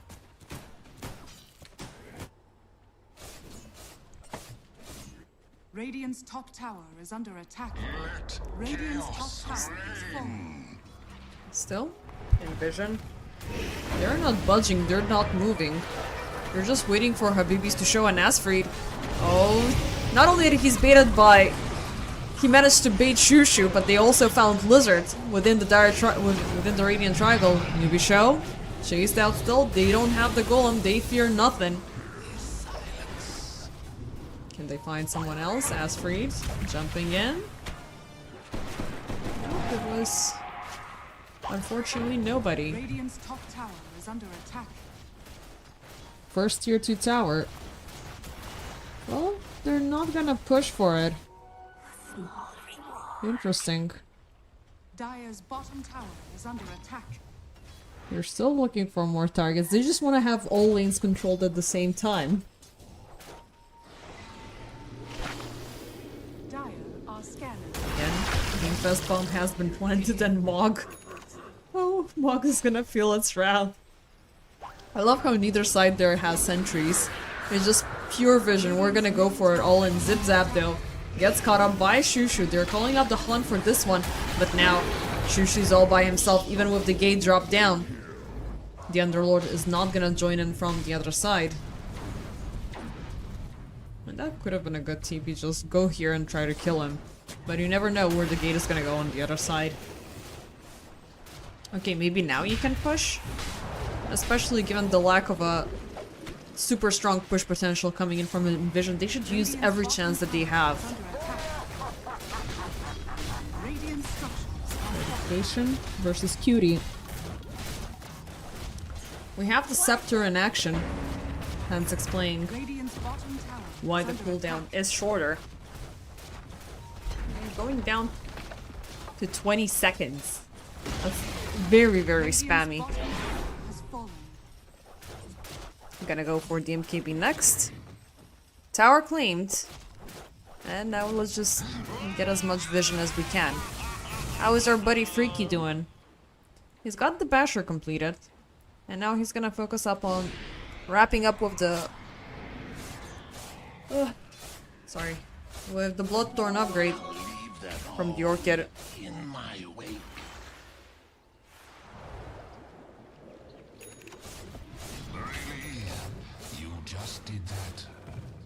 He's just gonna stay AFK for a while. Maybe he can just go in for these haunt possibilities here and there. Which should appear quite often. But it's coming down to the rest of the Habibis and how much they're willing to move. Because in the past couple of interactions, Shushu, who's been the leader of these sieges, I mean, he may facilitate a good kill, but he's falling right after. Because there's always gonna be that +2 hero addition. And once they get the job down, they get the hell out of there. And Shushu is left remaining, and it's only so far that the wind run can take you. Top side, Lizard's gonna be spotted out. Both with the smoke and the spotlight. Wheel of Wonder. And completely obliterated. Did they pop the hunt? No, hunt is gonna be available in a second. Radiant structures are fortified. Show finally finding that ward that's been his demise for the past 5 minutes. Gonna go for the Lotus after this one. Dire's middle tower is under attack. Log, zip zap, nice find, double cookie. Beautiful reveal. Oh, was the shard present a little bit sooner? Actually, no, this is from the talent. My bad. Mortimer's Kisses flying in towards the Radiant jungle. They did have a lock onto Freaky, but Freaky popped the hunt just to run away.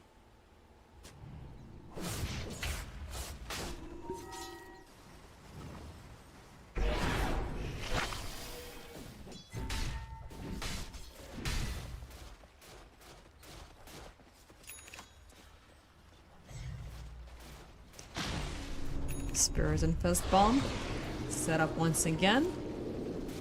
That smoke may have been spotted out, as there was still some vision remaining there from Habibi's. Dire are scanning. They're just gonna back off.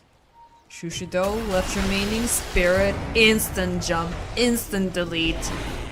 Just scary stuff. Gonna go in for Roche, and I do believe this is Roche number 2 so far of this 33-minute game with insanely long pauses due to internet provider issues. They should take him down very fast. They know there's no Hunt present. If there's a gate coming out, they're gonna see it on time, so not a single worry in the world. Envision finally getting the Lifestealer online. I mean, this is fully online right now. Like, ever since he joined in, he's been climbing further and further in terms of net worth. And it's really toxic to deal with him. Like, this setup just jumping on top of you, Lizard. Gonna get spotted out. Check this out. Spirit jumping in. Lizard just losing his HP at the speed of light. And there's always gonna be a cookie jumping in from somewhere, especially with the Talon coming in. Freaky. AFK farming? I guess it's okay. But right now you're kept under vision. Let's see if they they close the gap. Mortimer's Kiss is flying in, but they're just a little bit out of reach. Dire's top tower is under attack. And Spirit Cutie jumping in from the other side. This story is far from over. He's nullified and he's gone. And even through the golem, they shall persevere. Shushu throwing the shackle from behind. Spirit in a tough spot, but he's alive. Cutie keeping up the chase. Do they have a cookie ahead? They do have an amplify, but next cookie is gonna be a second too late. They find Mog though. That's 3 targets out of the defense.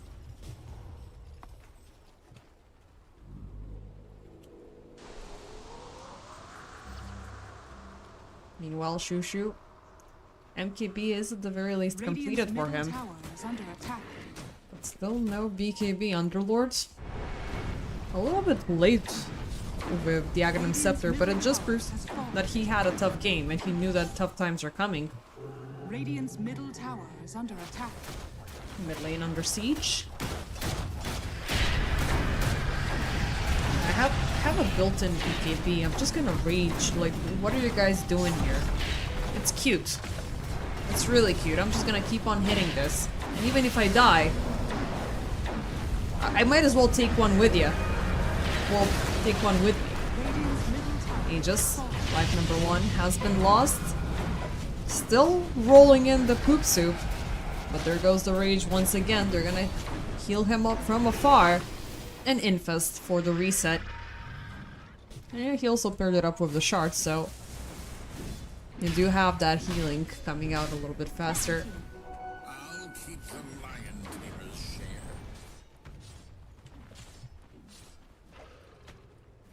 Now they're looking for the same opportunity down bottom. So far the creep wave is pushed in.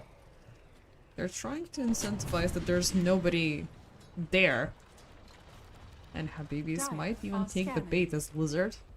He's slowly going out. Is he gonna get caught up by the scan? No, he's gonna be caught up by Spirit before he jumps into the scan. Cutie on a godlike. He hasn't died for, well, a single time since he started getting kills. He also has the MKV completed. I'm gonna go in for the Scepter upgrade and for the Scotty after. Spirit, Assault Cuirass, Enclave, he's got the Glimmer, he's got the Yules. He's gonna go in for the extra range, so I love this Ether Lens with a Blink Dagger, just turning the tide towards aggression. Cutie keeps up with the hitting. Spirit jumping into the backlines, nice telekinesis, but maybe show he was meant to die. Freaky jumping into the backlines thinking that he can't kill now that Cutie is away, but Cutie calls up the quick reset and they will take down Shushu instead. Maybe show Golem. The Golem was there and alive for just 5 seconds. It is not even fair.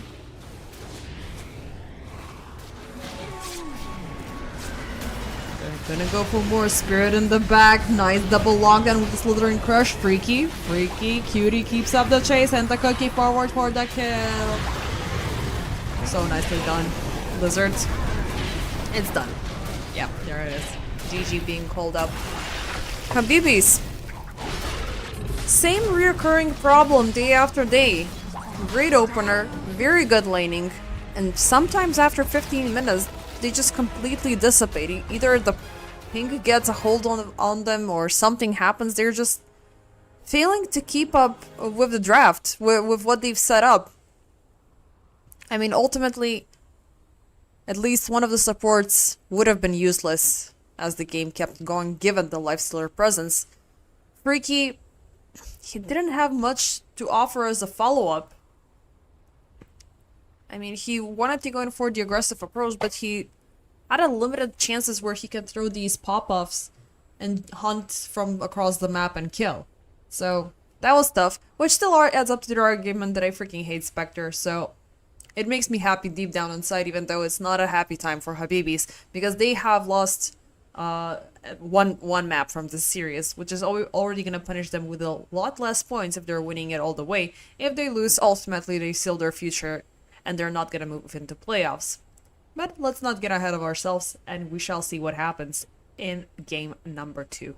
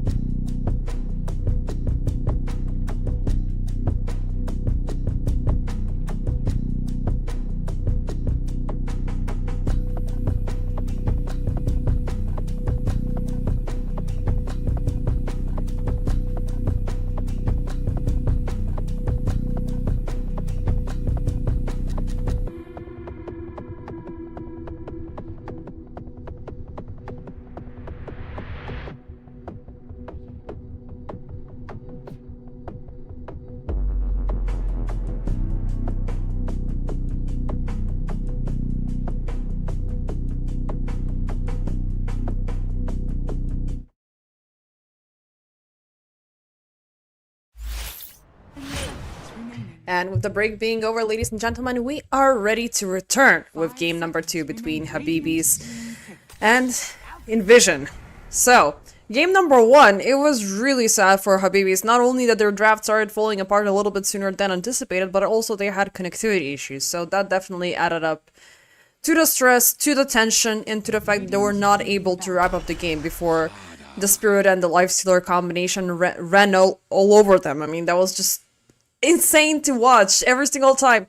Okay, we see this guy there. Spirit jumps in fast bomb goes off, and targets are dying on the spot. This game, once again, they will be opting in for the slaughter. Now, given that previous reveal and the fact that Habibis have 2 more bans remaining, they could take out the Lifestealer because they don't want to see that again. And they do have a little bit of a interesting carry addition of their own, which it might be carry, it might be support. Is this Alchemist that I'm talking about? Now, Alchemist used to have a very...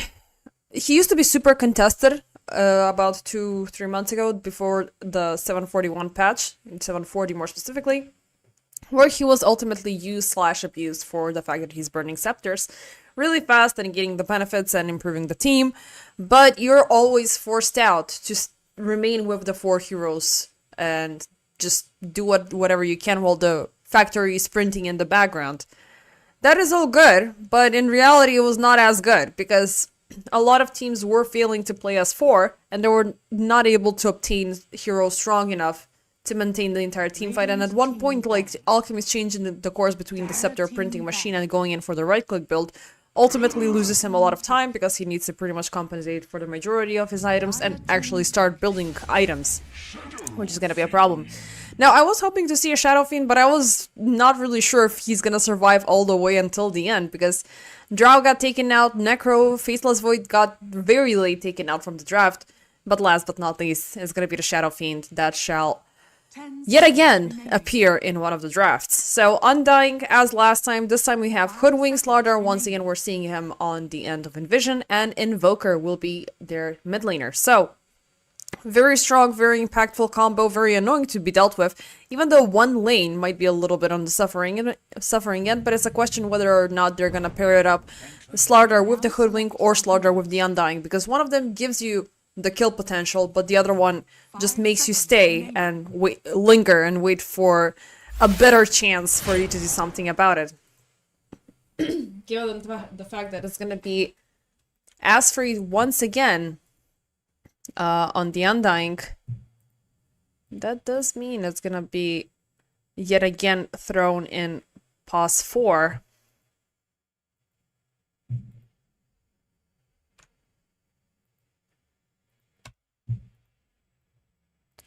So that might be a little bit worrisome, but at the same time, it is a last pick Phantom Lancer that they have to deal with.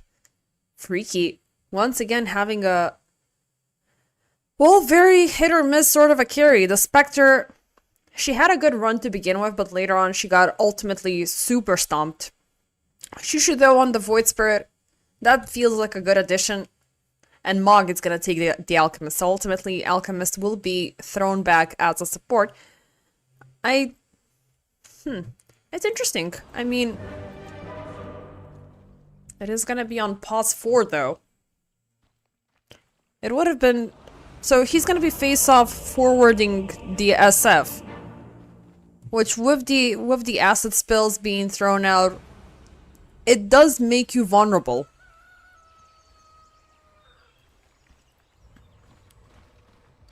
And you're gonna be having the Ringmaster on the other side. And Axe. So Axe and Alchemist. It's interesting, not gonna lie, because with the Battle Hunger thrown in on one side, and I'm looking... No, he's gonna kick off with the Unstable Concoction, not with the Acid Spray. Okay, the Acid Spray and the Battle Hunger might be a good way to keep Shadow Fiend in control. But now with the Unstable Concoction, it might be tough as long as Alchemist is level 1. Are we the idiots? I mean, how well Envision played out with a substitute player. They could be just doubling down on the aggression. They have the Invoker already throwing Sunstrikes across the fountain, down the lane. Both sides, they're moving in deep. Habibis. They're very careful on their approach.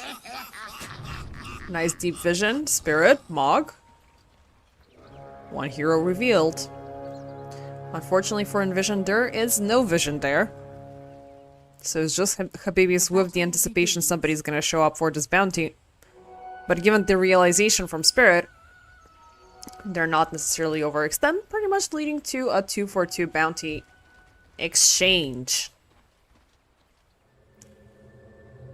But I'm curious, one lane is looking really good for Envision. The other one, though, it's feeling a little bit more problematic. Actually, Asteroid is gonna take the Undying as pos 5 once again. Okay, so that's definitely a lot better. Going in for the double melee comp, it might have made things very, very difficult. So yeah, Mog still sticking around, charging up the Unstable Concoction, but he ultimately stuns himself. He's very happy that Enclave A did not have anything leveled up, and B, that he's not level 2, because instant Bushwhack and Anchor Shot would have shut him down. Nubisha, even with Mog losing on the opportunity, he is gonna throw as many Impalement Axe as he can. And Mog, he's currently just playing this somewhat of a roaming support. He is looking at mid lane, he is looking at Zip Zap. Shushu, feeling quite aggressive. And once again, he's charging up. Zip Zap trying to run off out of vision, even though he did see him, but he's not gonna respond in time. They're trying to drag him back with the Remnant, with everything, and it's gonna be a mission success. Invoker dies his first blood. The first celestial rays. Interesting approach coming in from Habib, he's not gonna lie. Radiant's middle tower is Not sure if I like this or I hate this. It is gonna be tough a little bit for the Axe. But he's ultimately fine with the fact that he's obtained solo experience from this. Asfried, he's also left his carry to stay by himself, so they're not necessarily going to be trading all of that experience. Shadow Fiend. So far, so good. Mog eventually decides to show up. Takes down Asfried's courier, which is a very timely appearance there. And he will try to make that same detour he did on Invoker earlier. Or maybe go in to snipe other couriers. I mean, are you sure that he's playing with the Alchemist mindset? It feels more like he's playing a bounty hunter here. Interesting choices. I mean, definitely the draft from Habibis kind of threw me off. But let's see if it's something experimental or if it's something that they're serious about. Later stages, I mean, you are getting a support that has the skill set of a carry. But what can you utilize from him? Newbie Show? Taken down with the Sunstrike. The Blood Grenade is still taken. And the Tango won't last long enough. Mog decides to show up as well. Maybe they can take down Spirit here. Nice stun. Taking them both, but he's still locked up. Oh, beautiful catch. Enclave, as he's still standing strong, throws the Bushwhack onto the trees from behind, ultimately allowing Spirit to live.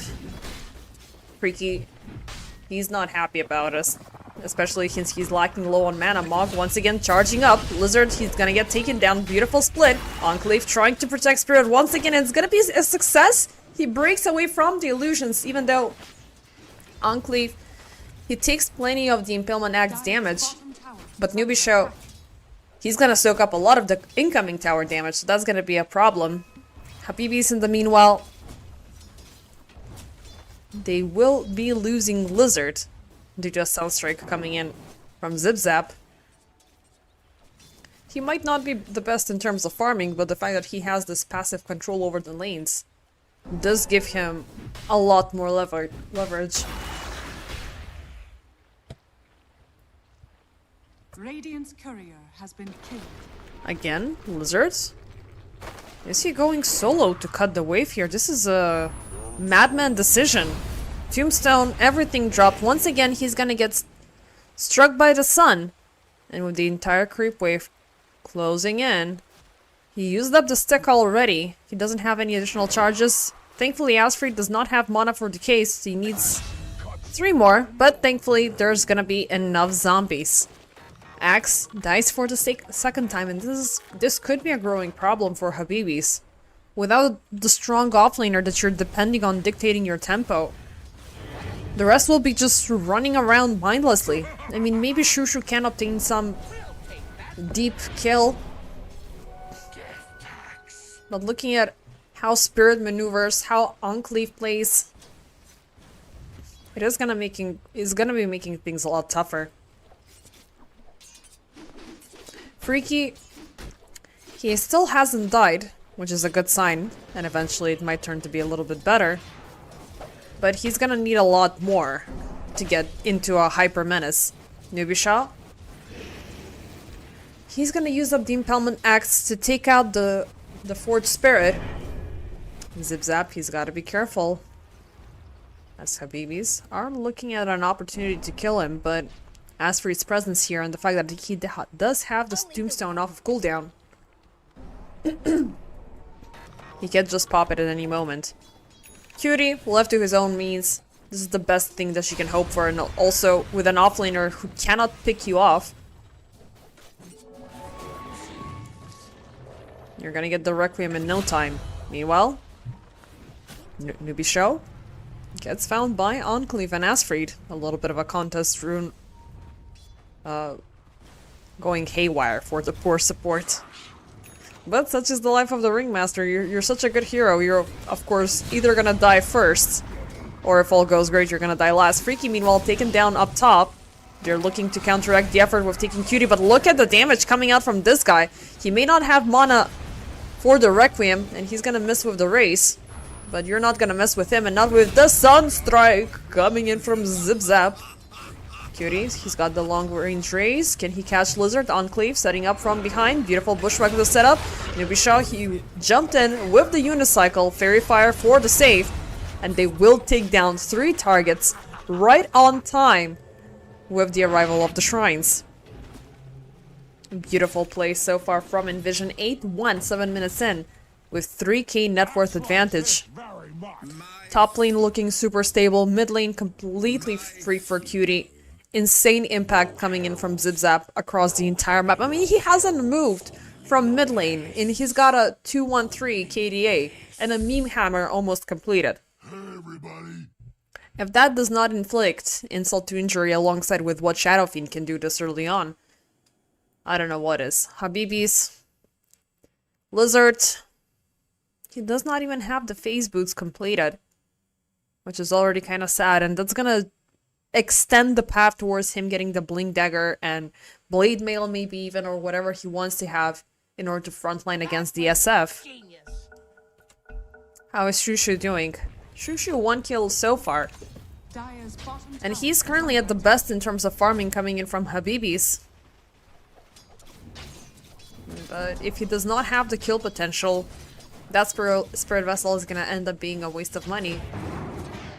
He will commit for a jump though, onto Zip Zap. He wants to go for the Invoker. Double Force Spirits popped up. He keeps on fighting. Shushu decides to retreat. You do not challenge the most powerful caster in the entire game. Enclave, Asfried, jump in. Beautiful setup. And with the Sunstrike on top, Asfried though, he's gonna get caught up by the whip. But it's a noble sacrifice. And he's not gonna waste any time. Meanwhile, down bottom, Lizard again, time after time again. What are you trying to do? I mean, yeah, I know Axe needs to cut the waves and needs to just counter Helix towards everything he finds, but not kill himself in the process. I know things are dire, but not that much. Mog gets found mid lane, same as Nubishu, and they just set up the sharpshooter, but a beautiful soak coming in from Shushu. He's gonna save his buddy. Definitely a much respected tip there. 7 seconds until the Sunstrike. Maybe he can time it once he's going back to base. I really want to see that attempt. He's kind of looking strong. Wait. Nah. He went for it, but completely out of position. Asfried, meanwhile, he finds Lizard, who's been lurking around the Radiant jungle for quite a while. Meanwhile, topside, attempts are being made upon Spirit, but this guy does not budge. They've tried to kill him 3 times already, and even with this Phantom Lancer finally starting to multiply, maybe they can get him. First Impalement Axe connect, second denied. Enclave. He's within the vicinity if somebody from Habibi's chooses to misstep, and also he can very easily reveal who's the real illusion. Mog. Spirit Burden of Shadows already available onto Hoodwink. Now that's quite a statement. Mog going in for the deny. Nope, they're just gonna drag him back. No, that's a statement. We don't have anybody else who needs to build this, but our support already has it. Shushu? Well, he just got the urn. So, Hoodwink is already looking better than you are. Asfried, over lingering here, but Cutie is on the side, and it's just bait. Even if he dies, it's gonna be ultimately fine if they take somebody else. Charging up, beautiful dodge. Asfried will die, but Shushu, he's going pretty deep towards Radiant Jungle, where Spirit, Enclave, Cutie, they're gonna take him down. And all of this happening around the tombstone. Sunstrike for the miss. But as for the active detection, and if Alchemists have a tough time starting off as a carry, as a support he's having a 10 times more difficult time. Nubisha surviving thanks to the Fairy Fire. But he's gonna get caught up. Enclave. Beautiful sharpshooter. Man, gotta respect the Hoodwink. This hero is so freaking broken. And people are treating him her still as a support. 603 so far. Zip zap. Meanwhile, they find Mog. But yeah, a level 4 is this Alchemist currently. While already 2 cores coming in from Envision, they're closing in on level 10. But the highest level on Habibi so far is 8.25, 8.5 almost, on Shushu. But item-wise, I mean, between him and Enclave, and Asfried in this situation, there's 1.8k. That's not that big of a difference. And that is not the difference that you want to have between the enemy pause 4 and 5, as you are pause 2. But Phantom Lancer is kind of weak in that department as well. He is popping as many illusions as he can. It's not going to be better until he gets the Manta. Meanwhile, Shushu gets spotted out by Spirit. Beautiful bushwhack, acorn shot, sharpshooter, easy peasy, lemon squeezy.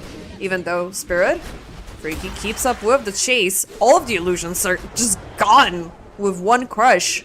Now Freaky on the run as he's all alone and exposed. Thankfully for him, bushwhack will miss.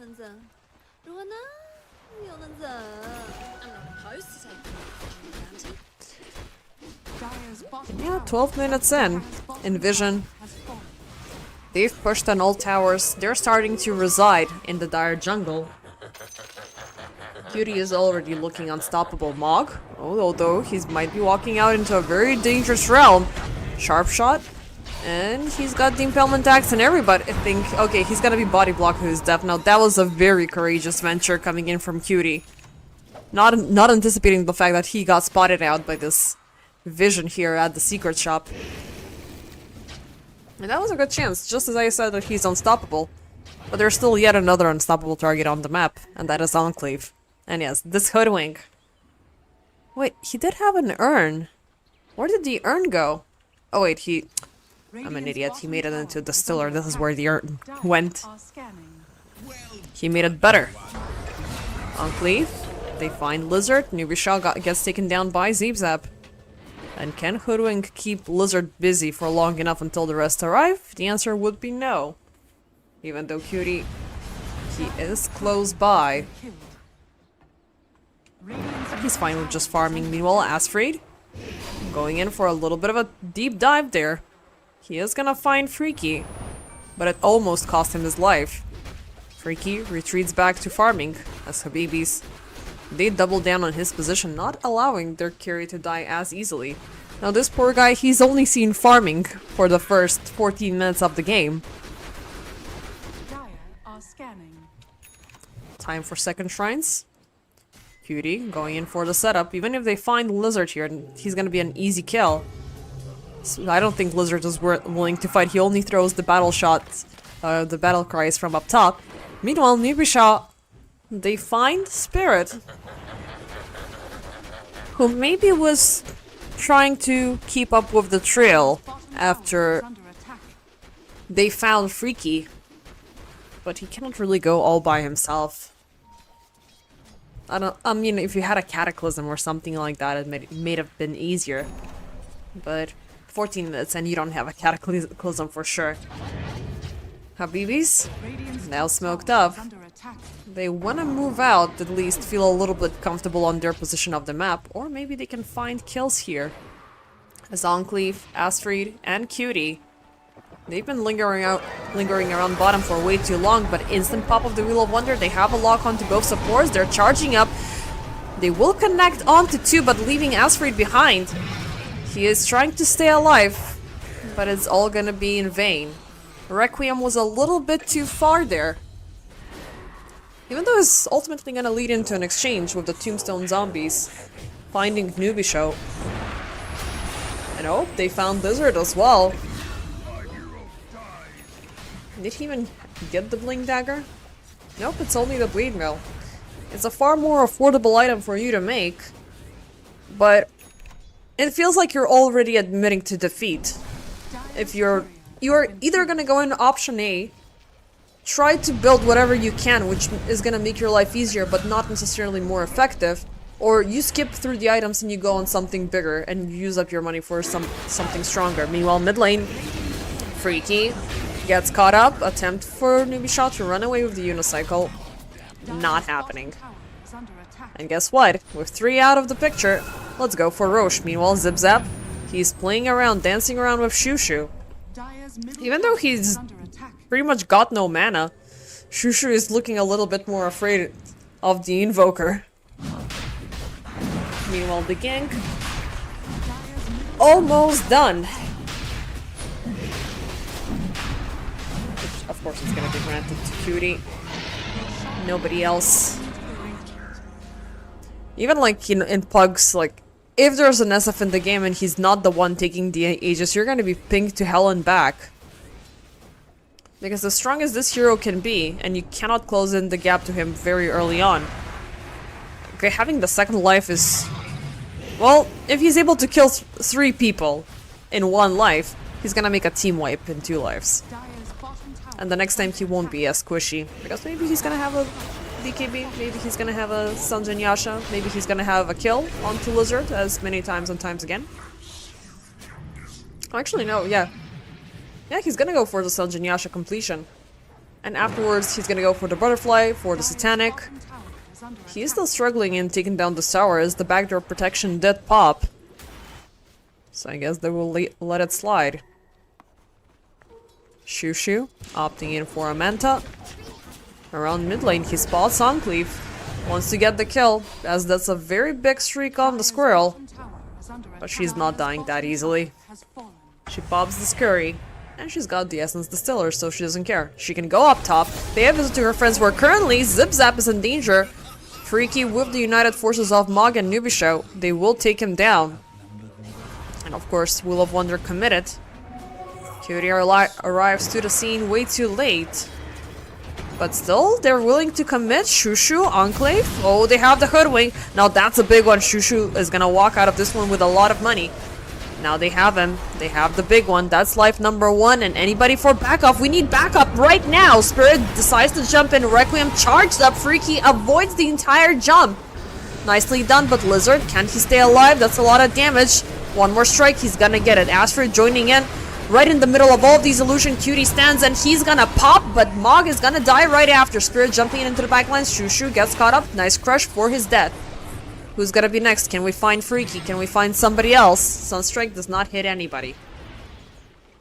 ultimately being a 2-4, well, 2-for-2. The Invoker died earlier, so actually that's gonna make it 3-for-2. Not a good trade for Envision, as they lost a very big streak to Shushu.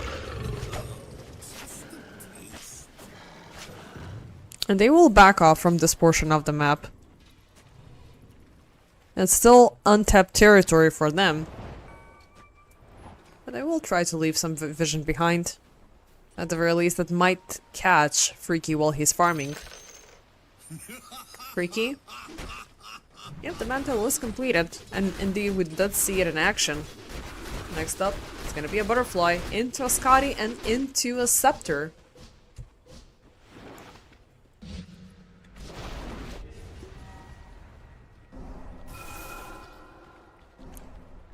Almost 20 minutes in, it's Envision leading by 25/9 with 9k net worth difference. Still on the rise, with a small mishap earlier.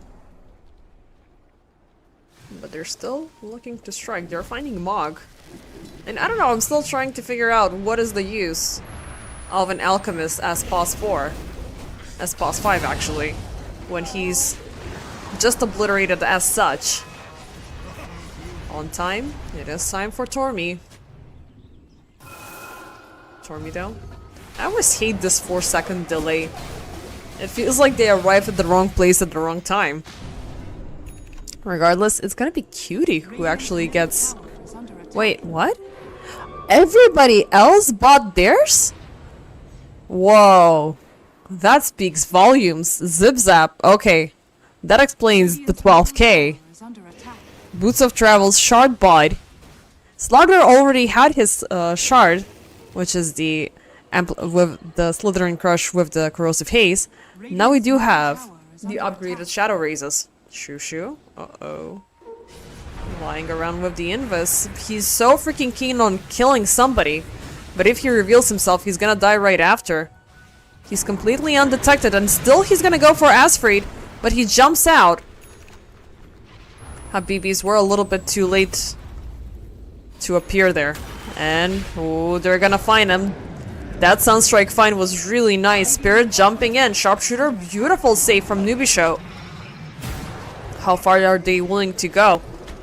Remnant, not gonna connect. Nubisho still on the run. He's gonna force the Wheel of Wonder.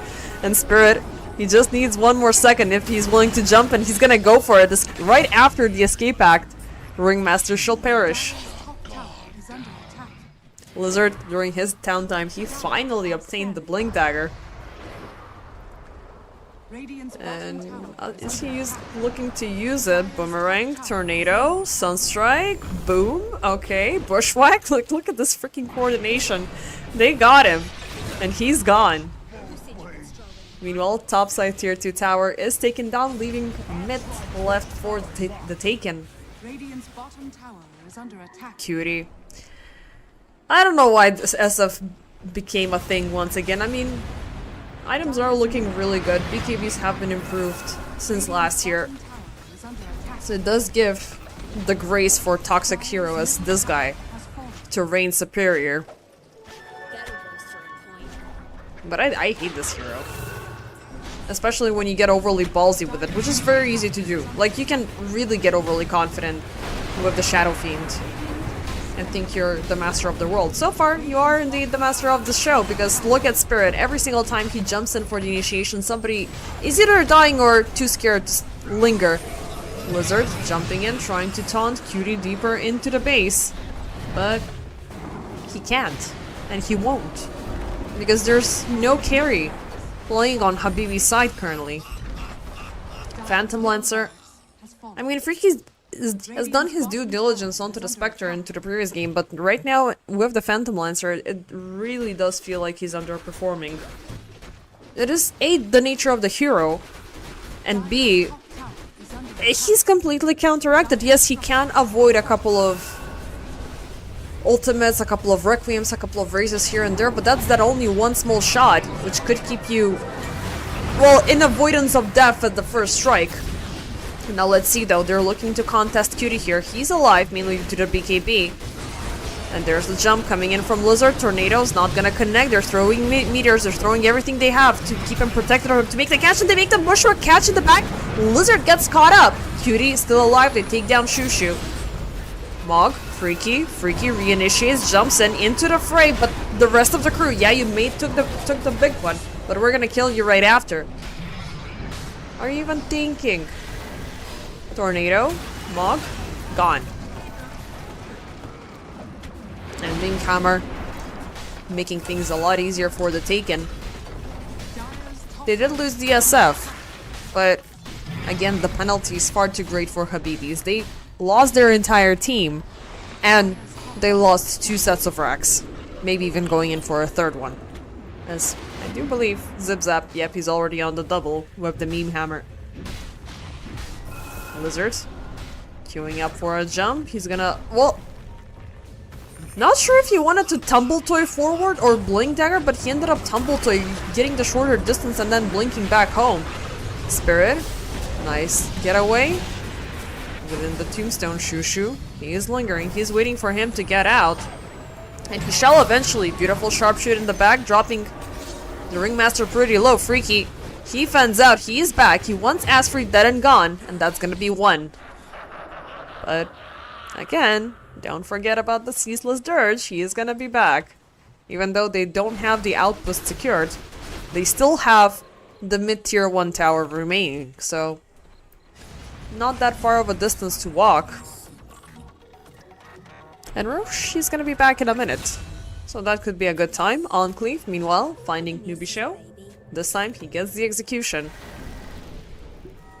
God, I love this hero so much. So freaking broken. Imagine if there was something a little bit extra in terms of right-click. Hoodwink carry. I really want to see that. And again, it is an agility-based hero, so you can work with that. You know, maybe a butterfly or 2 or a chrysalis or something like as such. That would be fun to see. But I guess the closest I'm getting to my dreams of supports turning into carriers is gonna end with Dark Willow, and that's a feat I haven't seen in a very long time. Yeah, like either purposefully start with the mission that you're gonna make your Dark Willow a carry, or the game just lasts for such a long time that you end up being yet another carry and throwing projectiles from the phase shift. Habibis. They have survived this onslaught for 26 minutes with a couple of return kills here and there, but the next challenge is gonna be upon them, as Roche is about to be sieged for yet another time, but they have 2 lanes of super creeps arriving, so they either take it first and hope for the best, or they try to get kills from around. Spirit, Wheel of Wonder, but BKB for the save. He avoids the dunk, he avoids everything. He's still on the run down the river. He's got the blink and he's gonna blink away. Oh my god. That was insane. And that cost him the BKB there. And the long duration one, but he's alive, he's well.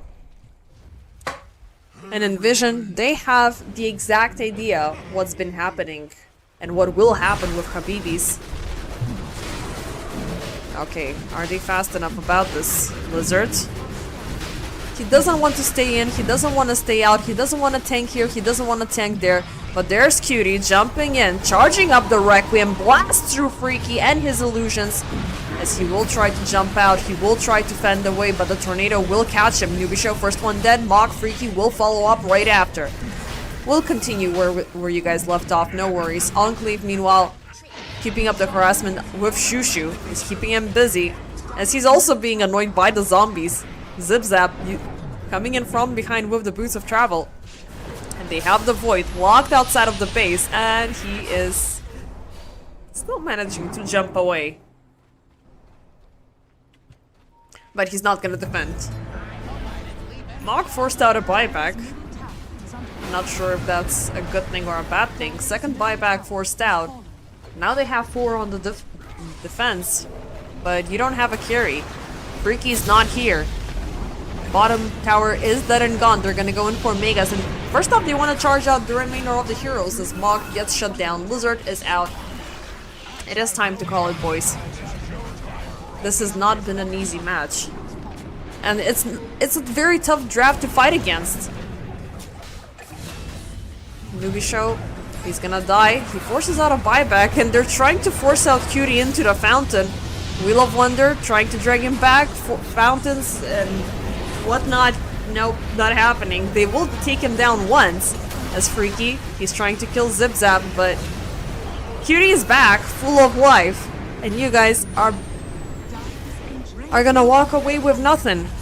That is the sad story of Habibi's final series that they're playing as a part of this season, and it's gonna lead to a loss. Habibi's ultimately obtaining 2 points across the entire season, and that is not gonna be enough to drag them out of the red zone and into the playoffs. And it's a tough group that they had to face to begin with. I mean, Ilbrus, Envision, Balu, these are tough contenders. Not to say that Group A is any easier, but Team Spirit Academy are coming in as a very strong surprise. They're literally the dark horse currently of the tournament. We're gonna see more of them tomorrow. As for us, ladies and gentlemen, we have the final series to conclude for today, and that's gonna be between HIVE and RE.Arise. We're gonna go back to Group A and some more action from there. As RE.Arise currently, they have 2 series won, 1 series lost versus Team Spirit Academy specifically. For HIVE, they have... How many do they have? They're actually pretty much tied with RE.Arise having 1 additional point just because they didn't go to game number 3. Regardless, let's take a small break, ladies and gents, and we shall be back in about 10 to 15 minutes.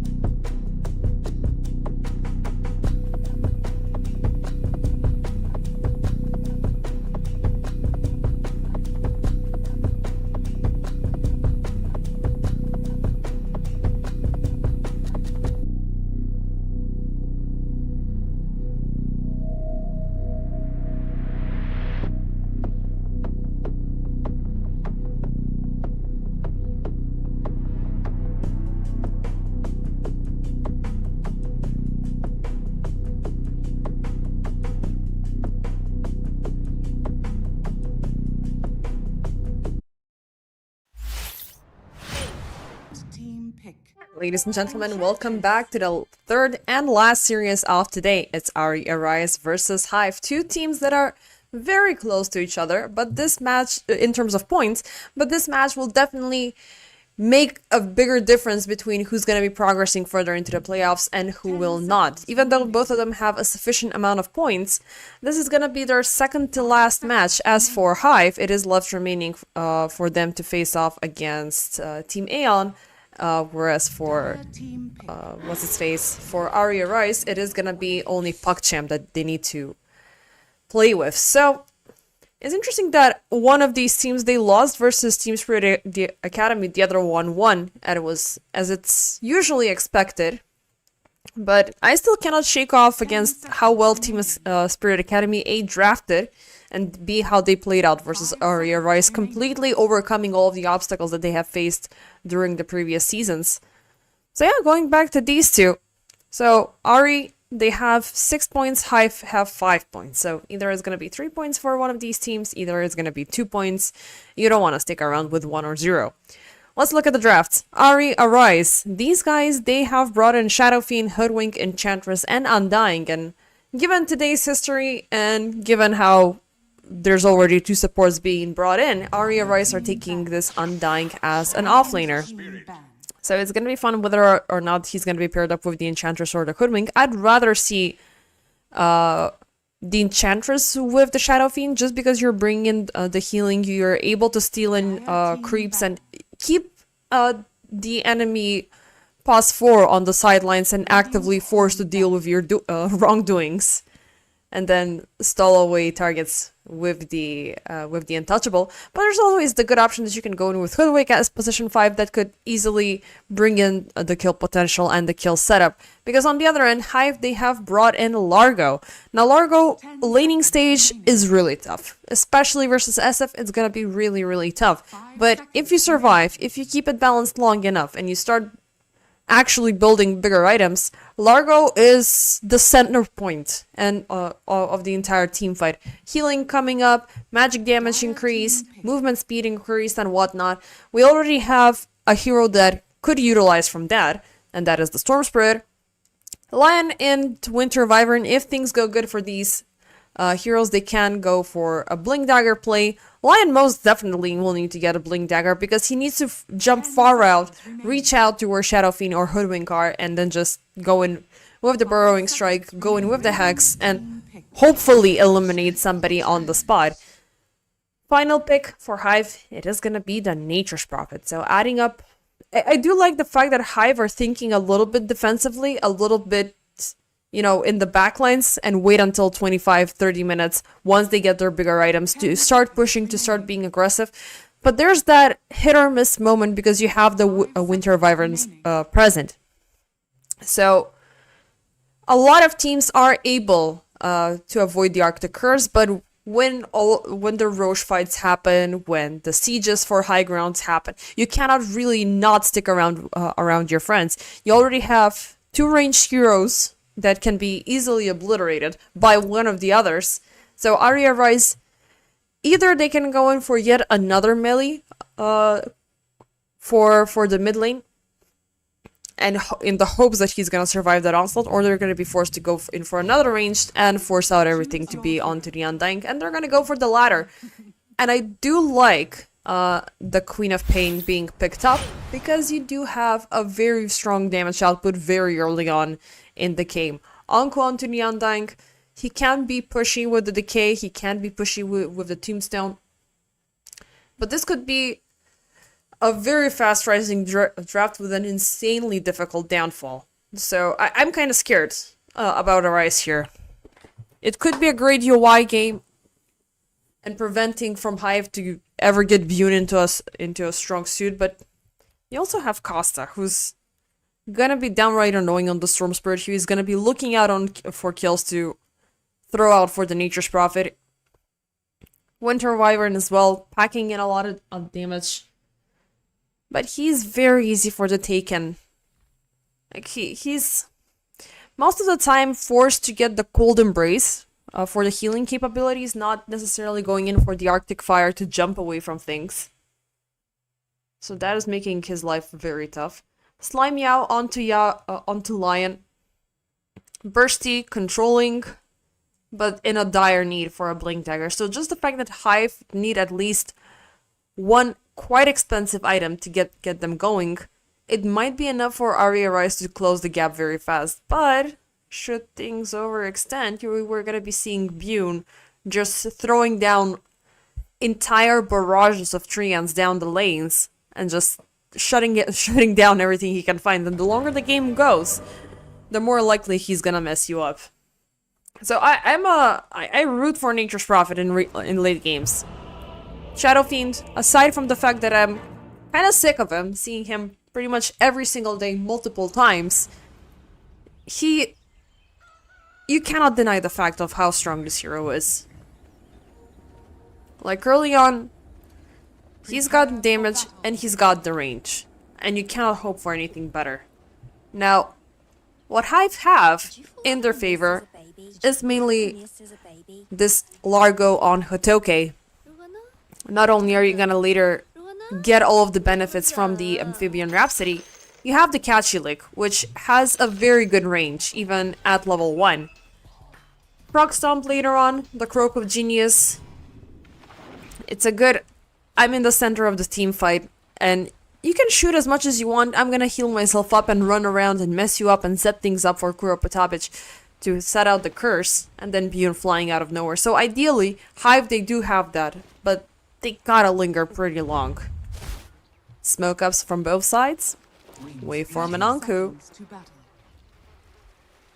We usually have Anisan joining in, but this time we are having a substitute coming in for RE.Arise. Waveform, diving in deep. He's gotta be careful here because there's already vision by Hive, so if the smoke gets broken, they're gonna know it's the pesky squirrel. Bune, Slime Yao, looking at the mid, looking at around the room. There are actually 4 here, Ethereal. Uh-oh, just back off, Queen. Just back off. Are either gonna be successful in stealing one away from the enemy side, but they have Waveform in a very tough position alongside with Anku. They're gonna go in and just take out the range creep. Decay. BO3 on the other side. Burrow Strike. Anku. He's taken by the Blood Grenade. And he's running down the river. Slime Yao right behind him. Does not have him within hit range. But the treants are still behind him. Kuropatavich as well. Oh no, it's gonna get off cooldown. The strike, and now he's on low ground. Can Kuropatavich reach him? 1 strike, 2nd strike. There's your first blood. And quite the contrary to what I believed, he did not go in for the Golden Priest. He went in for the Arctic Burn instead. So this guy, he wants to kill, and he wants to kill now. A beautiful first catch for Hive. Dire's courier has been killed. And this is an annoying lane to deal with for sure. Undying. He's not gonna have a good time farming. Kuropatavich is always gonna be on top of him. Bune, level 2 should be right around the corner, and if they get the Sprout, it's gonna be a lot tougher for either or. Waveform might find a little bit of a benefit from this just because he needs trees for the setup, but I'm not sure how he's gonna make it happen. He's gonna need levels. Maybe he's just gonna get some courier kills. The courier will get the delivery onto the other side, Is under attack. but everybody from RE are gonna get 30 gold. Bune. Sprout Lock. Waveform is gonna get away by using the Tango, but it will be inflicted a whole lot of damage from Kuro. Dire's Down courier bottom, has been killed. that is Yoi versus Hotoke and Slime Yao as the court. Currently chasing and pushing Slime Yao away. Now the good thing here for Yoi is Hotoke is actively gonna be within hitting range. And I heard creeps, and I heard you at the same time. So Slime Yao may not even get the potential to close in. Still, we do have only level 2, so he's still thinking if he wants to go for the Hex or for the Mana Drain.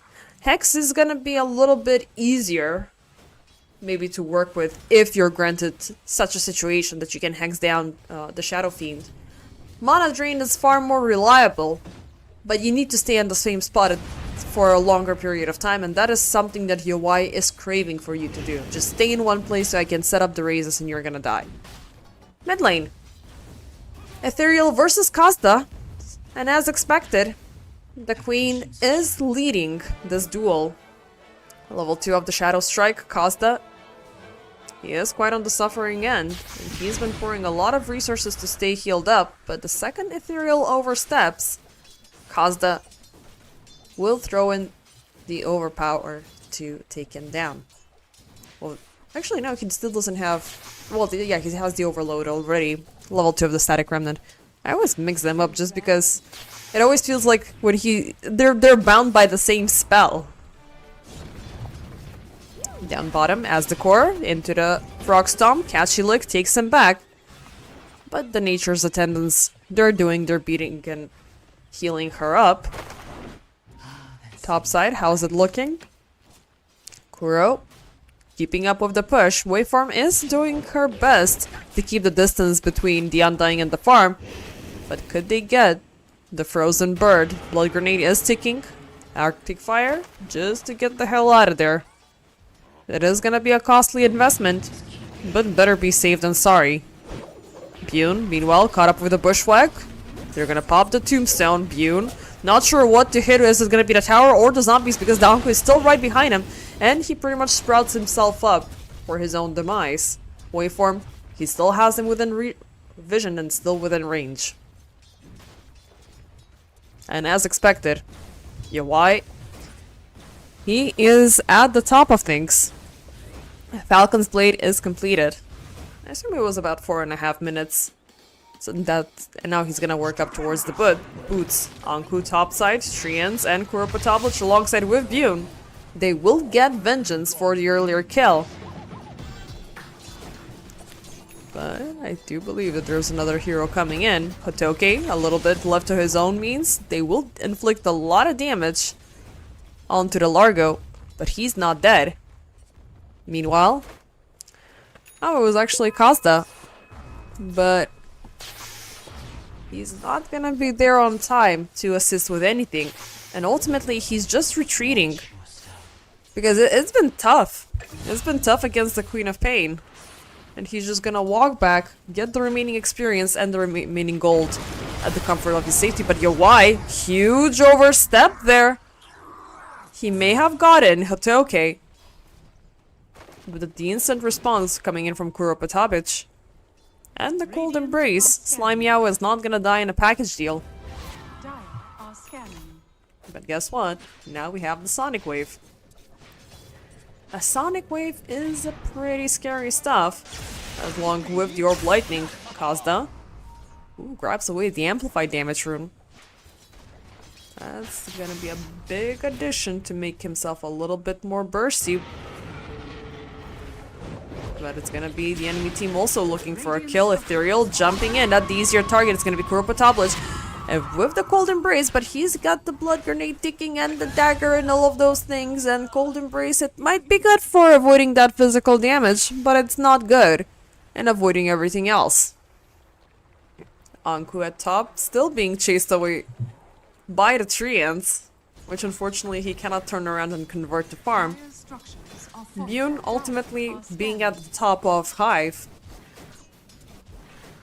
But until he gets the Maelstrom, now that's gonna take a while. Power threads are already completed. Minute 6 is upon us. As Anku and Waveform, they're in the keen anticipation of somebody's arrival here. It's gonna be Waveform looking at Slime Yao. He will stand strong at the shrine. They will turn around, get him cut, locked onto the tree. And free experience, but not from both shrines.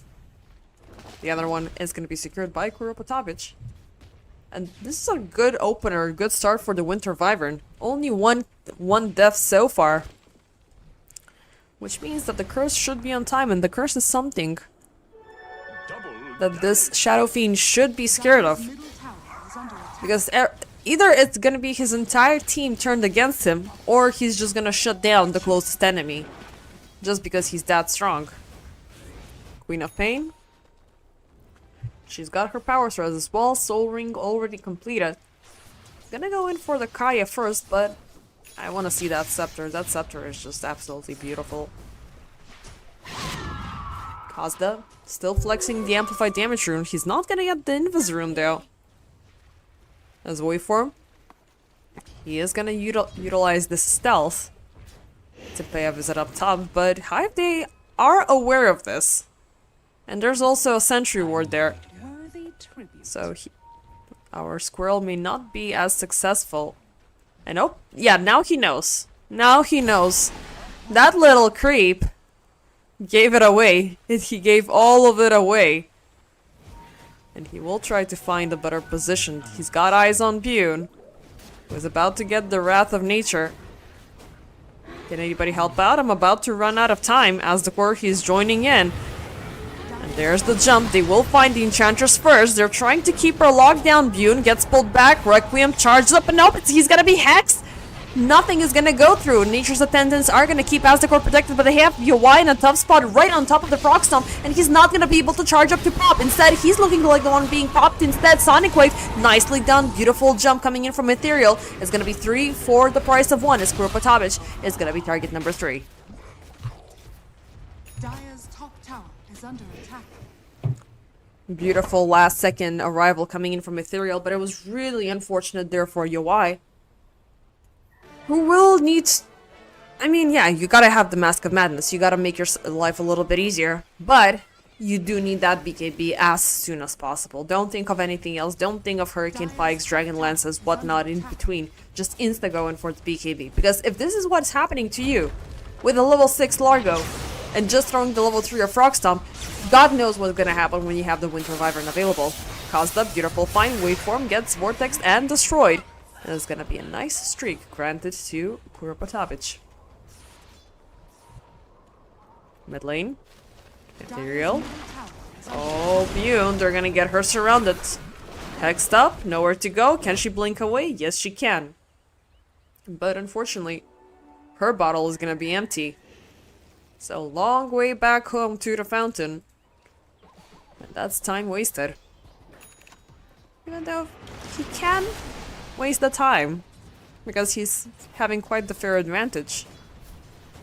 But early game advantage, it might mean nothing. Dire's middle tower has been Anyway, he's gonna go for the Dragon Lance, it seems like.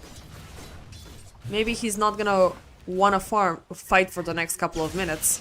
That might be a wrong call. Kazda, jump onto Anku. He's got the Vortex set up. Bushwhack in the back. Nice catch onto Slime Meow. But unfortunately, nothing can be done to save Anku. Not even the Tombstone. No, nothing. Waveform. He's gonna throw it once again. He's gonna make the catch. Slime Meow. Beautiful pop. Ethereal. They're gonna throw the curse at him for just nothing. Dire's top tower is under That's a little bit awkward. Still, easy kill, easy life. It's not Bune, which is definitely going to be a problem, but there's no top tier 1 tower. It's going to be just a matter of time before UI pushes down bottom, even though he's still quite far away from it. If they take out Largo, there's going to be no one to defend it. Kateoke going in for the spell amplification first. So it's Kaya on the list. And maybe it's gonna be the Sanjin Kaya for the additional status resistance before he can come in for something bigger. As the core, he realized that there is something hiding around the dire triangle. And it is indeed Slime Meow. is under attack. But it's just gonna be a war of the wards, with just 1 sentry being lost in the process. UI looking fine. How is Bune doing? Oh, he got the Maelstrom in a very decent time. Kudos for you, level 4 treants, ready to push in. But now you gotta play the Magnet Dance. which means you gotta actively avoid and go as far away as you can from UI, because not only that he's currently got the potential to kill you, he also has the potential to turn all of your treants into farm, and if you thought he was the bigger problem, Ethereal, he's going in deep here. Sonic Wave about to get off cooldown. They're gonna catch him. Oh, and Kazda, that's definitely an overstep, but the setup is great. Locks onto 3. Kuropatavich is gonna burst, and Ethereal finds the blink to jump away. Nice hoop, nice tombstone placement from Anku as well. As all of the treants are just gonna be chased away by zombies. Like, look. Okay, this is Plants vs. Zombies, ladies and gentlemen. We have found a new game in Dota. And I think at this point I can start building up my theory that every game either can be made from Dota or is played in Dota. So now we have living proof and evidence that there's Plants vs. Zombies in Dota. Thank you very much for my presentation. Okay, meanwhile, Waveform and Anku, they are gonna smoke up. And let's see, where shall they ferry? As I do believe they have Kazda inside. They will jump in. Will they get the lock on time? Nope, Kazda. He's a little bit faster and a little bit further away. Acorn shot for the slowdown, but you already used up your bushwhack. So this guy, he's just gonna fly. Meanwhile, UI secures the tower. They have clear sight of the shrine. And better take it now. No hesitations, because you don't want to fight into it. Meanwhile, it is gonna end up being equal since Bune took the other one. And yeah, he's just now gonna push, gonna farm. Only person who enjoys doing that on Hive. The rest, they're pretty much forced to play the same game. I'll farm if I have to. Cause that he's definitely more keen on fighting. But the fight might be brought onto him as Azdecor goes in for a little bit too deep, right under vision, gets the Finger of Death, but Ethereal is looking for the setup. Sharpshooter, Kazda is gonna soak it up, Slime Yao, oh, he's gonna get denied, beautiful play! Curse popped up, but Ethereal, he's just gonna jump away, but still within the grasp of the enemy as Bune jumps in as well. They tried to heal him up, but it's not happening. Having some lags on my end, which I was not expecting to see. All in all, great deny from Kazda. And it's gonna be quite the heavy sacrifices from RE.Arise. If they start doing stuff like this, they could start losing the game.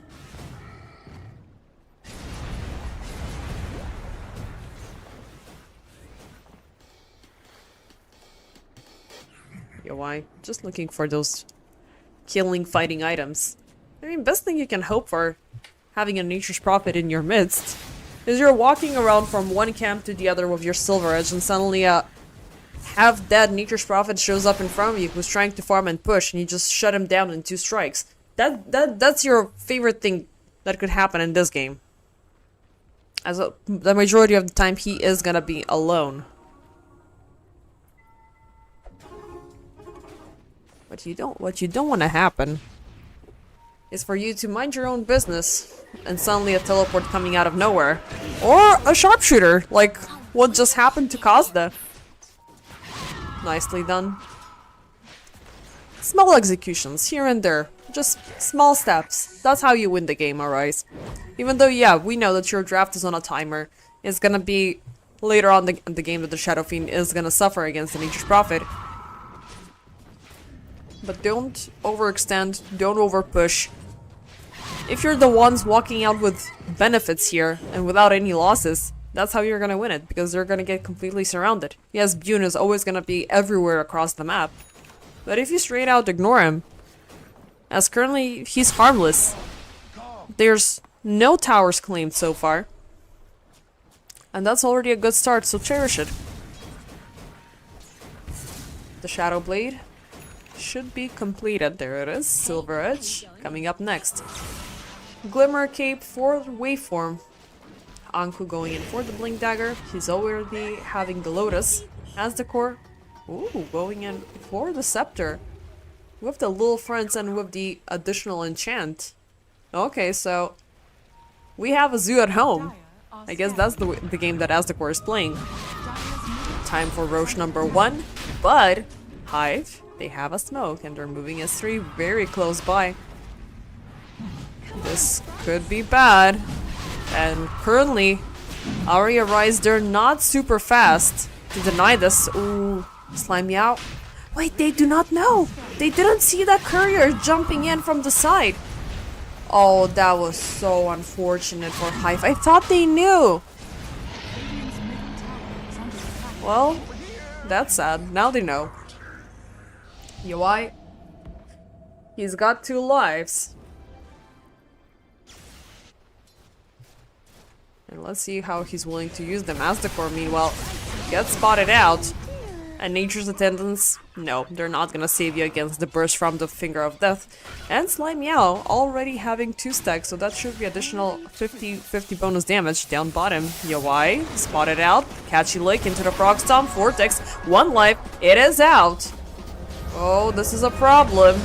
They won't get the strike. Ethereal, closing in. Tumbler Toy forward. Can they put a stop to them? The answer is no. Where's the Hoodwink? Aztecor, where are you? Actually, it is Waveform. Aztecor is the Enchantress.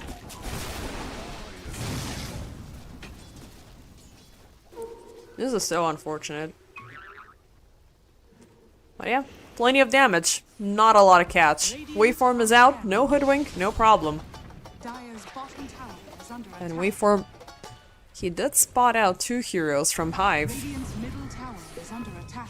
As Kazla is now in his awkward period where he just needs to farm in the jungle and there's not a lot of jungle left. Waveform is just 1,900 gold away from him. And that could be toppled. Not super easily, but we shall see. There is a slither of a chance we might see such scenario happening, as there's been circumstances where mid laners or off laners are suffering more than supports. Top side, Aztecor, he passed really close to Bune. And it's gonna divert the Spade train to move towards the upper portion of the map. Aztecor still scouting out UI. They find Slime Meow. There's gonna be Ethereal in the mid lane. Bune, they throw everything they have onto Aztecor, but now there's the taunt, there's the log. They have Kuropatovic, well, temporarily in the cold embrace, but regardless, him and Bune shall be destroyed.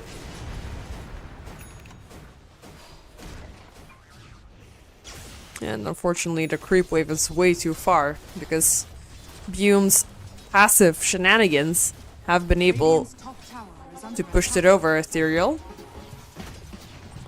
Not sure what happened here. Is he disconnecting? I mean, one would not stand at the precipice between the tier 2 tower radius and the creep wave and a Largo just strumming around. I mean, obviously Largo also noticed that there's something wrong, so he just backed off. Possibly it's a disconnect. I mean, yeah, there it is. There have been these connection network issues happening. Почему всегда я?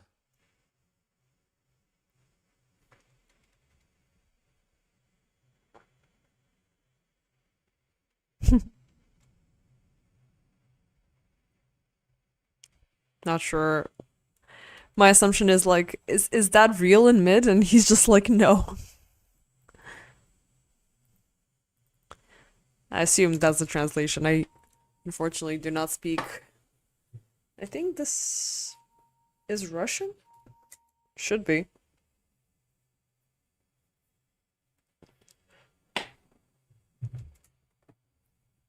Okay, we have Ethereal back. Let's just get the G and see what happens, because we might be onto a skirmish. UI, he is in close proximity to none other than Kazda. And down the mid lane, we do have Hatoke, who is strumming around for quite a while over Ethereal. Ethereal pops the BKB, but he's still Vortex. Still he makes the jump to close the gap and kill Kazda. Nice find. 21 minutes into this game. It's 11k currently favoring RE.Arise with 14/9 kill difference. Let's go for mid. Why not? We got the catapult. We got the Mask of Madness. We don't have the Aegis, but they have the fortification. Is under attack. But that's not gonna scare them. UI, he can still keep up with the heavy hitting. And of course, we might not have a creep wave, but Dire's middle tower. we have Asdecor. We have the Enchantress, so we're just gonna bring the creeps. And they're gonna do our bidding. They're gonna soak up the tower damage. I got you covered, fam. Slime Yao. Nice TP back home. Yet another pause. This time it is Anku having issues. It's the mouse? Oh god, okay. Yeah. Especially, I'm not sure what's the percentage of Dota players using wireless mice. But I have heard that there's a lot of them. And that's the main reason why I don't want to get... Because my assumption is always halfway through you're playing a game, you're gonna lose battery, so... And there's two types of wireless mice. The ones that you can charge in your PC and just plug in the Type-C and you can keep on going. Or you need to actually stand up, change batteries, come back, open up the backside, clip it back, and... I think those mice still exist. I do believe. I used to use one of those some time back. But I've been sticking with cable. Since everything else feels a little bit ridiculous. Such as those mice with... like those holes in them and around the plastic, around the body where you put your hand. And it's not fun if you have sweaty hands. Okay, mice problem aside, we do have Undying back. Welcome back. Dire's bottom tower is under attack. And let's see where we left off. Radiant's Tormentor top number tower 1? is under attack. Actually, with all of these things happening, now it's time for the Tormentor. Let him charge up, let him cook. Well, let everybody cook. We need everybody on the double here. Asdecor is gonna tank this one, no problem. Radiant's top tower. And it's gonna be a sproing for him. Top tower is falling. As with this... Oh, actually, he's really close on completing the Scepter. But those are two very big items coming back to back for Asdecor. The additional army and the Sproink. And it already feels like a good counter weapon towards the Nature's Prophet, so maybe if they can give Asdecor a little bit of extra time, he can turn into a carry. Like I spoke earlier with... what's her face? With the Dark Willow. Even Enchantress has been known to become a carry. Because when you have the Sproink available, you're instantly launching 2 impetus attacks on the furthest enemy. So if that's not great for sniping, I don't know what is. So within her attack range, plus 100. And she leaps for a 500 distance. Currently, her attack range is 575. So imagine if she decides to get a keen enchantment or something of that sort. But we shall find that out later. As now... RE.Arise on the move, 3 people smoked up, Kazda instantly caught up and gone. I think they used the creep first. Because he got rooted for a split second there. Or wait, no, actually it is the little friends. Yes. That's the reveal. I was like, wait, which one of the units does the root? But it is the unit herself. Radiant's And that's great. tower is under attack. And yeah, the more creeps she has, the longer the root duration.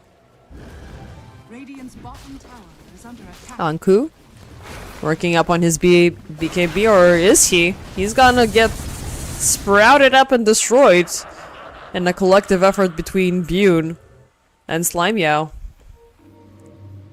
Third successful Finger of Death, but now they do know the location of the Nature's Prophet and they're gonna look to take him down.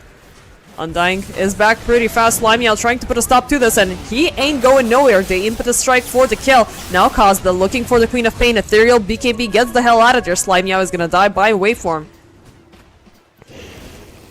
The chase is on. How far are they willing to chase them? That's the question. Ethereal. Ooh. Nice bottle find. Nice little bit of everything. Nice 2 targets. Okay. She's got the Sonic Wave though. But he doesn't have his friends pretty close by. And he's got that scepter almost completed, so no need to throw it all out the window. Dire's top tower has fallen. You know why? Of the second tier 2 tower. And yeah, we do see the BKB reveal. So fighting face first. It's not gonna be as easy as it was. And like having an Underlord in your scenario where BKB makes a huge difference, or a Leshrac or something, same goes for the Largo. The fact that you are avoiding this entire freaking puddle, it's making your life so much easier. And not only that you're walking, you do have a channel spell in your spell set. So, you want to get the Requiem off? No problem. BKB up is gonna go all the way. Not like what happened, well, pretty much after we got our level 6s. I do believe UI died during that skirmish, just because he was not able to pop the Requiem on time. And it was just a froggy stump after a froggy stump after a froggy stump at what, 0.75 interval? What was it? No, every second actually. Dire's bottom I thought it was lower. Radiant's bottom tower is under attack. No more tier 1s. Roche? Oh, he is back. No, that's a very nice timing. Unfortunately, Dire's bottom RE.Arise, tower is under attack. they don't know anything about it. And they are not looking to check. But pushing more is also going to be quite the problem. Radiant are As breaching high ground, first off, you have Kuropatavich alive. Winter Wyvern is definitely gonna mess up with your siege, so either be ready to trade away one life, Radiant's top tower is under attack. or you kill her before she kills you. Which is always the quick math, the easy logic. UI, looking down bottom, you thought you saw Bune there for a second, as the Treants were still present. Is under attack. And there's only been one tower taken away so far. Which, it's a lot of free real estate for the Nature's Prophet once he gets fit to take it. But for now, they have a Roche that they need to worry about. Even if they're not looking to contest it. It is gonna be tough because they will probably need to face it. All lanes cleared up, UI, he's ready to push in. And they gotta be ready for this one. No, thankfully no Blink Dagger onto UI. But after the Daedalus, Is under attack. it should arrive. Waveform Blink Dagger already completed, same could be said for Anku, he's nearing completion of the BKB. We spoke about the Little Friends. Next up we have the Pipe coming in. Meanwhile, topside Slime Yell gets caught up by the supports and he's gonna be harassed for pretty much standing in the wrong lane. And double Shrine of Wisdom as well. Beautiful takes. UI. Oh, he found Hitoke. Hitoke trying to run, now he's broken, and he is gone. Kazda. A little bit too late there, buddy. And yeah, just jump in into a 4-minute left remaining gauges. Without a doubt.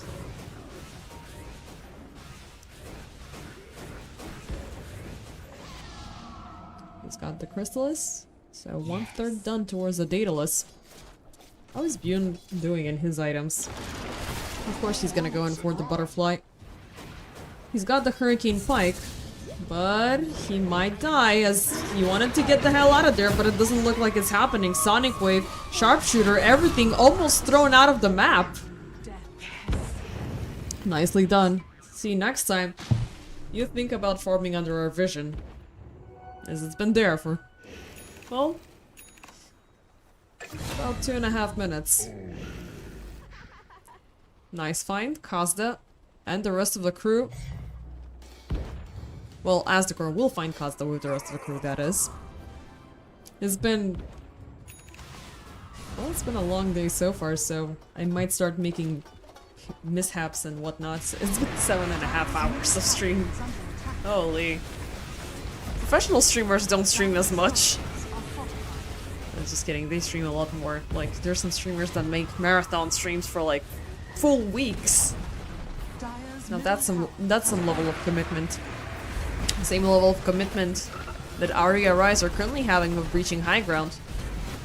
without Bune, and of course without Costa, it is easy for Opatovic. Even if he finds the setup with the curse, Bottom tower there's absolutely gonna be no one for the follow-up. Yeah, maybe he can take down one of the enemy supports or something of that sort, but there's still nobody to challenge UI. Best thing that currently HIVE are doing is trying to cut the waves, but one creep wave will get to high ground, even though there's no Roche banner. But there is a fortification, even however it's gonna die by the Frog Stone. UI still pushing, still going. Nobody is willing to touch him.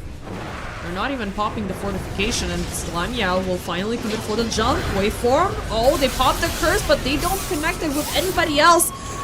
Oh, that beautiful Sonic Wave. Slime Yao is gonna be bursted. Costa on the run. UI keeping up with the chase with the Tombstone popped in the back. Both of the supports will perish, but they misplayed the curse, that one curse that could have changed the entire tide of war. And this is where they have to give up. Very well played from RE.Arise. 30 minutes of gameplay, 23/10 with 26k. They were pushing, they were aggressive, and they got the map 1 victory. Again, HIVE were... They had a lot of strong points potentially in the draft, but ultimately it was all over the place. I thought for a second RE.Arise were struggling with the fact that they had limited lockdowns, and when if they don't execute their targets on the spot, they're just gonna run off. But it seems like HIVE had the bigger problem. Storm Spirit was not able to dictate the tempo, Kazda was struggling, Kotoke was struggling, even though he did manage to acquire the Scepter and Shard upgrades. Supports never found their potential, in Bune, he was pretty much still AFK farming, so he was not ready to play yet. Still, it is game number 1 of the final series of today, ladies and gentlemen, so let's take a break and be back with game number 2.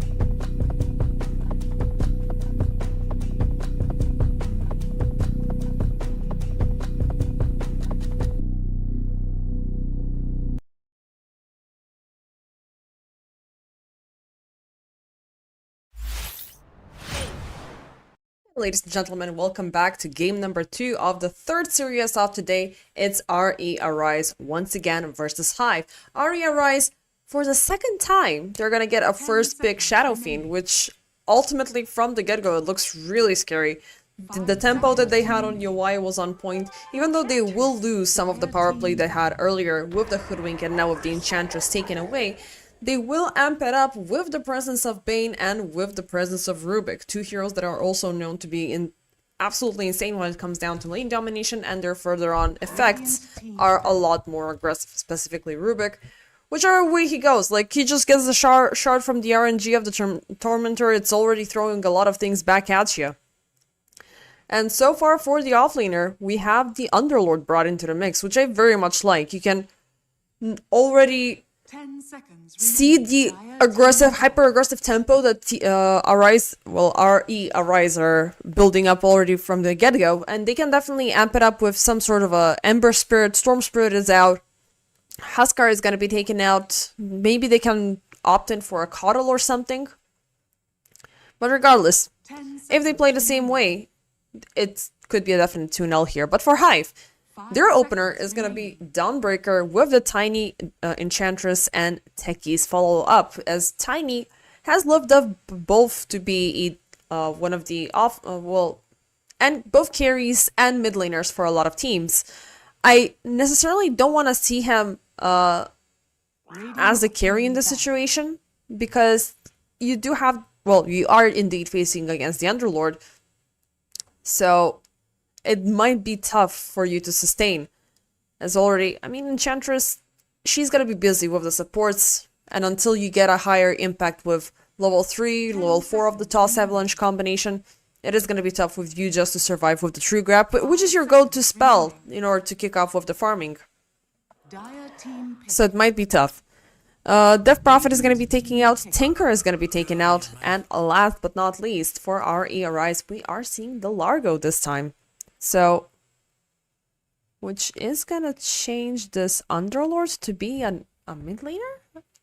Okay, they're bringing the contest to the Tiny regardless. 10 seconds remaining. It's an interesting choice.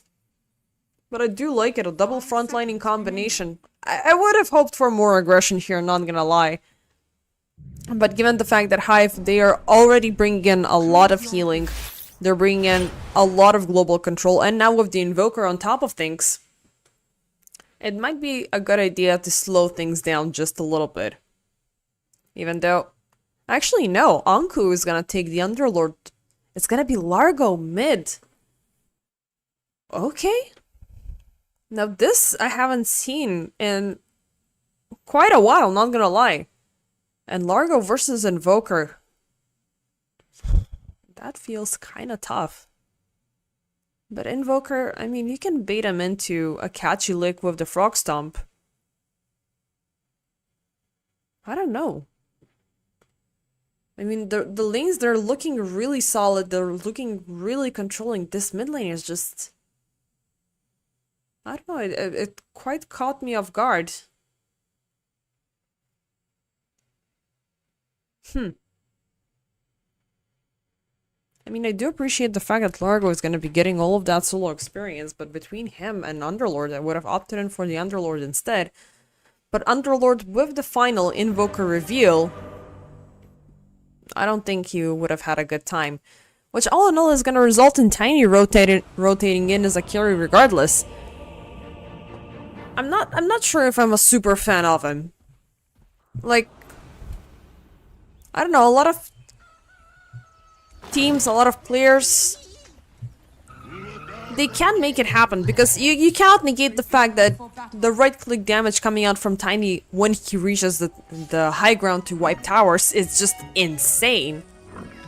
But that is gonna take you time, because you need the Echo Saber, you need the Blink Dagger, you need, I don't know, the Silver Edge, you need a lot more. And during that time, SF, he's already building damage items. He's already done with the Falcons, he's already done with the Shadow Blade of his own. Regardless of what he's gonna go for. So that's the point where I'm scared. But Ari, they were playing last game on a timer as well, and they were completely on spot, so Either it's gonna be 2-0 with no problem whatsoever, or they're gonna be struggling with 50 minutes plus. To battle. Because eventually, I mean, they pretty much have counteracted the presence of Hotoke. And Dawnbreaker, if she has a tough lane, and in this case you are leaning against the SF, her comeback potential, it's absolutely horrendous. She's gonna be really slow. She's not very fast in terms of farming. Idiots. She's really bound to experience, The battle and without begins. her Solar Guardian, it is not gonna be nice. Slime Yao going in for the deep dive jump, but ultimately he is gonna fall. As for his blood, one more strike, they'll get it. He doesn't even manage to pick up the bounty, as 3 bounties are gonna be granted, and Kazda, who dies down next. Good start for RE. I mean, this is what I'm talking about. They know how to maintain a good tempo. If they start, you know, slacking, if they start hindering, it's gonna be tough.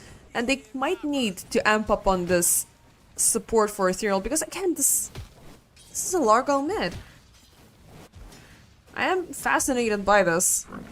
Because pretty much, I mean, I've heard of people playing it, but I haven't seen actually people playing it. It is gonna be interesting, but you have an Exort Invoker on the other end. So Kazda, he's gonna be downright right-clicking you, hurting you, doing everything he can. So maintaining up and alive, it is not something within your forte. I don't know how you can work this out. I mean, maybe you can allow the Invoker to be aggressive and you go in with your catchy lick and trust with your experience and trust with your levels. But you are already down 1.5 minutes to your Tango and to your Fairy Fire. Well, let's see. So far, he's focused on farming. Kazda, he's a little bit struggling on the creep score. So we'll just come back to this one later. Down bottom, Bune and Kuropatovic versus Anku and Waveform. And a wombo combo that we've seen multiple times. I think this might be the 3rd time we're seeing it today. Once you have the Pit of Malice with the Telekinesis combination, you're not only securing that double lockdown, you could even secure a triple lockdown of a target at the same place, at the same spot. You just need to get there. And that will definitely require at least double rain, 1 Pit of Malice, and topside, Sunstrike, Kazda, beautiful catch on to S-Decor, Yowai, he might get Slime Yao, and that's indeed gonna be the case. Beautiful intervention with the Invoker. But still, it's only the support that they're getting. I really want to see how this lane will turn out to be. Waveform, a little bit on the suffering end here. Kuropatovic with the chase. But he's not doing a right move here. I mean, he is gonna get that additional gold. I love the water. But that stopped for a split second there. Thankfully, Kazda is a little bit hurt, so he's not really paying attention, and he might have had the Sunstrike still on cooldown. Ethereal with yet another catchy lick. He's dealing a lot of damage upon this poor guy. I mean, this is dealing 170 damage at level 2. That's insane. He's got it off of cooldown once again. He's doesn't have mana to pop both spells. Meanwhile, Yowai, he finds Slime Yao, and Hotoki takes As-Decor. But this feels a little bit more interesting, not gonna lie. I really want to see what was gonna happen here. Probably the answer will be nothing because Ethereal went in a little bit too deep, but casts the Proc Stomp once again. He's gonna take Kazda back. Kazda, Cold Snap with the Ice Path. He does not have enough mana for a Sunstrike, but he still has Ethereal within reach and he gets the strike. Second, he gets over the stairs. So for Kazda, he is the beacon of hope for HIVE to get deeper into this game. As getting this solo kill is absolutely great, and getting 2 kills. Well, actually, is it 2 kills? No, it's just... Well, it was 1 kill with the Sunstrike, but he did aid with a Sunstrike earlier. Just compensate for his losses at minute 0. Bune. Tiny so far doing quite okay, but Anko and Waveform, they're not super bothered about him. They're looking to secure as much farm as they can for Anku. He's got the Fairy Fire, he's got the Lotus, he's got the entire Creep Wave on the side. And this Enchantress cannot touch him. Kuropatabic, he was actively harassed by the Rubik, but now he's looking to turn that harassment towards top lane where UI Hotoke, oh nice Nightmare, he's gonna avoid the Sunstrike as the core coming in. The Celestial Hammer, it's not gonna strike Kuropatabic with the chase. UI, Waveform. This Enchantress now on the run. And Hive, they completely lose momentum. And at the same time lose Slime Meow in the process. And Techie's, he's still at level 3. He is down to cause problems as the late game keeps on progressing, but currently he's looking absolutely harmless. Level 6s are very close to appearing. And he's still at level 3.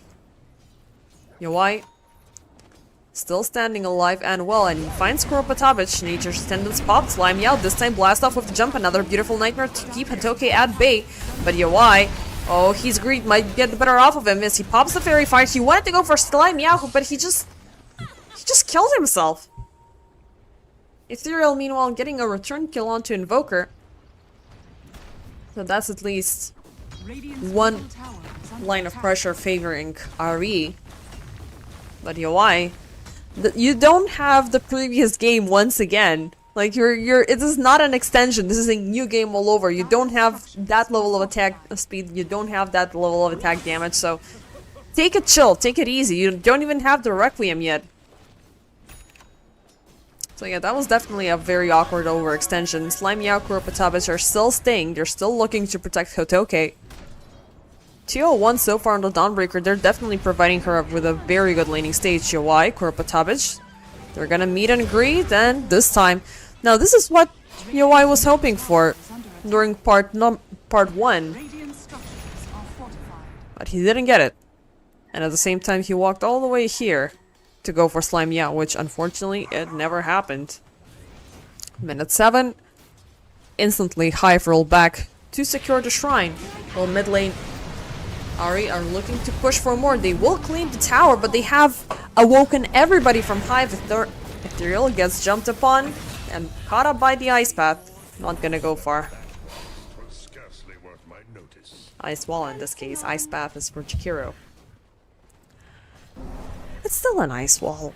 I mean, it's a path, it's a wall, it's the same. You're not gonna get over it. I mean, one is gonna slow you down miserably. The other one is gonna stun you down. And you just pray not to die. Maybe a bunch of trees around mid lane. Cosda fell twice. Ethereal, he fell twice as well. Ethereal. He's gonna have the Spirit Vessel at a very good timing. But he's gotta be present a little bit more around the side lanes because UI, he's actively under siege. They have Hotoke in the Nightmare Sunstrike. He charges up the Requiem. Can they get him this time? Nice catch. Slime Meow. Ooh, he almost died by the mad ability. Fairy Fire nicely popped because that projectile would have killed him. Raise, wrong position. That would be just one. Slime Meow again. But this time we have the rotation coming in. Ethereal. Nice Nightmare. Waveform. They're gonna drag one back. Catchy lick. Hotoke. Oh, he didn't manage to get across. He's still in the river. And he's gonna get popped by the Fade Bolt. Nice find, Ethereal with the haste. He's looking for more. Hello, Slime Meow. How you doing? I don't have my haste, but I have the Catchy lick off of cooldown. Or he's taking. They're going all the way under the tower. They get the Catchy lick off of cooldown once again with telekinesis. They're bringing him further.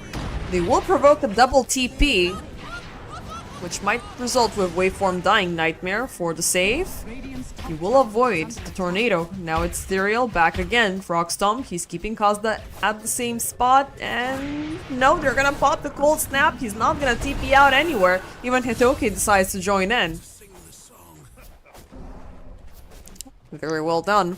But still the lead is favoring RE.Arise. 9 minutes in. It's 11/6 with 3k net worth difference. UI, he's got the Falcon's Blade complete. He didn't even stall away from the power threads. And on a good path towards Mask of Madness. Anku, meanwhile, chillin', killin'. And same could be said for Asdecor, but they will cancel out. Okay, that was a very big overextension. But did he cancel the grip? Because I don't think the grip lasts that short. It was like 2 seconds, not close to 5. But maybe they realized that there's still teleports coming out. Maybe he wanted to go in for the save. Even though Asdecor and Waveform, they're still pushing in. With Waveform stealing away the hammer. Is under attack. Slime Meow coming in from the back. Sunstrike does not connect, but the hammer connects from the actual hammer lady. Centaur put to sleep. Hatoke, steal of the chase. They have Asdecor. They're not walking away empty-handed. They know he doesn't have the grip. He knows that they don't have anybody else, but there's backup.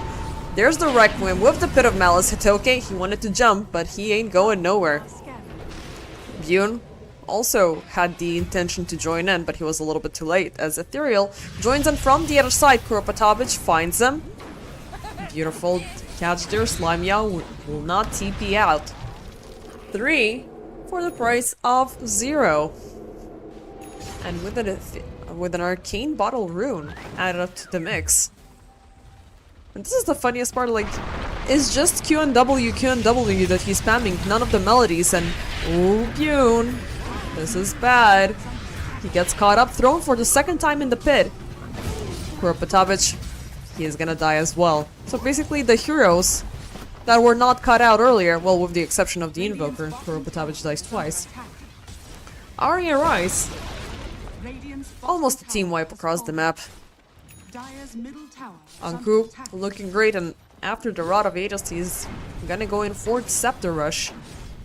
Bune, things are looking a lot tougher, because already there's almost a 2k net worth difference between him and the Shadow Fiend, and he's nowhere close to getting that Echo Saber. You know why? Not only that he has the Mask of Madness and he's using it, he's literally abusing it to the maximum so he can get the Dragon Lance on time. Mid lane, Ethereal, Slime Meow with the jump. They have him. No, they don't have him within the Solar Guardian range. And Waveform, he's looking to steal something, but he might not to. Regardless, they have Kozda, and they have him dead. Hatoke, he ran off and hit as far as he can. Because Asdecor is right behind him, and he has yet another Fiend's Grip available. Radiant's top tower is under attack. Top side under siege. 12.5 minutes for all tier 1 towers to Radiant's fall. top tower has fallen. Slime Meow. 12 minutes without the proximity mines. And he's not even gonna get closer towards getting him. This is just so sad. I mean, it's absolutely great for RE. They managed to cover ground really fast. They managed to farm out even faster. And they're everywhere they walk is just free terrain. They're not being punished by random mines here and there. And they're just killing Slime Meow off the bat every single time they see him. Bune as well, super punished. He even lost his courier by Asdecor just now. So that's gonna be a full minute with additional delivery time. But he's not gonna get the Echo Saber, so just stick to the tree, buddy. Cause that, at the very least, he did complete the Meteor Hammer, so that's at least 1 core on with the possibility to push and farm a little bit faster. But Meme Hammer is just one small thing, and hopefully targets are gonna stay and look at you for long enough until you go through the entire channel time. And RE, they don't have time to wait, they don't have time to stop, as they will find Bune next, as the core setting up for the grip, Anku and Ethereal. They're gonna get him, they're gonna catch him with the frog stomps, and they will, of course, kill him without hesitation. Top side, Hatoke. Rubik. He stole the hammer just, but he might lose it. Slime Meow with the jump. Finally, we have the reveal of the remote mines, and he's pretty much completely surrounded. However, he's gonna stall HIVE for long enough for UI to steal the shrine. And thankfully for him, HIVE are not gonna keep up with the chase. Finally, a stroke of happiness But for how long? I mean, Slime Meow the second Ethereal sees him. Like, he's burning down to half HP. Just one catchy lick and a Spirit Vessel charge. How many charges does he have currently? Oh, it's 3. He's got still plenty for the spending. He's gonna pop yet another one. He does not have Slime Meow within the range of the catchy lick, but he sets up for the gate. As Kazda, Kuropatavich. They will back off. And Bune is also there. They're looking at this as an opportunity. But right now, there's way too many of them. We may take down 1 or 2, maybe even 3 if we get lucky. But 4, it's looking a lot less possible. Tier 2. Just a little bit of damage. They haven't done anything yet. But yeah, they took tier 2s 3 minutes ago, so my expectations are running high as well.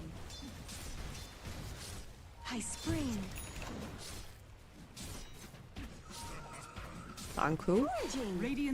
About 1000 gold left for completion of the scepter. Ethereal, meanwhile, gets the Kaya and he's gonna rush the scepter off his own for the good old days.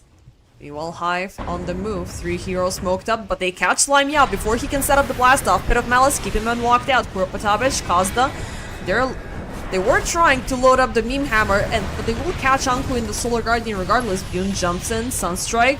He's still alive. They're fighting because Yowai is not here, and Yowai is nowhere present. Waveform and Anku, both of them shall perish. Hotoki will die in the exchange though, with 1 catchy lick for the kill. Why isn't Hotoki? Well, why isn't Yowai here? He just wants to farm. He just wants to chill. He knows that he's winning this game. I mean, 20/9, 16 minutes in with 9k network difference. Now, that's plenty. That's quite the plenty. Even though there was some show of might there from Hive. But again, they were only allowed to do this because Yowai was not present.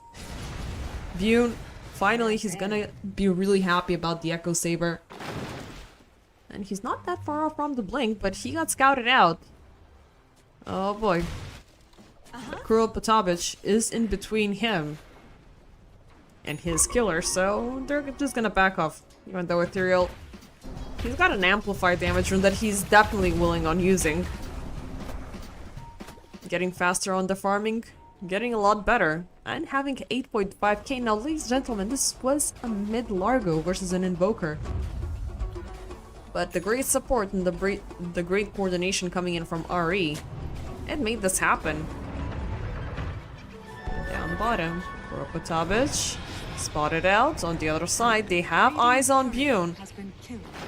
Well, they either gotta kill one or split the team fight. The supports will take care of the support, but they miss out on the opportunity with the Pit of Malice. Well, it's still difficult to make these surprise catches. Without the Aghanim Scepter, it would have been easier if that were the case. So, Bune, he just walked away, blinked out, and left the bottom portion of the map. But now he cannot go anywhere from here. Maybe he can take a camp or 2, where he's sure that there is no vision. But pretty much he cannot really go further than this line. Like, pretty much. This is how far he can go. Unless there's the rest of the crew helping him out. Sunstrike in the pit. They know that something is happening. Anku tanking, Yowai hitting, Bune wanting to jump, beautiful avalanche, they have the lock, they have Yowai, but he's gonna snatch the Aegis, even though the money's gonna go to the Radiant. Solar Guardian still, they have them locked down. This is a bad team fight. This is the worst team fight that Hive could have anticipated here. Oh, they almost had him. That was just... He just popped the Requiem and it was already far too late. But already, Hive are so freaking handicapped in this game. Like, they don't have enough items, they don't have enough damage. The setup was ideal, but not with a 10k net worth difference, with less than 20 minutes in the game. Like, this hurts you big time. Ethereal going in for Slime Meow once again. Frog Stomp, Catchy Lick, Spirit Vessel, and 2 more for the show. Bottom tower under siege. I mean, not gonna lie, these Shadow Fiend games are becoming really boring. You just double down on the temple, rush them down, and they're just dead before 30 minutes. I mean, at the same time, it's really easy for you to fail Radiant's if you have a top good tower counter has draft, fallen. but the major counters are Drow, Necros, and stuff and whatnot. Heroes that can currently out-farm Shadow Fiend are not necessarily as impactful once they get their first items. This guy, I mean, look at this speed, look at this striking, look at these additional benefits. Like, you go and have 260 right-click damage this early on. And an attack speed of what? How fast is it? Well, right now every 0.41 seconds, but without the Mask of Madness, it's 0.56, which is still 2 hits per second. He'll find Bune. Hello, Bune though. He's gonna be fine by the sentry. Actually, there's a double sentry there. So, it was not far too late. Bune already knew. He really, really needs that BKB. Slime out. Trying to set up as many remote mines as he can on these important entry passing points. So far, none of them have popped. Hatoke, it's good that you have the BKB, but that's just one thing. You don't have your farming item, and at the same time, you do need a lot of farm as well. Your Echo Saber, well, it's pretty far off from completion. I do like the potential that Hive can have 2 harpoons in this game. It's gonna make things a lot more fun. Just jumping in, blink out, oh, you're close but not close enough, and just drive back your targets. But can you really get close to RE right now? I don't think so. Quick Tormentor take. Dire's middle tower It's gonna be granted to the Bane. Stronger brain sap, more pure damage. Even though it's kind of a shame that he has the spell only at level 2. But it's better to have the Nightmare. The longer duration is better for the setup. Hive on the move. Nice smoke, nice find. It's gonna be a Rubik. Waveform, 4-staff forward. He's gonna try to run off and hide. Sunstrike is gonna miss him, but projectiles are still landing on top of him. He's trying to stay lurked within the trees, but yeah, didn't have anything else. No Temple Toy, no 4-staff, no nothing. Meanwhile, Yawai, he's gonna find the Invoker, and again, these are trades after trades that Hive don't like. These are just not good. They forced out 3 heroes to take down 1 puny support while the enemy carry is killing your mid laner, which is currently your only salvation for enough damage, for enough control.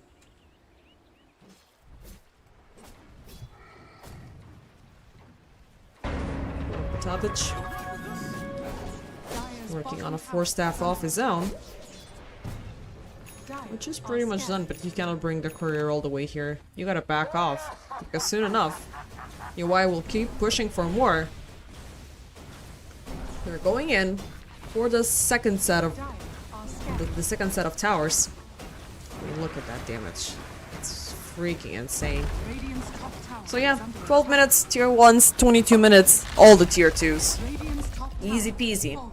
Next up, breaking high ground. Oh, why? Costa? Did he get detected? No, but he's gonna reveal himself because he wanted to go on Asdecor. The Solar Guardian is gonna be popped. Bune gets a lock onto UI, but even if he's that low, even though if he's got no mana, look at that hitting power. Bune, he was not standing in front of his enemy for a long time. And again, Asdecor, he caught him like from down the lane. Even if he misses, the next strike he lands is just gonna destroy anybody. Triple kill with a godlike streak. They only lose Asdecor in the entire process, but they forced out the fortification. They saved the Aegis, Radiant's top tower and has fallen. they're looking for the first set of racks. Mid lane creep wave, it's pretty close enough, so they can just go in for more if they want to. I mean, 5 seconds until Hive return. Radiant's top barracks has fallen. And mind you, they didn't use the Requiem, so they still have that going. Anku gonna get the next gate. 45 seconds. He did appear for the first time. With the Pit of Malefice on top of the gate. So that put a stop to Bune. And of course, it did put a stop to the Invoker, but that caused a greedy reveal. I mean, Asdecor, yes, it's a juicy, beautiful target. No Bane. Doesn't have the chance to lock down a single target. But the overextension was costly. And costly, I mean, these are some items that he has. But they're just there to help you out with the next step. And you should have had these by 5 minutes ago. 24, it's looking kinda slow. Ethereal, popping the Smoke of Deceit. Another one on the other side. They're gonna meet around the bounty and catch you like Ethereal. He wants to take Bune back. As he does have the BKB, so both sides, they gotta be careful about this. 9 seconds. A bunch of debuff and magical immunity. Well, debuff immunity and magical resistance is the correct term. Slimiel setting up a defensive minefield. Koropotovich and Costa. They're looking for somebody appearing down the lane. But RE.Arise, they're waiting, they're lingering. They're gonna reveal you why. And HIVE, they're not taking the bait. In the backlines though, Slimiel, his minefield is gonna be discovered. And Bune being nearby, waveform, pretending to be an observer ward temporarily, he's gonna run up with the Glimmer. Ethereal coming in from the other side, and YoY to land the kill. Bune trying to get out. BKB is not gonna save you. This guy, he's hitting. He's got right-click damage. He doesn't care about whimsical spells and cutting down your TPs. No. He just wants to strike. And look at the damage. 3k damage out of nowhere. We're going in for yet another siege. Koropotovich. Within the Frog Stomp, he shall perish. Ethereal. I mean, this is quite impressive what he did here. They're gonna go in for more. At the edge of the Pit of Malice, Cosmic gets caught up. Nice force tap, pushing him forward. Slimiel jumping in. But they're gonna catch him in the grip. Maybe not for long. YoY still keeps on hitting. He wants everything that he can see within the enemy base, whether that be a hero, whether that be a building, whether that be a creep. He's gonna take everything because he's got the next Roshan. Another 1 minute and 40 seconds. Bune with the jump, but they're gonna push him out of the Solar Guardian. Second Solar Guardian, this time stolen by the Rubik. It is gonna connect for Slimiel to die, but Bune, he's had it enough. Like these two games have been really punishing for HIVE. Ari, really good in terms of drafting, really punishing in terms of playing. And I don't think you can suffer any more shame rather than being destroyed by a Largo mid versus an Invoker. Like, you got one of the strongest mid laners of all time, and you were not able to deliver. But it's just, the lanes were really difficult to keep up. It didn't have that good enough of a sustain. RE.Arise, they walked away with a wombo combo draft for their offlaner. Anku had a very free time in keeping Bune checked up. Dawn does not have a good time ever against the Shadow Fiend, and Shadow Fiend was the first pick. Dawn was the second one, so ultimately HIVE, they threw the game from the draft, which is really, really unfortunate. So yeah, with that being done, we kind of finished everything right on schedule. The first series, even though game number 1 was an omen that, like, it felt like a bad omen, like bad foreshadowing that this entire game day was gonna last for too long with an 81-minute match. But rest were pretty much clean slate 2-0. So to summarize, PuckChamp, they won against Team Mayan with a 2-1 result in Vision 2-0 versus Habibis, and now RE.Arise versus HIVE. It ended up with 2-0. As for tomorrow, we have 3 matches. All in all total, we have 7 more until the group stage finishes. So for tomorrow, we're going to be watching Team Spirit Academy versus PuckChamp, Ilbris Esports versus Syntax Team, Team Syntax that is, RE.Arise and PuckChamp. So we're just gonna bounce around a little bit from Group A back to Group B, and a little bit of Group A because PuckChamp, they have their final 2 series tomorrow. But slowly wrapping up, we do have 2 confirmed teams moving forward from Group B, and that is Ilbris Esports and Envision. Habibi's lost ultimately led to them having 2 points during the season, which is not going to be enough for them to push forward. So yeah, that would be it for today. Thank you very much, ladies and gentlemen, for joining me in for this wonderful day of Dota. I'm Michael B's Defender, and thank you very much. Have a good night, and I shall see you tomorrow.